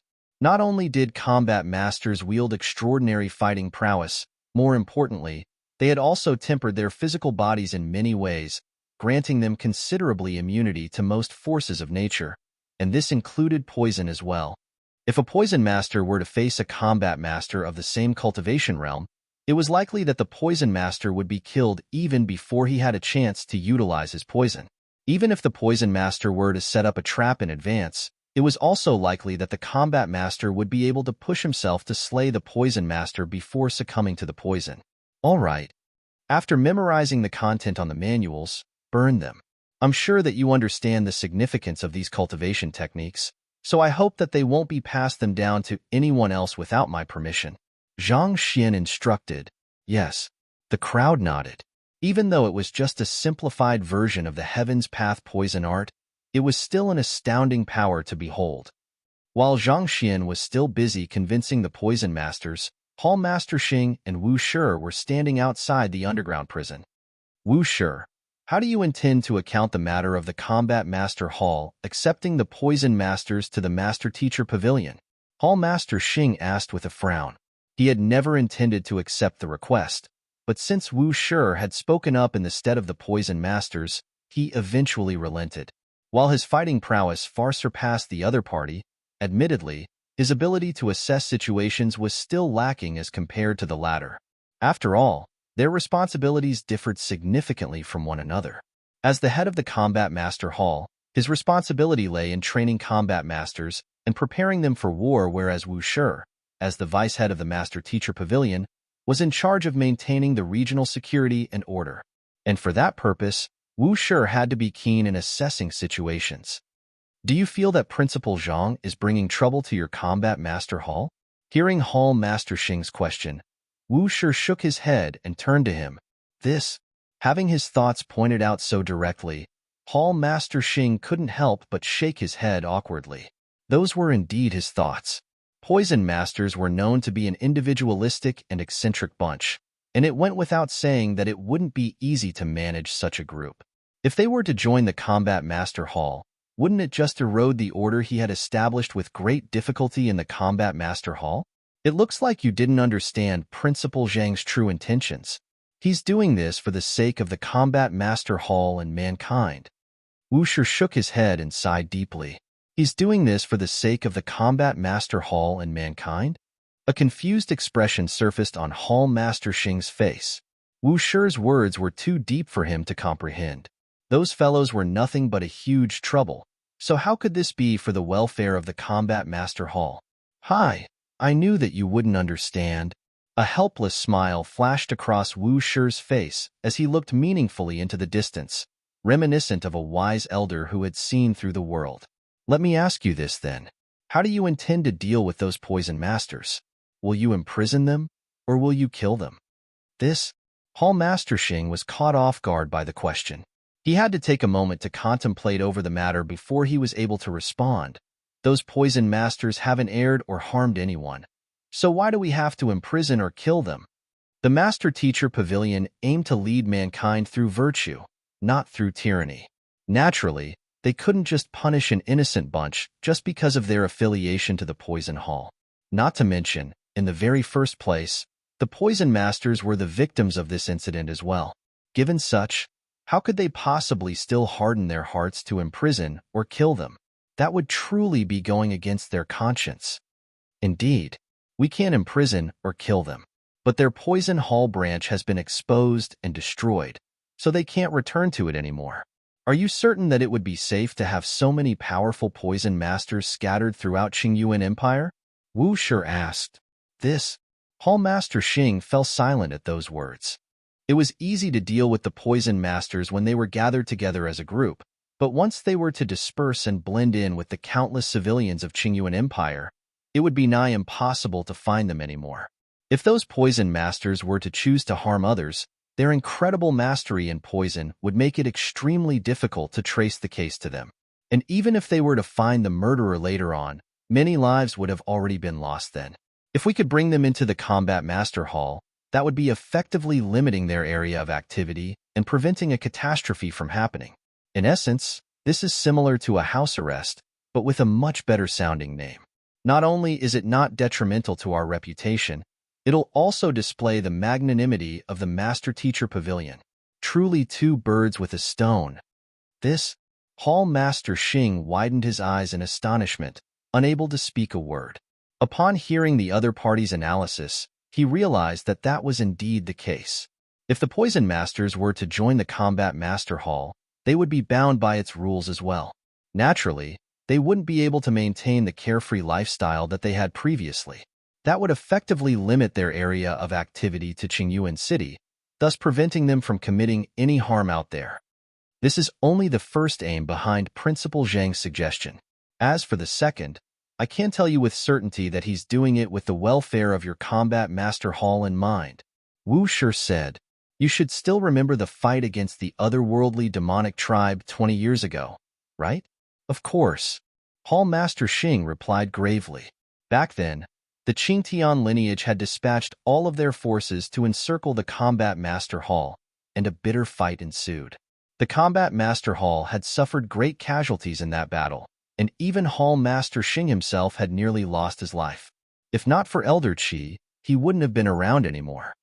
Even though the otherworldly demons sprung a surprise attack, their forces were still insufficient to deal with the powerful forces of the Combat Master Hall. Yet, the Combat Master Hall still ended up being nearly forced into a corner. The reason for it should still be fresh in your mind. Recalling the tragedy back then, Wu Shi's face turned grim as well. The otherworldly demons had come prepared, but the defense's Combat Master Hall had never fallen lax. They were well prepared to face the otherworldly demons, and under normal circumstances, even if the otherworldly demons had dispatched all of their elites into the assault, with the incredible might wielded by the Combat Masters, the battle should have still ended in an easy victory for the Combat Masters. There wasn't even any need for the Master-Teacher Pavilion and the Qingyuan Empire's military to come into the picture. And yet, despite the three powers making a move, the outcome was still a narrow and tragic victory. It was due to that battle that Qingyuan Empire declined to become the weakest one of the 8 great conferred empire. Even 20 years weren't sufficient for it to recover from the impact back then. It's due to the supreme scattering breeze powder. Hall Master Xing clenched his fists tightly together. Back then, their combat masters were unknowingly afflicted with a potent poison known as the supreme scattering breeze powder, and the poison depleted their combat masters of their fighting prowess. This opened up a huge opening for the otherworldly demons to strike. Even he wasn't spared from the effects of the supreme scattering breeze powder. This matter had been a huge thorn in his heart, and even the passing of 20 years wasn't sufficient for him to let go of it. Indeed, that poison drifted with the wind, and odorless and colorless. It was inevitable that no one noticed a thing. Even I hadn't expected them to have such a hand either. It was thanks to the keen-eyed Vice Pavilion Master Tian, noticing it, that the losses of the Master-Teacher Pavilion were minimized. Due to that matter, he gained great prestige in the Master-Teacher Pavilion and soared through the ranks. Wu Shi nodded. It's probably due to the matter that Principal Zhang wishes to bring the Poison Masters into the Combat Master Hall. Firstly, with the sharp senses of the Poison Masters to poison, they would be able to uncover any poison used by the enemy ahead of time, thus preventing such tragedy from happening again. Secondly, the creation of a poison division could also serve to further temper the Combat Master's immunity to poison. This way, even if the otherworldly demons were to resort to the same means once more, the Combat Master Hall wouldn't be as helpless as it was back then. This, Hall Master Xing was taken aback. Indeed, with the inclusion of Poison Masters into their ranks, even if they were to encounter the same matter as they did 20 years ago, they wouldn't be as powerless as they were back then. Hall Master Xing contemplated for a while, and the more he thought about it, the more convinced he was that there was no drawback from bringing the Poison Masters into the Combat Master Hall. Swallowing a mouthful of saliva, he turned to Wu Shi, and it took him a brief moment of hesitation before he could bring himself to ask, did Principal Zhang really see this far ahead? These were all factors that he had never considered before. Despite the other party's severely injured state, he still managed to analyze so deeply into this matter. Was this for real? Principal Zhang's wisdom is not something the likes of us can fathom. It also took me a long moment of contemplation after hearing his request before realization struck me. Wu Shi replied meaningfully. Initially, he also didn't think that the matter was really feasible either. However, when he tried to analyze deeper into the matter, he astonishingly realized that the potential benefits severely outweighed the drawbacks. This was truly a decision that only those of great wisdom would be able to come up with. This, Hall Master Xing ran through the situation in his head once more, and his admiration for Principal Zhang couldn't help but deepen further. Impressed, he remarked, "Principal Zhang is truly a living sage."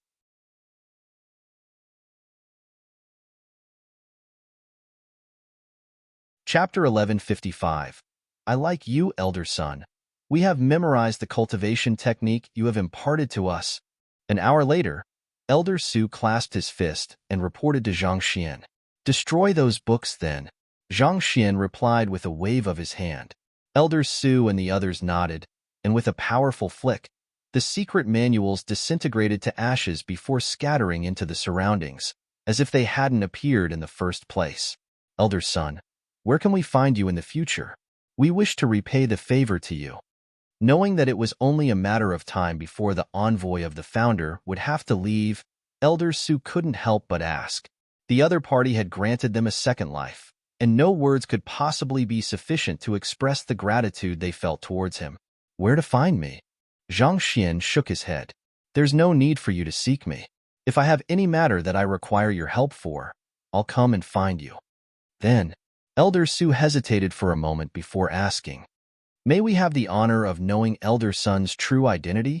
This way, if you have any instructions for us in the future, even if you aren't able to meet us in person, you can simply send a messenger to us, and we'll brave through even the flames of hell for you. This, Zhang Xian was intending to refuse that request of theirs as well, but looking into the expectant eyes of the poison masters before him, he found himself hesitating for a brief moment before eventually relenting. All right then. Actually, my true identity is the principal of the Hongyuan Master Teacher Academy, Zhang Xian, S. Butler. However, I am a very low-profile person, so I hope that you can keep this matter a secret. Principal Zhang's butler? I have heard of Principal Zhang. He's famed to be a once-in-thousand-years prodigy, and despite his young age, he was unanimously nominated to become the principal of the Hongyuan Master Teacher Academy. So you're Principal Zhang's butler. Understood. Senior son, rest assured. We will never speak a word of this matter to another soul. Upon learning of Zhang Xian's true identity, the poison masters quickly nodded their heads excitedly. All right, let's leave the underground prison, Zhang Xian said with a wave of his hand. Nodding, Elder Su and the others began walking out of the door. After confirming that they had all left, Zhang Xian heaved a sigh of relief. He reverted back to his original appearance before slowly heading out as well. By the time he left the underground prison, the poison masters had already been brought back to the combat master hall, leaving behind only Hall Master Xing, Wu Shi, Luo Qiqi, and the others. Zhang Shi. Seeing that Zhang Xian was fine, the crowd heaved a sigh of relief before quickly gathering around him. I have already talked to those poison masters, and they will heed the commands of the Combat Master Hall in the future. Zhang Xian smiled. Principal Zhang, thank you for your words of wisdom. Hall Master Xing clasped his fist and thanked. Words of wisdom? Seeing the delight and gratefulness on the other party's face, Zhang Xian was bewildered. He had noticed Hall Master Xing's reluctance regarding the matter when he first proposed it, and he had been worried that the latter would abruptly change his mind halfway through. Yet, after returning from a short trip to the underground prison, the other party was suddenly thanking him for the matter? Just what in the world had happened for the latter to change his mind so swiftly? You're being too polite. This is part of my responsibility as a master teacher. Even though Zhang Xian had no idea what was going through Hall Master Xing's head, humility had always been one of his dominant traits, so he quickly replied so. On the other hand, seeing how humble Zhang Xian was, not taking credit for his action at all, Hall Master Xing's respect for the other party deepened. How in the world could there be such a selfless person in the world? Was he the living embodiment of altruism? Principal Zhang, may I know what you intend to do after this? Wu Shi asked. I intend to pay a visit to the Painter Guild and the Appraiser Hall to take the corresponding 7-star examinations so that I can be promoted to a 7-star master teacher. Zhang Xian revealed his intentions without any reservation. He was originally intending to head to the Appraiser Hall, but he was suddenly called here by King Zhongqing on the way. Thinking about it, he couldn't help but feel that it was a huge waste of time. Does Wu Shi has any matter for me? Zhang Xian asked. To be honest, I was thinking that if Principal Zhang doesn't have any urgent matter at hand, it would be good if you could follow me to the Master Teacher Pavilion to discuss the results of my investigation. The results of your investigation? Wu Shi nodded. According to what Zhang Yinxiu said, the master teacher who had duped him of the intelligence goes by the name of Qian Zhe, who happens to be the direct disciple of Vice Pavilion Master Tian as well. I have already arrested Qian Zhe, and he's currently imprisoned in our Master Teacher Pavilion. If Principal Zhang is free now, I would like to invite you over to meet him. Zhang Xian was slightly hesitant. In truth, he wasn't too interested in this matter. Since even Vice Pavilion Master Tian himself had been imprisoned, it would do for the Master Teacher Pavilion to slowly interrogate the both of them. At this point, it didn't really matter whether he were to be involved in the matter or not. Just as he was about to turn down Wu Shi's request, the latter suddenly smiled. Actually, there's no need for Zhang Shi to rush into taking the painter and appraiser examination. To tell you the truth, there will be an appraisal convention later on, and if you're free, I can bring you there along with me. The head of the Appraiser Guild and Painter Guild should be attending as well, and if I were to introduce you to them there, it should make things more convenient for you on their side. Appraisal convention? What is that? Zhang Xian asked doubtfully. From time to time, when new artifacts of unknown backgrounds are uncovered, a convention would be held over them so as to appraise the artifacts and see if they could be fixed. While it may appear to be an event for appraisers, over the years, it has gradually evolved into a high-class social event where most renowned and influential figures in Qingyuan City would attend. Wu Shi replied. Zhang Xian pondered for a moment before nodding. All right then. He had departed from the Combat Master Hall early in the morning, and after the events at the Terpsichore Guild and King Zhongqing Manor, it was already in the late afternoon now, nearing evening. Rather than fumble his way into the guild and waste more time, it would be far more convenient for him to first meet the heads of the Painter Guild and Appraiser Hall for the matter. Hearing Zhang Xian agree to the matter, Wu Shi smiled in delight. Great. I'll be leaving first to make some preparations then. I'll see you at the Master Teacher Pavilion later on. After which, he turned around and left. Shortly after, Hall Master Xing and the others bade their farewell as well, leaving only Zhang Xian, Sun Chong, Luo Qiqi, and Yu Fei around. Zhang Xian turned to the other three and said, You all should return to our accommodation at the Combat Master Hall. Yes. Knowing that he had caused a huge trouble this time around, Sun Chong quickly nodded obediently. Teacher, I have some doubts which I would like to ask you. May I know if it's convenient for you? Luo Qiqi bit her lips as she looked at Zhang Xian nervously. Of course, feel free to ask anything. Zhang Xian replied with a kind smile. Noting that Luo Qiqi had something private to ask, Sun Chong and Yu Fei took their leave. After confirming that there was no one around, Luo Qiqi set up an isolation barrier around them before asking, Teacher, the affairs today have left some doubts in my mind, and I hope that you can answer them. I have been paying a close look to the earlier conflict. Vice Pavilion Master Tian and King Zhongqing have attempted to pin a crime on you using underhanded means, and I do agree that they should be punished for it. But is it really all right to frame them like that? Wouldn't that be going too far? Isn't it against the values preached in the way of teacher? She had known Zhang Xian ever since the time she had spent in Huanyu Empire, and for the longest of time, she had viewed the latter to be a role model for her. From saving her in Wu Yangzi's underground chamber to risking himself to rescue Yu Fei, to venturing into the dangerous Cloud Mist Ridge to tame all of the saint beasts. All of these matters only served to build the noble and selfless image of the young man before her. With time, his image within her grew bigger and bigger, and she even began to think that he was just like the world's teacher, a true master teacher through and through. Admittedly, he did resort to some schemes from time to time, but those were minor incidents, and they always concluded in a positive end. But everything she had witnessed today had overturned her view of him. No matter what, Vice Pavilion Master Tian was a 7-star pinnacle master teacher, the vice head of the Qingyuan Empire Master Teacher Pavilion. To directly oppose a respected elder was already an infringement of the formalities and values that master teachers believed in and embraced. As such, she found that her faith was starting to waver. Instead of replying to Luo Qiqi's doubts directly, Zhang Xian asked her a question.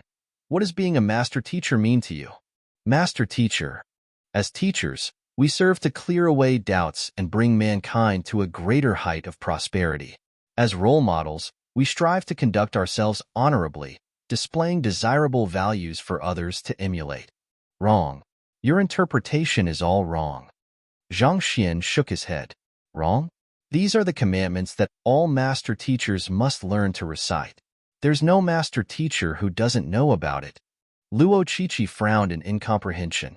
It's true that master teachers serve as teachers and role models to mankind, but we shouldn't neglect the fact that they are humans as well. Zhang Xian replied, Humans? As long as we remain human, we will have our own emotions and thoughts. That's simply our nature. Kong Shi didn't create the Master Teacher Pavilion to churn out batch after batch of mindless puppets. Formalities and rules are there to guide, not to dictate. In situations where following rules and formalities go against one's conscience, it's fine to break free of it and do what one deems to be right. Zhang Xian said, Master teachers should never aim to blindly follow existing conventions. That's what it means to stagnate and wither. Only when we open our mind and question freely will we be able to bring mankind to further heights, and that's what it means to be a master teacher. Luo Qiqi fell into deep thoughts. I have once met a cultivator whose father is a master teacher. From a very young age, he has deeply respected his father and heeded the latter's words obediently, devoting his entirety to cultivation. He had always regarded his father's words to be the absolute truth. However, his father has never managed to achieve a breakthrough before his death, and this matter had left a trauma in the cultivator's heart. Deep within, he felt that since his father was unable to achieve a breakthrough, there was no way he would be able to take the final step forward either. Under his father's looming shadow, even when he has accumulated sufficient jinqi and knowledge to achieve a breakthrough, his attempts still ended in failure. Zhang Xian said, That is what it means to have a fixed mindset. While we are master teachers, we are students in the long road of life as well. As students, we should expand our minds and doubt what we see and hear instead of blindly heeding the words of those who have come before us. Take the incident today, for example. It's clear that Vice Pavilion Master Qing is at wrong. So why should I just take his words for it and accept his verdict? He has a far higher standing than me, and I have no way to going against him directly. As a result, I can only resort to other means in order to stand up against him and protect myself. Then, what if a formidable master teacher were to use rules and conventions to force me to accept his point of view? Luo Qiqi asked with a gleam in her eyes. Follow your heart. Zhang Xian replied with a smile. No matter how formidable a master teacher is, can he be any more formidable than Kong Shi? In fact, even if Kong Shi were to order you to kill a man, claiming that it's for the welfare of mankind, does that mean that you really should do it?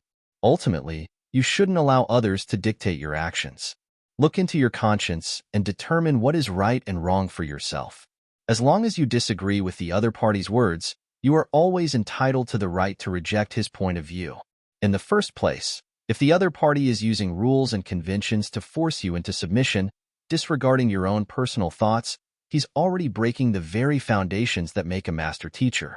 Since that's the case, there's no need to uphold formalities with the other party either. The light in Luo Qiqi's eyes grew brighter and brighter, as if realization had dawned upon her. All right. In the end, those tricks are just means to protect oneself. I can't say that they are honorable, but sometimes there is little choice but to resort to them. As long as you don't go overboard with them or utilize them to cause harm to the innocent, they aren't fundamentally at odds with the teachings of the Master Teacher Pavilion. There's no need for you to think too much into it. Zhang Xian shook his head. It was clear that the other party had cornered herself this time around. Master teachers shouldn't be inflexible individuals who only knew how to abide by the rules. Different circumstances called for the application of a different set of standards, and master teachers should know how to flexibly adapt to the situation whenever it was required. Luo Qiqi was a talented individual, but she was simply lacking in the adaptability that Hu Yaoyao and the others possessed. I understand. Upon hearing the explanation, Luo Qiqi's eyes lit up. She raised her gaze to look right into Zhang Xian's eyes and said, "Since teacher has already said so, I think that I should follow my heart as well. Teacher, I like you." Zhang Xian.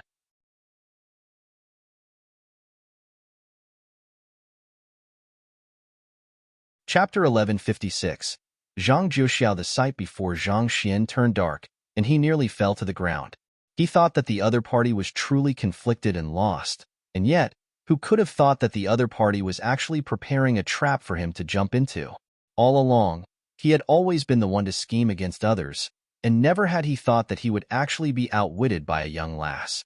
To drop a bunch of philosophical questions first in order to lead him to tell her to follow her heart, so that she would be justified to say what she wanted to say afterward.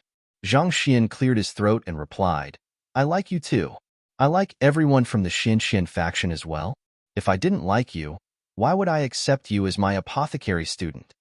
To be confessed by his own student? How embarrassing. Teacher, you know what I mean. The type of like that I am referring to isn't that. Luo Qiqi stared at Zhang Xian intently with her large eyes as she spoke.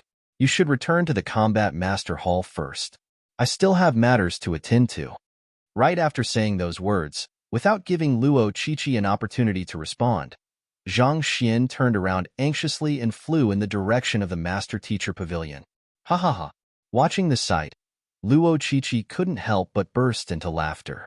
Her teacher had always been a composed person. This was the first time she was seeing him in such a fluster. You were the one who told me to follow my heart. I might address you as my teacher, but we have never undergone an official acknowledgement ceremony. As long as I'm not your direct disciple, this isn't a problem at all. Luo Qiqi muttered as her lips curled into a ravishing smile. In the master-teacher continent, it wasn't appropriate for a student to harbor such thoughts about her teacher, so for a very long time, she had been suppressing her true desires. However, after her teacher's counseling, the dilemma that she had been facing finally cleared up, and a beautiful smile surfaced on her lips. She might have addressed Zhang Xian as her teacher, but since they hadn't gone through an acknowledgement ceremony, the teacher-student relationship between them had yet to be officialized. Since that was the case, it wasn't against the rules for her to court the other party. Phew, that was a close shave. After flying for some distance, Zhang Xian came to a halt and wiped away his cold sweat. While his actions may seem unprincipled time to time, he would never dream of laying his hands on his students. This was his moral boundary as a teacher and a belief he held firmly onto. Are kids nowadays all that brave? Zhang Xian shook his head. It took many days of hesitation before he could build up the courage needed to confess to Luo Ruoxin. And that young lass actually just directly said that she liked him to his face. My gosh, it was fortunate that he had fled quickly. Otherwise, wouldn't he die of embarrassment if she were to say anything more than that? The world sure is becoming more and more open. Zhang Xian looked at the sky and remarked deeply. He had always conducted himself properly so as to not get into any messy relationship with the ladies. Yet, who could have thought that he would still end up being placed in such an awkward situation? Just the thought of it left his head hurting. How was he to face Luo Qiqi in the future? Forget it. I won't think about it anymore. I should head to the master-teacher pavilion first. Driving his soul depth, Zhang Xian calmed his mind down before continuing on his way to the master-teacher pavilion. At that moment, however, he suddenly noticed a beautiful figure swiftly rushing towards him. Zhang Shi, you Feier? Didn't you return back to the combat master hall? Zhang Xian was taken aback. At this point, Yu Feier had already switched into a crimson dress which embraced her body tightly, fully displaying her alluring figure. It must be said that this fiery-tempered princess truly had a beautiful physique. It might pale in comparison to Hu Yaoyao, but her perfectly shaped hips which extended down to her slender legs was truly an eye to behold. At the same time, perhaps it was due to her intentionally concealing it in the past, but under the tight embrace of her dress, her chest looked far more voluptuous than before. At this moment, Her appearance was one that would leave the gazes of others lingering upon her. "Zhang Shi, there's a matter which I need to talk to you about," Yu Feier said with bit lips.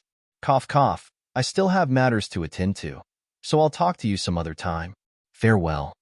Zhang Xian waved his hand hastily as he prepared to take his leave. "This won't do. Since you are willing to listen to Chi-Chi's words, why won't you listen to mine as well?"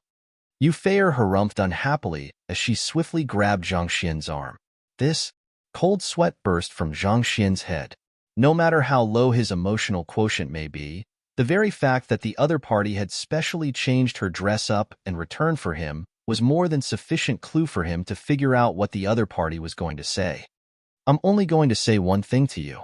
I'm willing to follow you wherever you go in the future, even if it's to the end of the world," Yu Feier said. She was one with a fiery temper, and she usually dealt with matters decisively as well. Nevertheless, it took all of her courage in order to say those words. "I see." Hearing those words, Zhang Xian was pondered for a moment before replying, "Very well. Acknowledge me as your teacher then. As long as you become my student, I'll bring you wherever I go. Otherwise, you would only be able to follow me as my maid." Yu Feier glared at Zhang Xian furiously. "Ah, is that a no? I guess we'll just have to forget about this matter then. All right, I still have things to attend to at the moment, so I'll be taking my leave first." Who? Once again, without any hesitation, Zhang Xian pushed his Heaven's Path movement art to its very limits and disappeared on the spot. Oomph!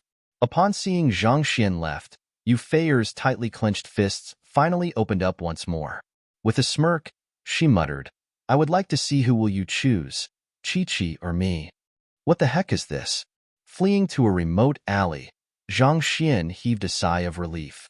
Just one awkward situation was intolerable to him, and they just had to come in pairs.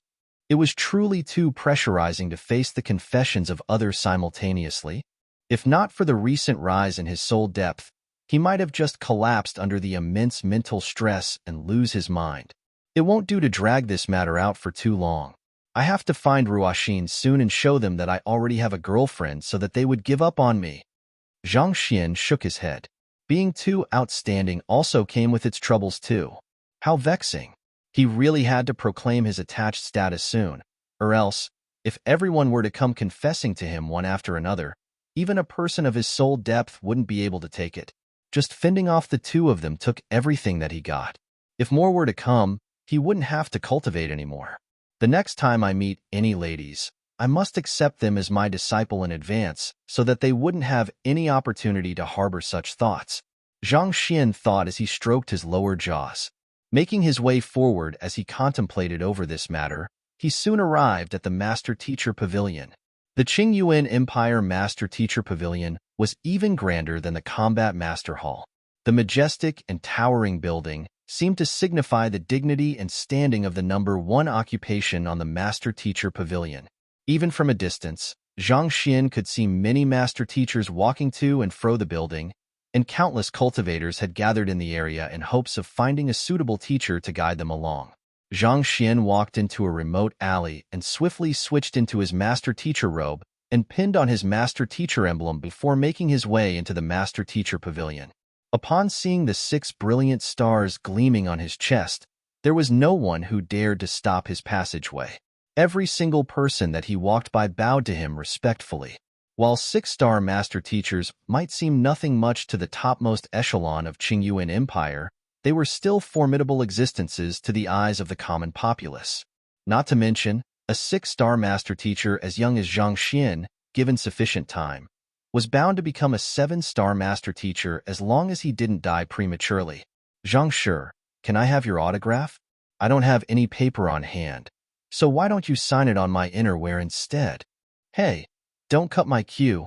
I was the one who came first. Zhang Shi, just sign over here." Scram to one side. "Zhang Shi is mine." Shortly after walking through the doors of the Master-Teacher Pavilion, Zhang Xian suddenly saw a huge group of girls rushing in his direction. Zhang Xian's face warped in astonishment. There were plenty of idol-chasing crazed fans in his previous world as well, but this was the first time he had seen someone asking to have an autograph signed on her innerwear in public. Everyone, I understand your agitation, but I am an upright person, and I am already attached too. Pardon me, but I won't be able to fulfill your wishes. Besides, as a master teacher, I hope that you will focus on my inner beauty instead of just my appearances. Zhang Xian waved his hand and said, but before he could finish his words, the group of ladies had already rushed by his side, heading out of the master teacher pavilion. Lunatic! One of the ladies in the group stopped for a brief moment, turned to examine Zhang Xian from head to toe before harumphing in disdain. After which, she turned her flabby face back forward, and shaking her millstone-sized bottom, she charged forward along with the crowd while shouting, Zhang Shi, wait for me.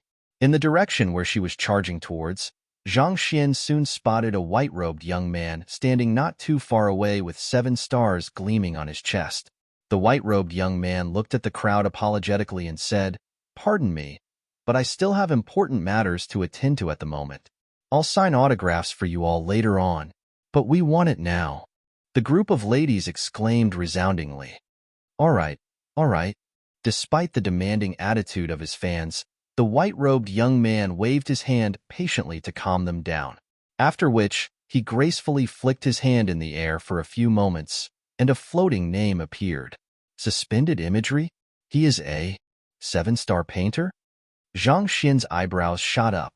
A painting could be divided into various grades: reality depiction, spiritual canvas, infused intentions, breathtaking verisimilitude, spirit creation, spirit wisdom. Those who were able to produce works at the level of spirit wisdom were already worthy of becoming 6-star painter. Up to 6-star, painters would require a paper as a medium for them to express their creative conceptions. However, upon reaching 7-star, they would be capable of producing their work in mid-air, painting their picture and words without anything to serve as a medium. And the fact that the young man was capable of writing in mid-air showed that he had already comprehended the 7th level of painting, suspended imagery. Zhang Jiuxiao. Zhang Xian read the name that the white-robed young man written, and his lips suddenly began twitching. It turned out that the young man had the same surname as him, so naturally, others addressed him as Zhang Shi as well. How embarrassing. Indeed, there were plenty of people in the world who went by the surname of Zhang as well. He wasn't the only Zhang Shi in the world. Just that, his name went by a single character of Xian, which meaning could be interpreted as only levitating a few inches off the ground. On the other hand, the other party's name is Jiuxiao, reminiscent of a rock soaring in the 9 heavens. The conception behind their names was simply far too different one. While Zhang Xian was lamenting over how shallow his name was, he examined the 2 words, Zhang Jiuxiao, closely. Those 2 words carried a unique beauty and aura around them that seemed to draw one into a trance, rendering their minds incapable of anything but to appreciate the immensely beautiful words before them. This was an ability that only 7-star painters could wield. All right, I'll just leave a single autograph here. You can decide its allocation amongst yourselves. I still have some urgent matters to attend to, so I'll be taking my leave first. After writing his name, Zhang Jiuxiao smiled at the crowd before turning around and leaving elegantly. He's simply too dashing. The ladies who had demanded the autograph a moment ago couldn't help but fall into a daze upon seeing his smile, as expected of Zhang Shi. Every time he comes to the Master Teacher Pavilion, there would always be a huge group of girls waiting for him. Compared to him, it's like we don't even exist at all. Well, he's the #1 genius of the Qingyuan Empire Master Teacher Pavilion, a 1 in 500-year prodigy. Furthermore, given how cultured and refined he is, how can we compete with him? Indeed, he's far beyond our league. A few master teachers lamented bitterly as they walked by the area. The #1 genius of Qingyuan Empire Master Teacher Pavilion? Zhang Xian muttered beneath his breath after hearing their words. Indeed, to be able to become a 7-star master teacher at such a young age and achieve such outstanding accomplishments as a painter, it was little wonder why so many ladies would go in a frenzy over him. Indeed, there are many talented prodigies in this world. I am not too bad myself, but I mustn't get complacent over it. Zhang Xian warned himself. While he might have been able to advance his cultivation swiftly, he mustn't get conceited over the matter. Given how large the master-teacher continent was, there were bound to be outstanding geniuses who could match him somewhere. While Zhang Xian was deep in thought, the lady with the millstone bottom from before walking over once more and glanced at him disdainfully. "What are you looking at? Have you never seen a beauty in your life?" Zhang Xian, you're tuning in to the Warrior Lore YouTube channel. Don't forget to subscribe and join us on this journey to catch the most captivating stories.